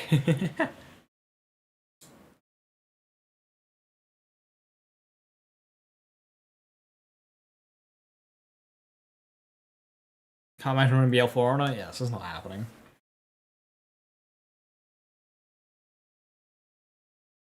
Xbox One is old.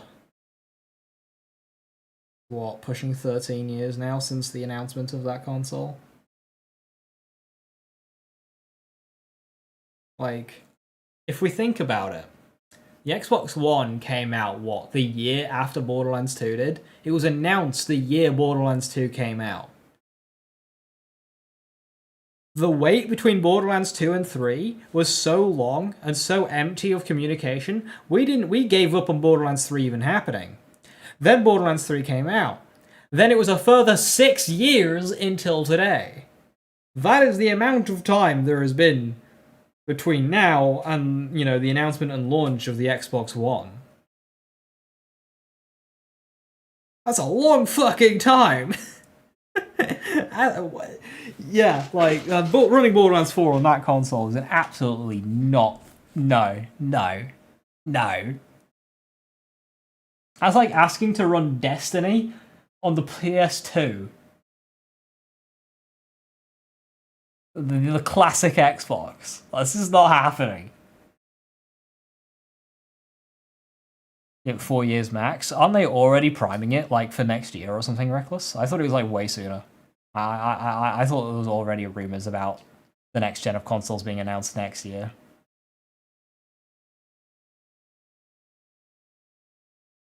Modes before? Yeah, there was that. Randy was like, oh, don't pay attention to the character's not important. It's like, okay, Randy. I remember that initial tech test.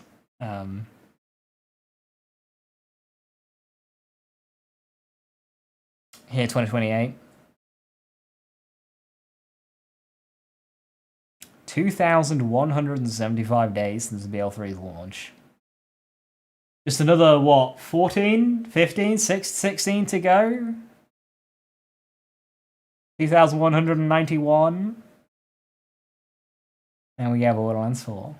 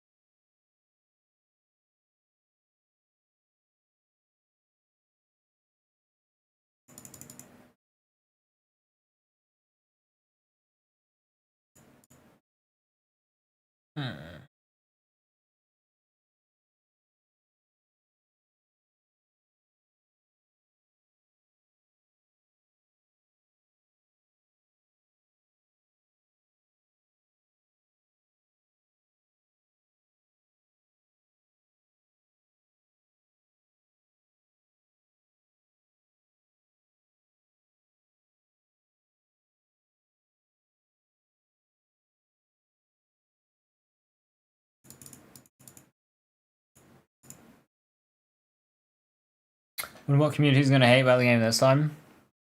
We'll see. I reckon people will struggle. I think people will struggle with the game's difficulty immediately because of the increased build depth with the skill trees. So I think there'll be a lot of complaints about that. We'll of course get the classic bullet sponge complaints when bullet sponges don't exist in this type of game. The answer is simply to get better gear, because that is the point of the game. It is a looter shooter. Bullet sponges only exist so long as your damage sucks. The problem is not the enemy health bar, but the player's damage, which can be improved. It is actually the core element and gameplay loop of the video game itself. But that will be a complaint. I think another complaint will be the price of Moxie's Encore machine, because it's not free. Because we have a gameplay loop of doing activities, getting money, selling guns to get enough money so we can save quit farm or Encore farm our bosses, or playing multiplayer to divide the cost of the Encore machine, yet still being able to sell all the loot that drops every run to make it more sustainable. No, that's not good enough. We need it to be free.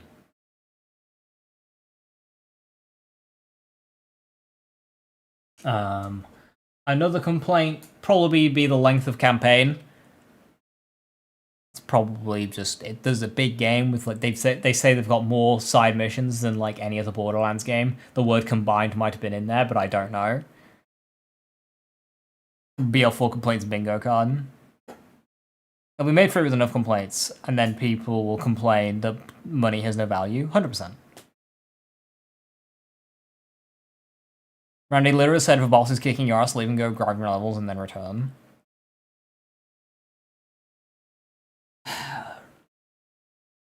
Randy. Sometimes Randy says something that makes you facepalm. And sometimes Randy says something that makes you go, yes, yes, yes, but because it's Randy that said it, you can't put any fucking weight into it.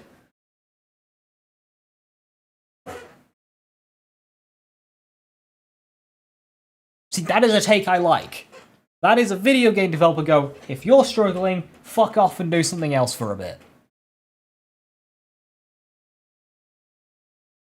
I mean, that worked. Play the game, not the minimap, he said. I was annoyed. But he's right, though. Only, he does need to get on top of the fact that Borderlands has pretty poor screen pollution issues. That is something that he needs to accept and work on. Moxie's Encore should be free. Why?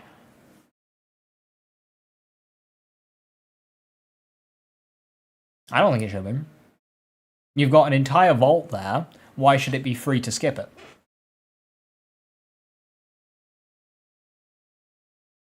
Save quitting is free.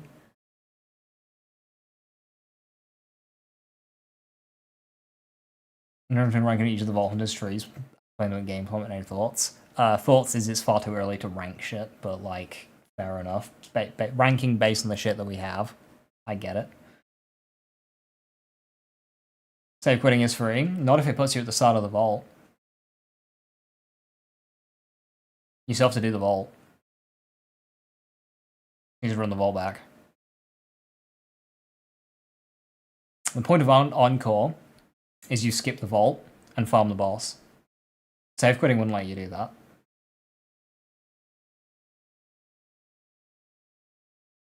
Boss, well, that's the point, Joe. And if you're playing in multiplayer, then it divides the cost of the encoring, but you're getting loot every time.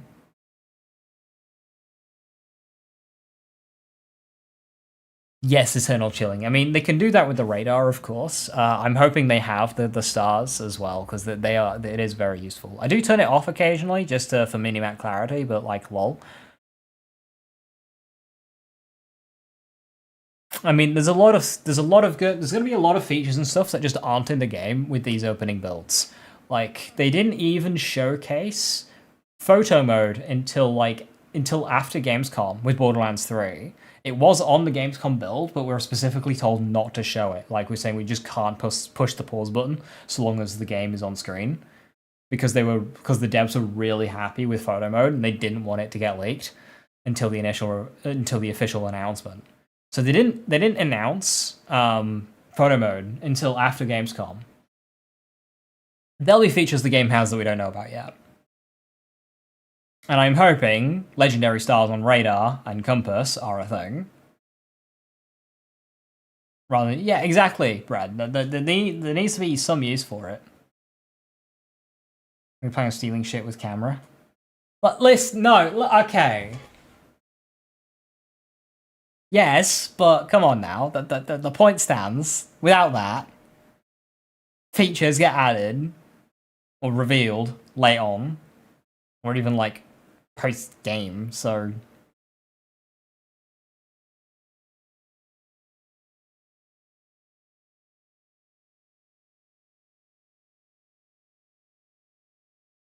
I love that they take this approach with difficulty and huge skill trees and low skill points. I do as well, but I reckon a lot of people won't.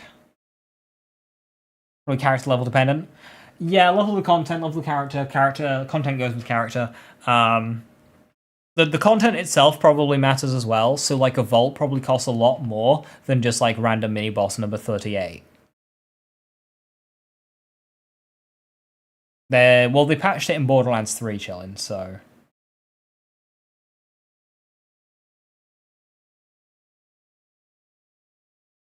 it'd be weird if it came back for 4.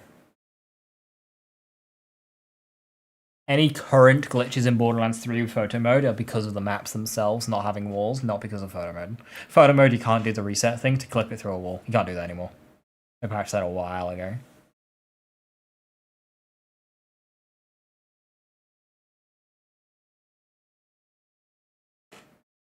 Like, flying over a gate, there's not much you can do about that.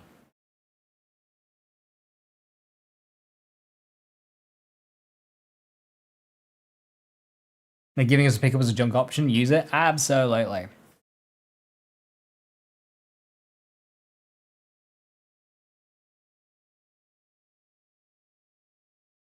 We'll see what else money is used for. Money might have other uses in-game.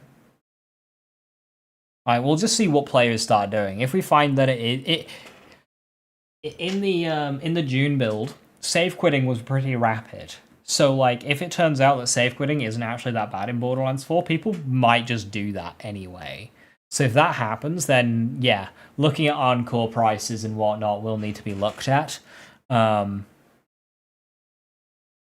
Initially, though, I don't think it needs changing.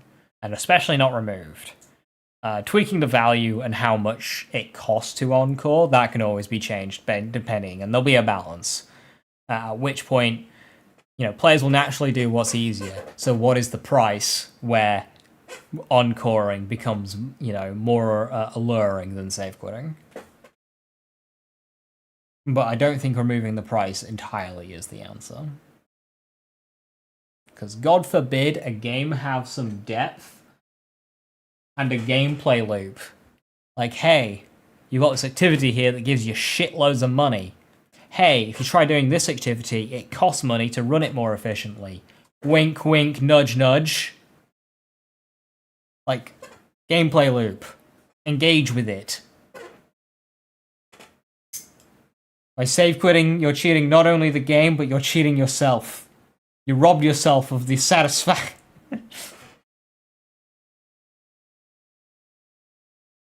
I mean, I get why, because it's a thing in Borderlands 3, Joe, but I'm glad autosell isn't in there and it's pick up as junk, because autosell is annoying. Like, constantly needing to go into the menu, turn it off to pick something up and forgetting and shit.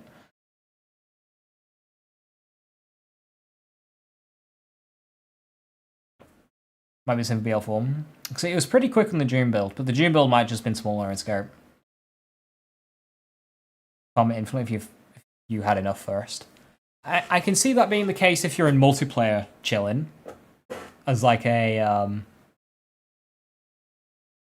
an incentive to play multiplayer.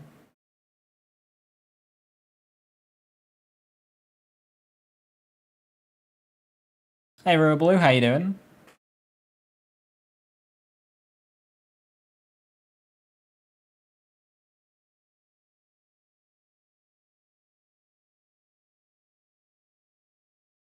Obviously, different bosses will drop different amounts of loot. Also, it'll depend on like what items have the most value. So typically, launchers and class mods have the most value. But now launchers are in ordnance. Like, is it rocket ordnance or all ordnances? Grenades typically aren't worth very much in previous games. Shields as well aren't worth much. Rocket launchers, snipers, class mods, they're like the big sellers. Followed by like shotguns, and then like skins if it's Wonderlands. Price just determines like what drops. You kill a boss and like 3 rocket launchers drop, and it's like, oh hell yeah, Quid's in. But if you kill a boss and you get 5 pistols, it's like, oh, that was a bit shit. Pistols aren't worth much.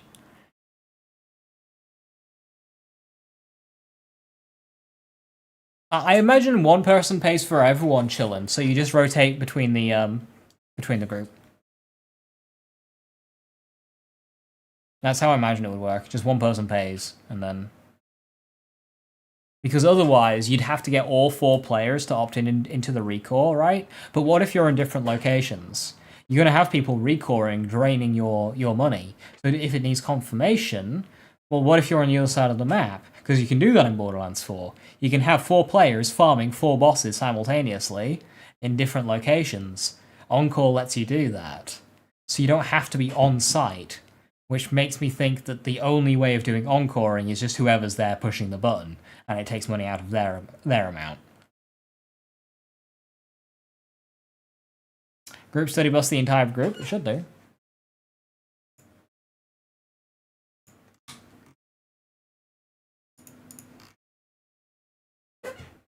For each ally, instead of her flux generator, automatically fly to each other and hover near them. Yeah, there's no range limitation or there, it's just everybody. And then Harlowe chooses whether or not to overload or not. Well, I imagine you can't respawn them chilling. I imagine that they just occur as they occur, kind of like a random encounter for the world bosses. That's how I imagine that works. So I never imagined that you could, say, farm the airship event, that it just happens when it happens in your gameplay.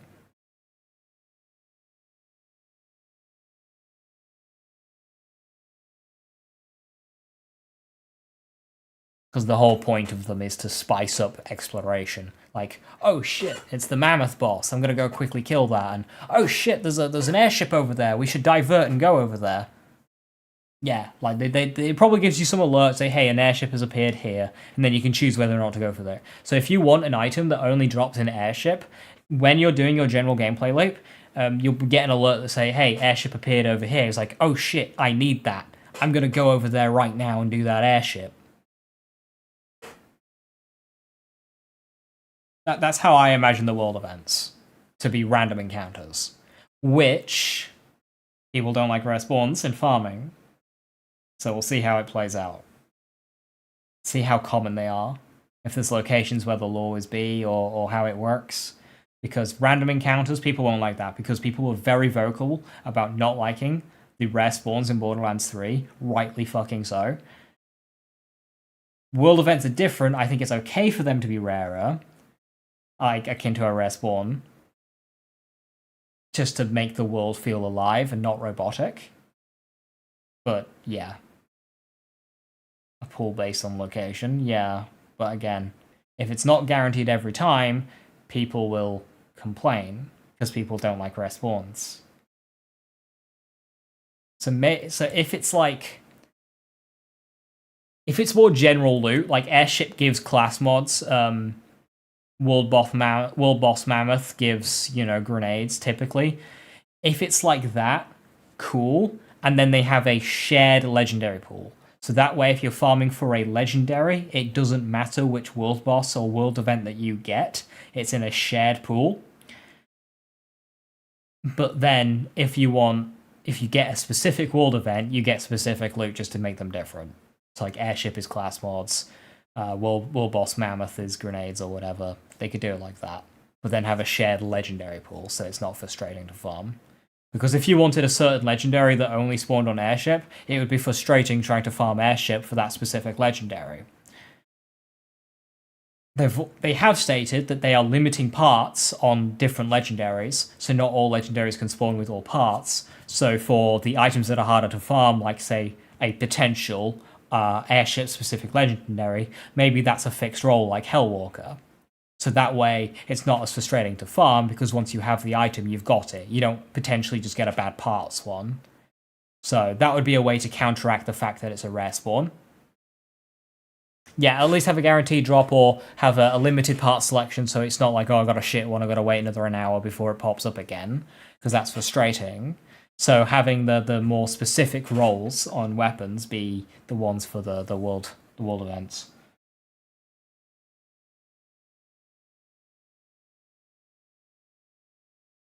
Four Harlows, 4 group studies that all boost them, and they all spam bloody overdrive. That'd be really funny.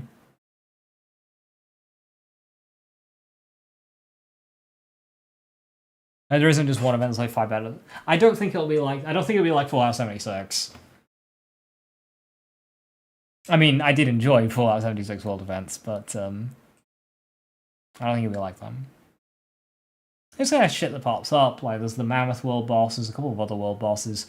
Oh yeah, one thing, there are certain side mini-bosses that just fucking appear as a part of these world events, random encounters. So you can farm them as is, but you might just find them strolling about. So like, imagine you're playing through the game, you kill Captain Flint or whatever, you go into Iridium Blight, and fucking Captain Flint's just chilling there on the way up the volcano, like, oh, hiya, bud. Just out for a stroll. They have that in Borderlands 4. Like, that's cool as fuck. Also, they have migrating wildlife in Borderlands 4. You have herds of wildlife just moving through the map. Like, what? What is the detail in this world? What are they doing? This is a Borderlands game. What games has herds of creatures migrating through the map? That's cool as fuck. Alright, ship, have a good one. Thanks for stopping by. It was already confirmed the default level cap is 15, skill point zoned is 50. Skill point should be 49. But I don't think that's 100% confirmed. But you get a skill point from level 2. Every bit of gameplay we've seen indicates that it's 1 per level from level 2, giving us 49 total. But we don't know if we get more at level 50. But it's very much looking like 49 skill points.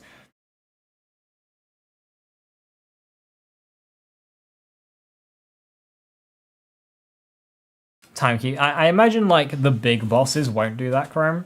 And it's more just like side mission bosses.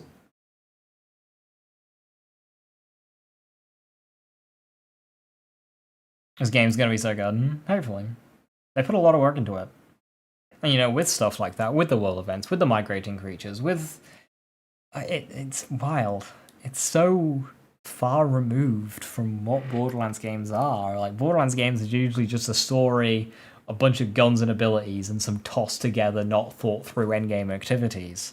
Whereas this one's actually got like a proper detailed world that like works, and like endgame coherence. Like, what? Normally it's just like a sandbox and they just throw ideas in, and then when they land, they don't move them around or anything. That's just how they are. But this one, they've actually, like, built it up. And just tossed it in there. They've, like, placed it in there. It's weird. I'm sure the game will have shortcomings, and it won't, because this happens with, like, every big game launch. It's like, oh, it's going to be great. It's going to, like, deliver us from the monotony of playing the old games that we've endured for so long, and then you play it for 2 months, and the honeymoon period ends, and then all the problems creep in, and the frustrations, and you go, you know what, this game kind of sucks. And you go back into the same as before. So I imagine the game will have its shortcomings, but, like, it's weird.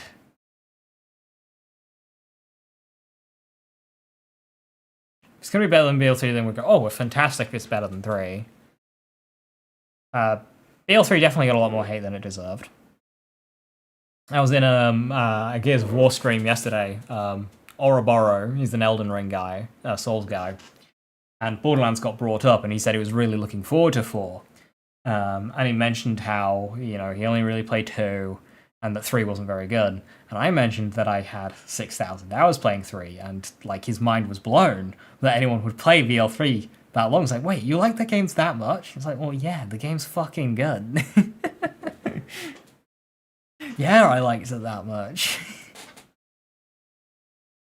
But the thing is with these games is, from a casual perspective, it's just not... To get the most out of BL3, you need to go hard on its endgame, which most players don't want to do.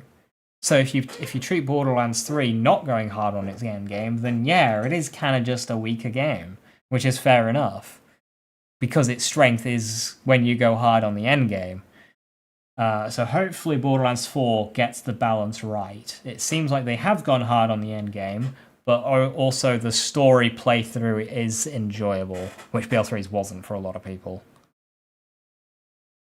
You have to make your own fun. I mean, that goes for a lot of games. Like, you know, take that same person, the Souls gamer, who's put thousands of hours into every Souls game. How many times can you play through a Souls game, really? Like, once you've played through your Dark Souls 3, like, how many more times are you really going to do that? Unless you're a dedicated gamer who does challenge runs, who this individual does invasions, and then that way they can get an infinite amount of gameplay when they do invasions and shit. They're making their own fun out of those games. They're extending the hours that game can provide. You know, you do a 30-hour playthrough of a game, maybe you do another one, 60, 90 hours, but a dedicated gamer is going to get 1,000 or 2,000. The difference between that first 100 or 200 hours to the 1,000 or 2,000 is making your own fun by doing challenge runs, by doing invasions or whatever. And that's just how it works. A game is not going to give you 1,000 hours of gameplay unless it's Monster Hunter Generations Ultimate.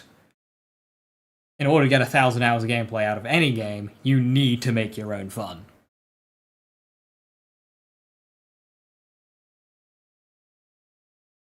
BL3 went too hard into Twitch culture. Yes. I mean, the EchoCast extension I don't think is a factor of that, because most people playing don't interact with the EchoCast extension because they're not watching the game on Twitch. Where Borderlands 3 went hard into Twitch culture was making the villains fucking live streamers. Be sure to like, follow, and obey. People don't like that shit. They don't want to see that shit.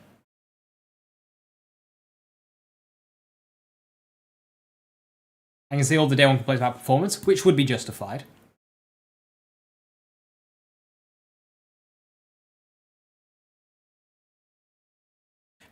Casual gonna play normal mode and judge the game by that. Yeah, which if you do with Borderlands 3, you're gonna come away saying, oh, that game was pretty weak.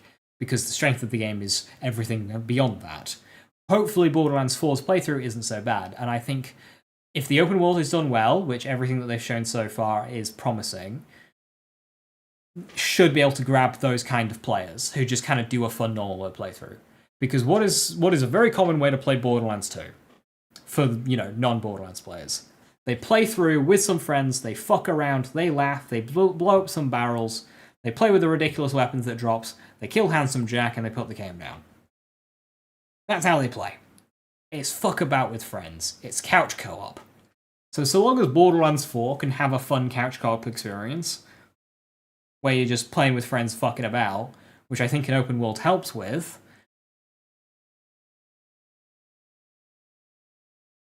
It should be good, because if you think about two people who never played Borderlands, playing through doing their missions, one person, so I'm going to go over here, they see a shiny, they wander off, and the other person's like, oh, where'd you go? And they're on the other side of the map now. But then one person does one mission, and another person stumbles across a pond, and they realise they can fish in it, and go, yo, buddy, I can fish here! You're like, whoa, what? And then they teleport to each other and start fishing. So I think moments like that will really help. Whenever you play through Borderlands 2, you always get Borderlands 2 World Mode. Yeah, so. Not forcing multiple playthroughs is good. Not feeling like that is where you need to go. When you beat the game, you think, okay, what do I do now? When you're told, play the game again, it's like, oh, well, I don't really want to do that so soon. I was hoping there's other stuff I could do. No, play the game again. You want to do it now. Play the game again. Like, oh, no thank you.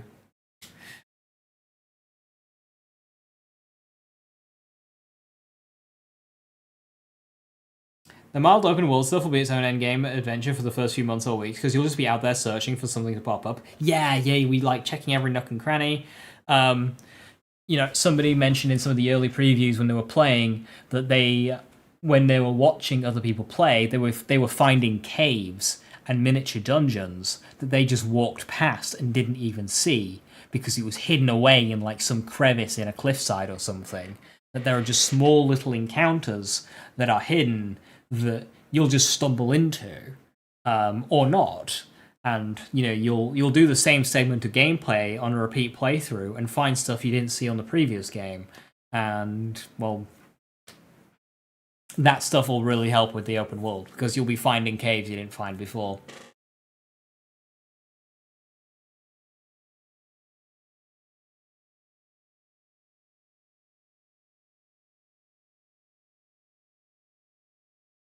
So we'll see how many of those there are, or if it was just like one well-placed one for an early access preview, which they've done before. They like putting a bit more effort into the stuff that gets early access. Like they've done that. That is a trick that they do.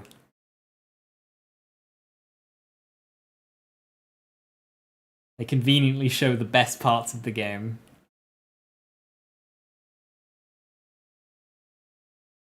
But with an open world, it's harder to do that because players just go wandering off. It's kind of word of mouth where your buddy tells you about a secret cave you didn't know about. It's like, oh yeah, if you come around here, there's a secret cave and there's like a boss in it and he drops a cool gun. It's like, whoa, what? You go there and you fight fucking, you know, 18 toes, son of 9 toes.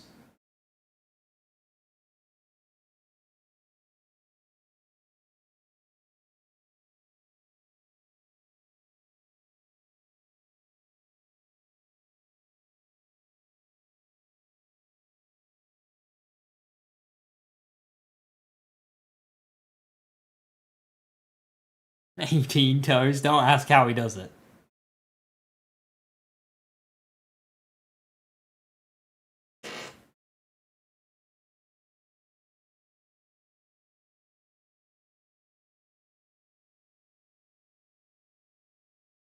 Hey Craig, why do you hate the other characters and me? Because I'm a user of the internet and I like to hate things without reason. Because somebody else also hates it without reason, so thus I must do what they said because that makes me a part of the group.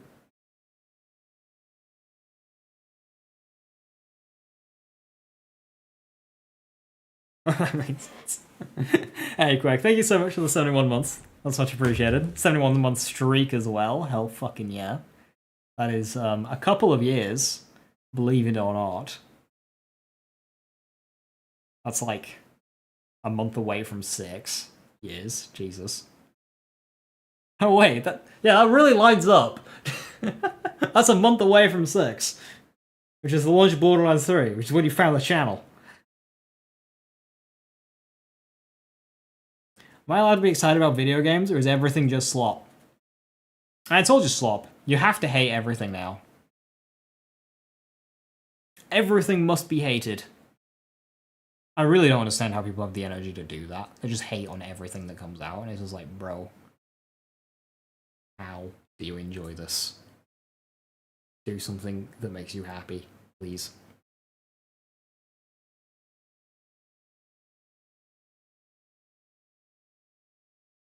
Then I notice that damage numbers are gone when I shoot an enemy. Question mark? Are you talking about like the gameplay showcases, or are you talking about like the actual hands-on events? I haven't watched much gameplay of the hands-on events, so I don't know about damage numbers there, but like the gameplay breakdowns and whatnot from the official thing won't have damage numbers now. Yeah, no, the trailers that they do, they won't have damage numbers on because they're more cinematic.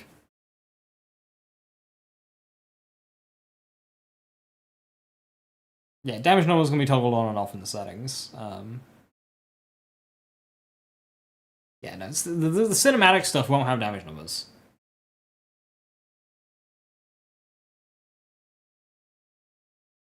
BL4 is Steam top sellers and the game's not even out yet. That happens quite a lot for big AAA releases. That was kind of expected. It's cool to see, absolutely, but it does happen quite a lot. I'll keep that on because your brain requires dopamine requires the numbers. It is funny when you see like a big one. Now,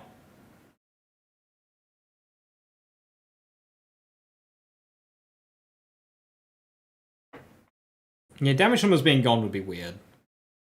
Now, bit of history. Borderlands, the pre-sequel.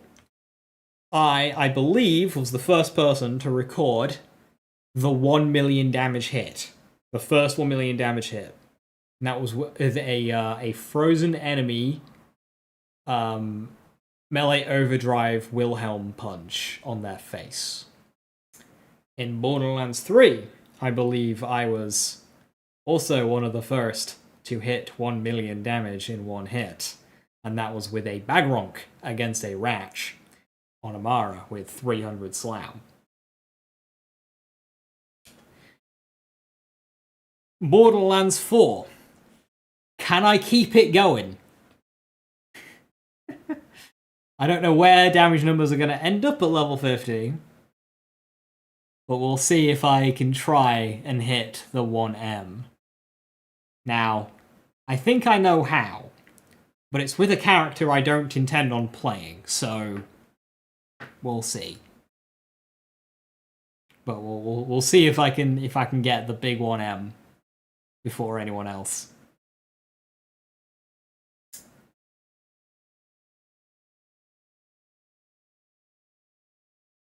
But I'm usually quite good at finding that. Rafa funny gun damage skill, Rafa funny gun damage skill. The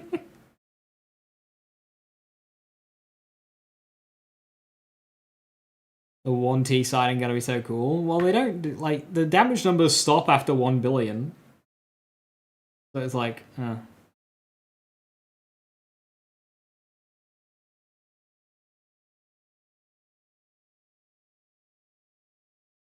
wanted to see if there's any charged Maliwan sniper rifles.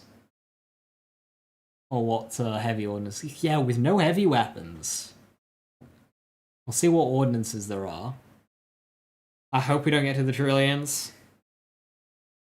We might do. It depends what our level, percentage scaling per level is, but like BL3 had lower percentage scaling per level than Borderlands 2, and it had a smaller amount of total levels.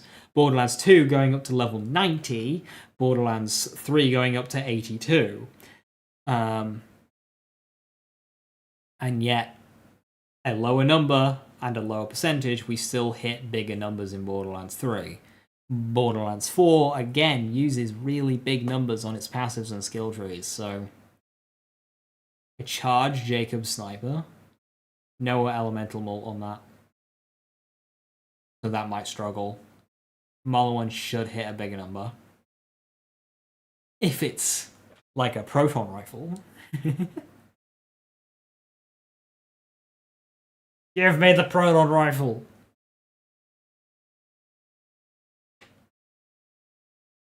I really want Borderlands 4 to have a proton rifle so I can do funny gun damage stuff. Funny Rafa gun damage stuff with it. Order snipers? I don't know enough about these fucking manufacturers. What does Order do?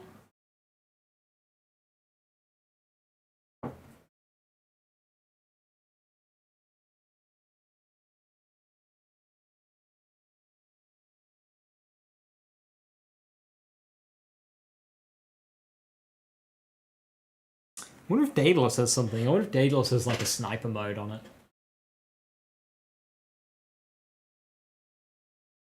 Order is a charge, but they do more damage while firing multiple. Ah, okay, yeah. Alright, so if there's auto snipers, they might be the way to go, and they do make snipers, okay. Because I've seen the multiple shots and burst one. I've seen gameplay of that. There was one of those semi-recently. I think it was a... Yeah, I can't remember what it was. It wasn't Gamescom. Might have been Gamescom. Yes, it was the initial Harlowe stuff that I looked at last week. It was a multiple shots auto weapon. Okay, if there's like a charged sniper rifle, I'd love a legendary sniper that's got like a long charge, but like just hits really hard. Basically just an ion cannon, but in a sniper rifle. That's what I want. What I want is an ion cannon. Bloodshot Vex could be... Bloodshot Vex. What's Bloodshot? Bloodletter? Blood is power? Bloodshot. When Vex uses a repair kit, her next gunshot will become a Bloodshot, converting all damage dealt into kinetic and dealing bonus damage based on her current health. 50%. With skills potentially 100, but it's kinetic damage, which means it won't get elemental matching. You see, I'm not entirely keen on that because it's kinetic. So like fire versus flesh being like 75%. I don't know what it is in Borderlands 4. Borderlands 3 would be 75%. But that's only opponent's 50%. So that would actually just be less than just letting it stay as fire.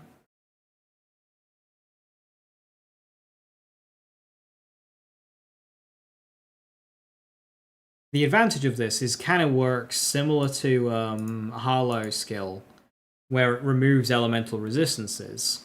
By changing stuff to kinetic, you're essentially also doing the same, but removing enemy resistances means you can still benefit from positive matchups, whereas with kinetic it just neutralizes it completely.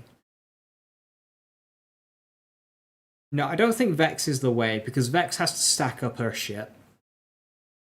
It's all kill skills that you trigger with critical hitting enemies. You gotta... I don't think Vex is the way to do a one-shot. She's a ramp-up character. I think Rafa is the way to go about it.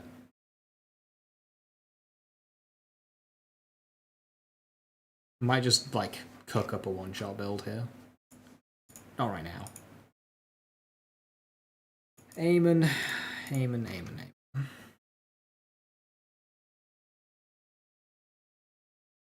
don't know what to do with Eamon. Eamon's cool. But... These skill trees are a lot more complicated. There's a lot more skills to remember, so it's gonna take longer to learn them. And going into BL3, I'd already played with every single skill tree and capstone, but I don't have that advantage with Borderlands 4. I haven't played the game yet, so I'm still very much, I need to look up the skills and I don't know about them. I don't know them by name. I need to look at them.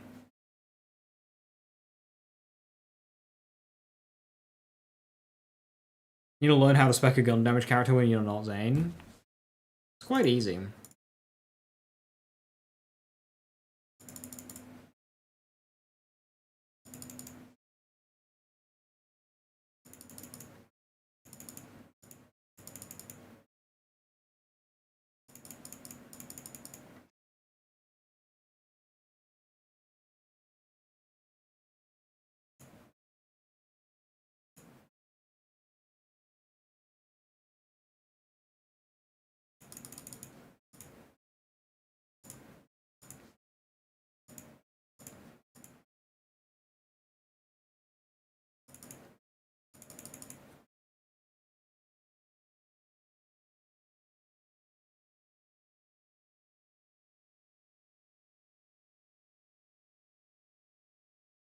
You need more gun damage? Wait.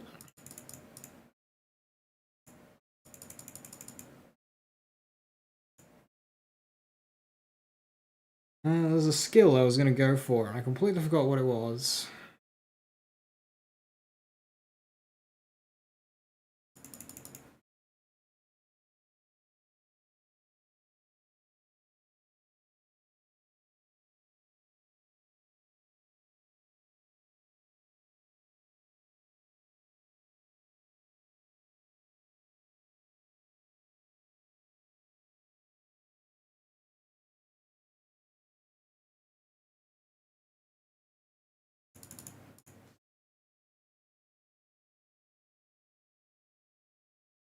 There we go. Gun build. Oh, where's my one big gun damage skill? Like, okay, so we got fire rate, movement speed, rep kit cooldown, crit damage, bleed. Everything is now better. Fire rate. Triggering our critical, our kill skills. Elemental damage.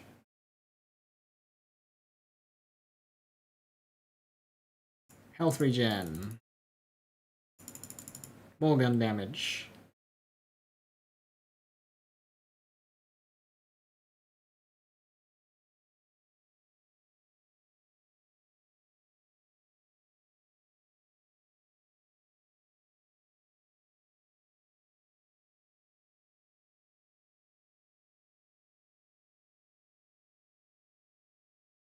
How much do we know about class mods? Because if a class mod boosts like 3 skills, would be interesting. I mean, yeah, so we don't know much. We do know they can spawn up to 7 skills. Skill points, I should say. So yeah, stuff like that will make it... It'd be really interesting to see what we can do different build-wise. So, if we go over to Harlowe, we have this skill here called Flash Freeze.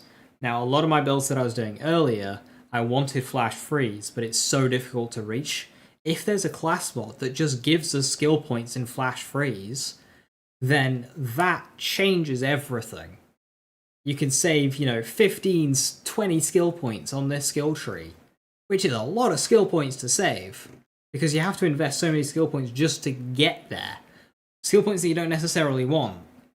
So if we get that, if there is a class mod that gives us Flash Freeze, or a class mod that gives us Opposing Force, then it just allows you to do so much more stuff.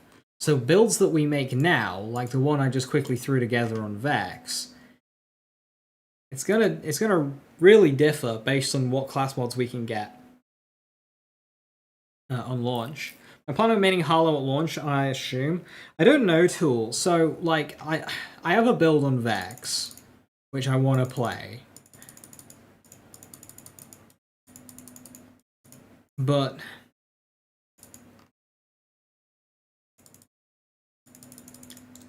this is kind of like the only build on Vex I want to play.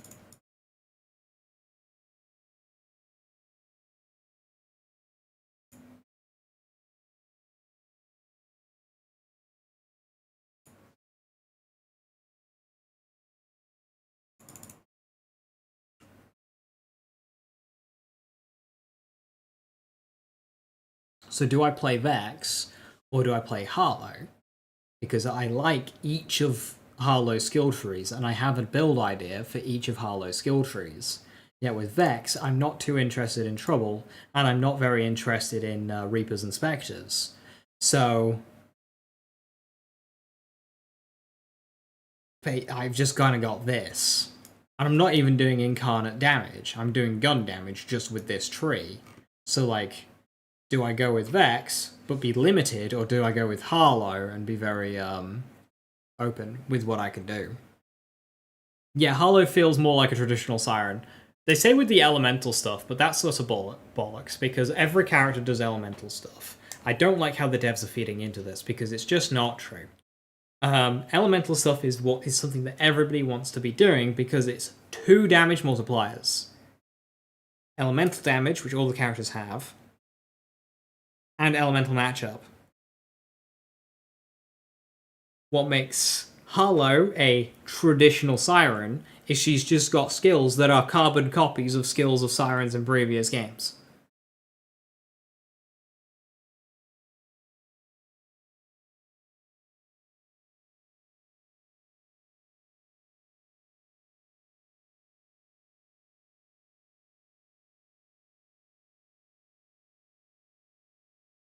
If you play Harlowe, I guess that's a bad thing.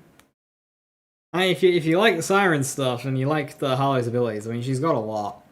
And that Chroma Accelerator just looks so much fun.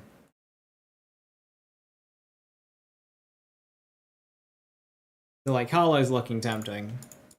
I might do a poll just to see like what characters people are wanting to play based on my audience, and then I'll just choose the least popular one. Oh, everyone's playing Harlowe? Fuck that, I'm playing Vex.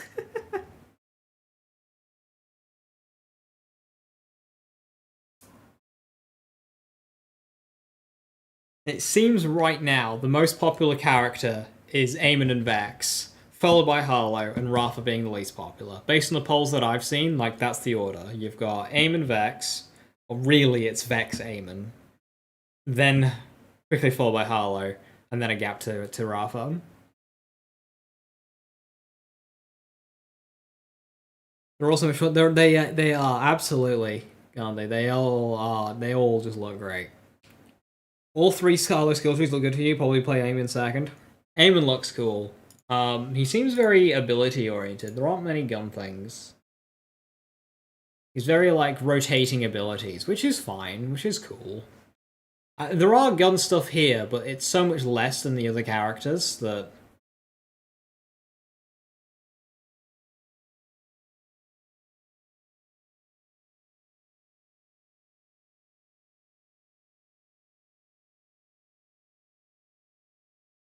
It's like immediately seeing that's the shield. I think the shield tree I like a lot. But then again, Calamity's got some really cool stuff. With like Fists of Stone as well. I haven't built Eamon's skill trees up enough yet to get the muscle memory on it. So like Vex, I could throw that build together really quick because I've done it a few times. Eamon I haven't. Can I do a poll right now? I can't, there's no Polish people here.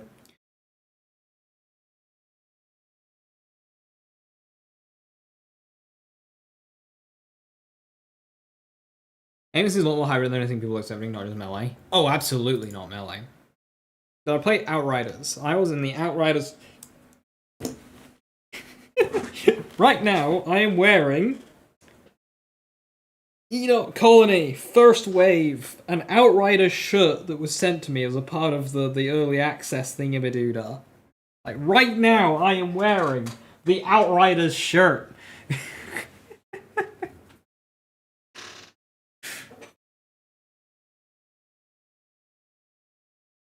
And my favourite build in Outriders, by the way, was Eruption Spam. Just walking around summoning volcanoes, because that's cool as fuck.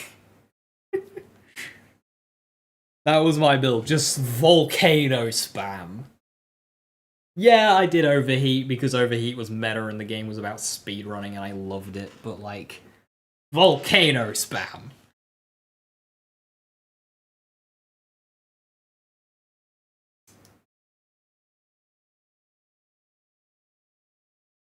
Outriders was so good, it really was. Outriders was such a good game, and I'm devastated that Outriders 2 was nearly finished and then got cancelled. Like, how do you say, oh yeah, Outriders 2 was nearly done? Like, how do you say that? Just release the thing, please!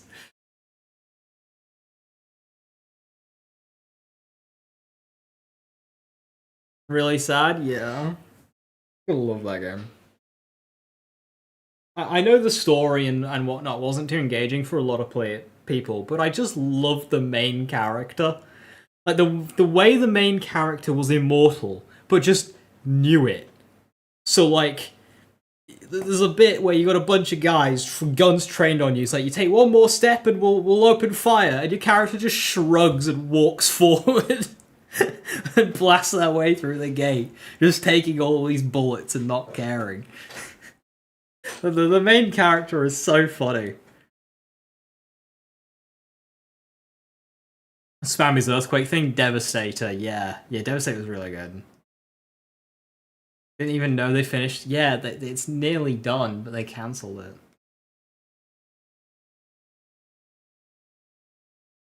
And of course, there's the side mission, playing Russian roulette. I think that's got to be top, like, one of the best silly side missions in any video game. Your character just blows their own brains out, gets back up, puts the gun in their hand, goes, there you go, your turn.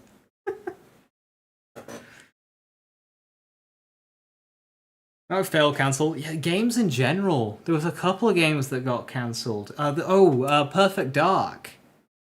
The Perfect Dark remake getting cancelled as well recently. Like, I was looking forward to that. Although apparently that was much less further along than Outriders 2 was. Apparently that game was struggling in the development. But again, it's because one thing with cancelled projects, right, is you've got developers working on these, and they're putting years of their life working on a video game. And if it gets cancelled, they can't use that. That is under, NDA. They can't share it. They've got nothing to add to their portfolio, nothing to show for it. They can't even use that on their CV when going for the next job after the inevitable fucking layoff, because it's all confidential. So you have like an artist doing work on a game like that for 4 years, gets cancelled, they can't share any of their art. No portfolio stuff, no nothing.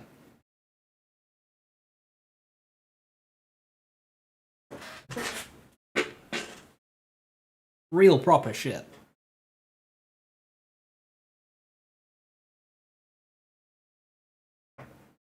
And launching games is difficult.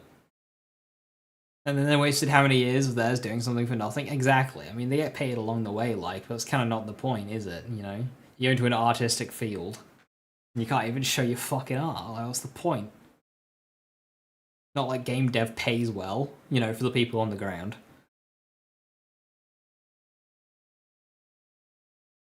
Paid in passion. Bullshit. Anyway, I'm gonna call it there.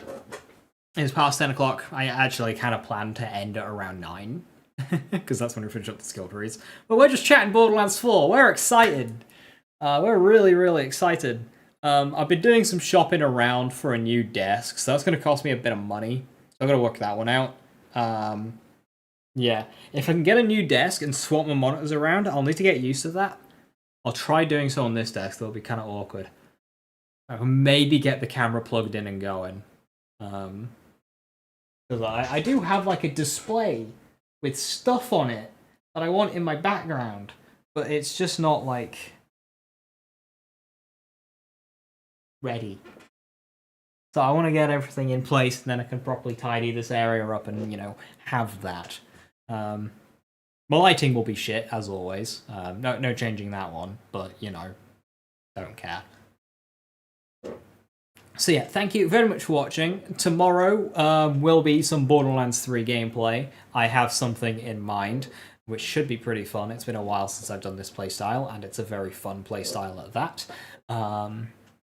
Ability focused. And, yeah. Yeah, so that'll be tomorrow, same time, same place. Thank you very much for watching. Have a wonderful evening. Stay safe, stay awesome. I'll catch you next time. Bye-bye.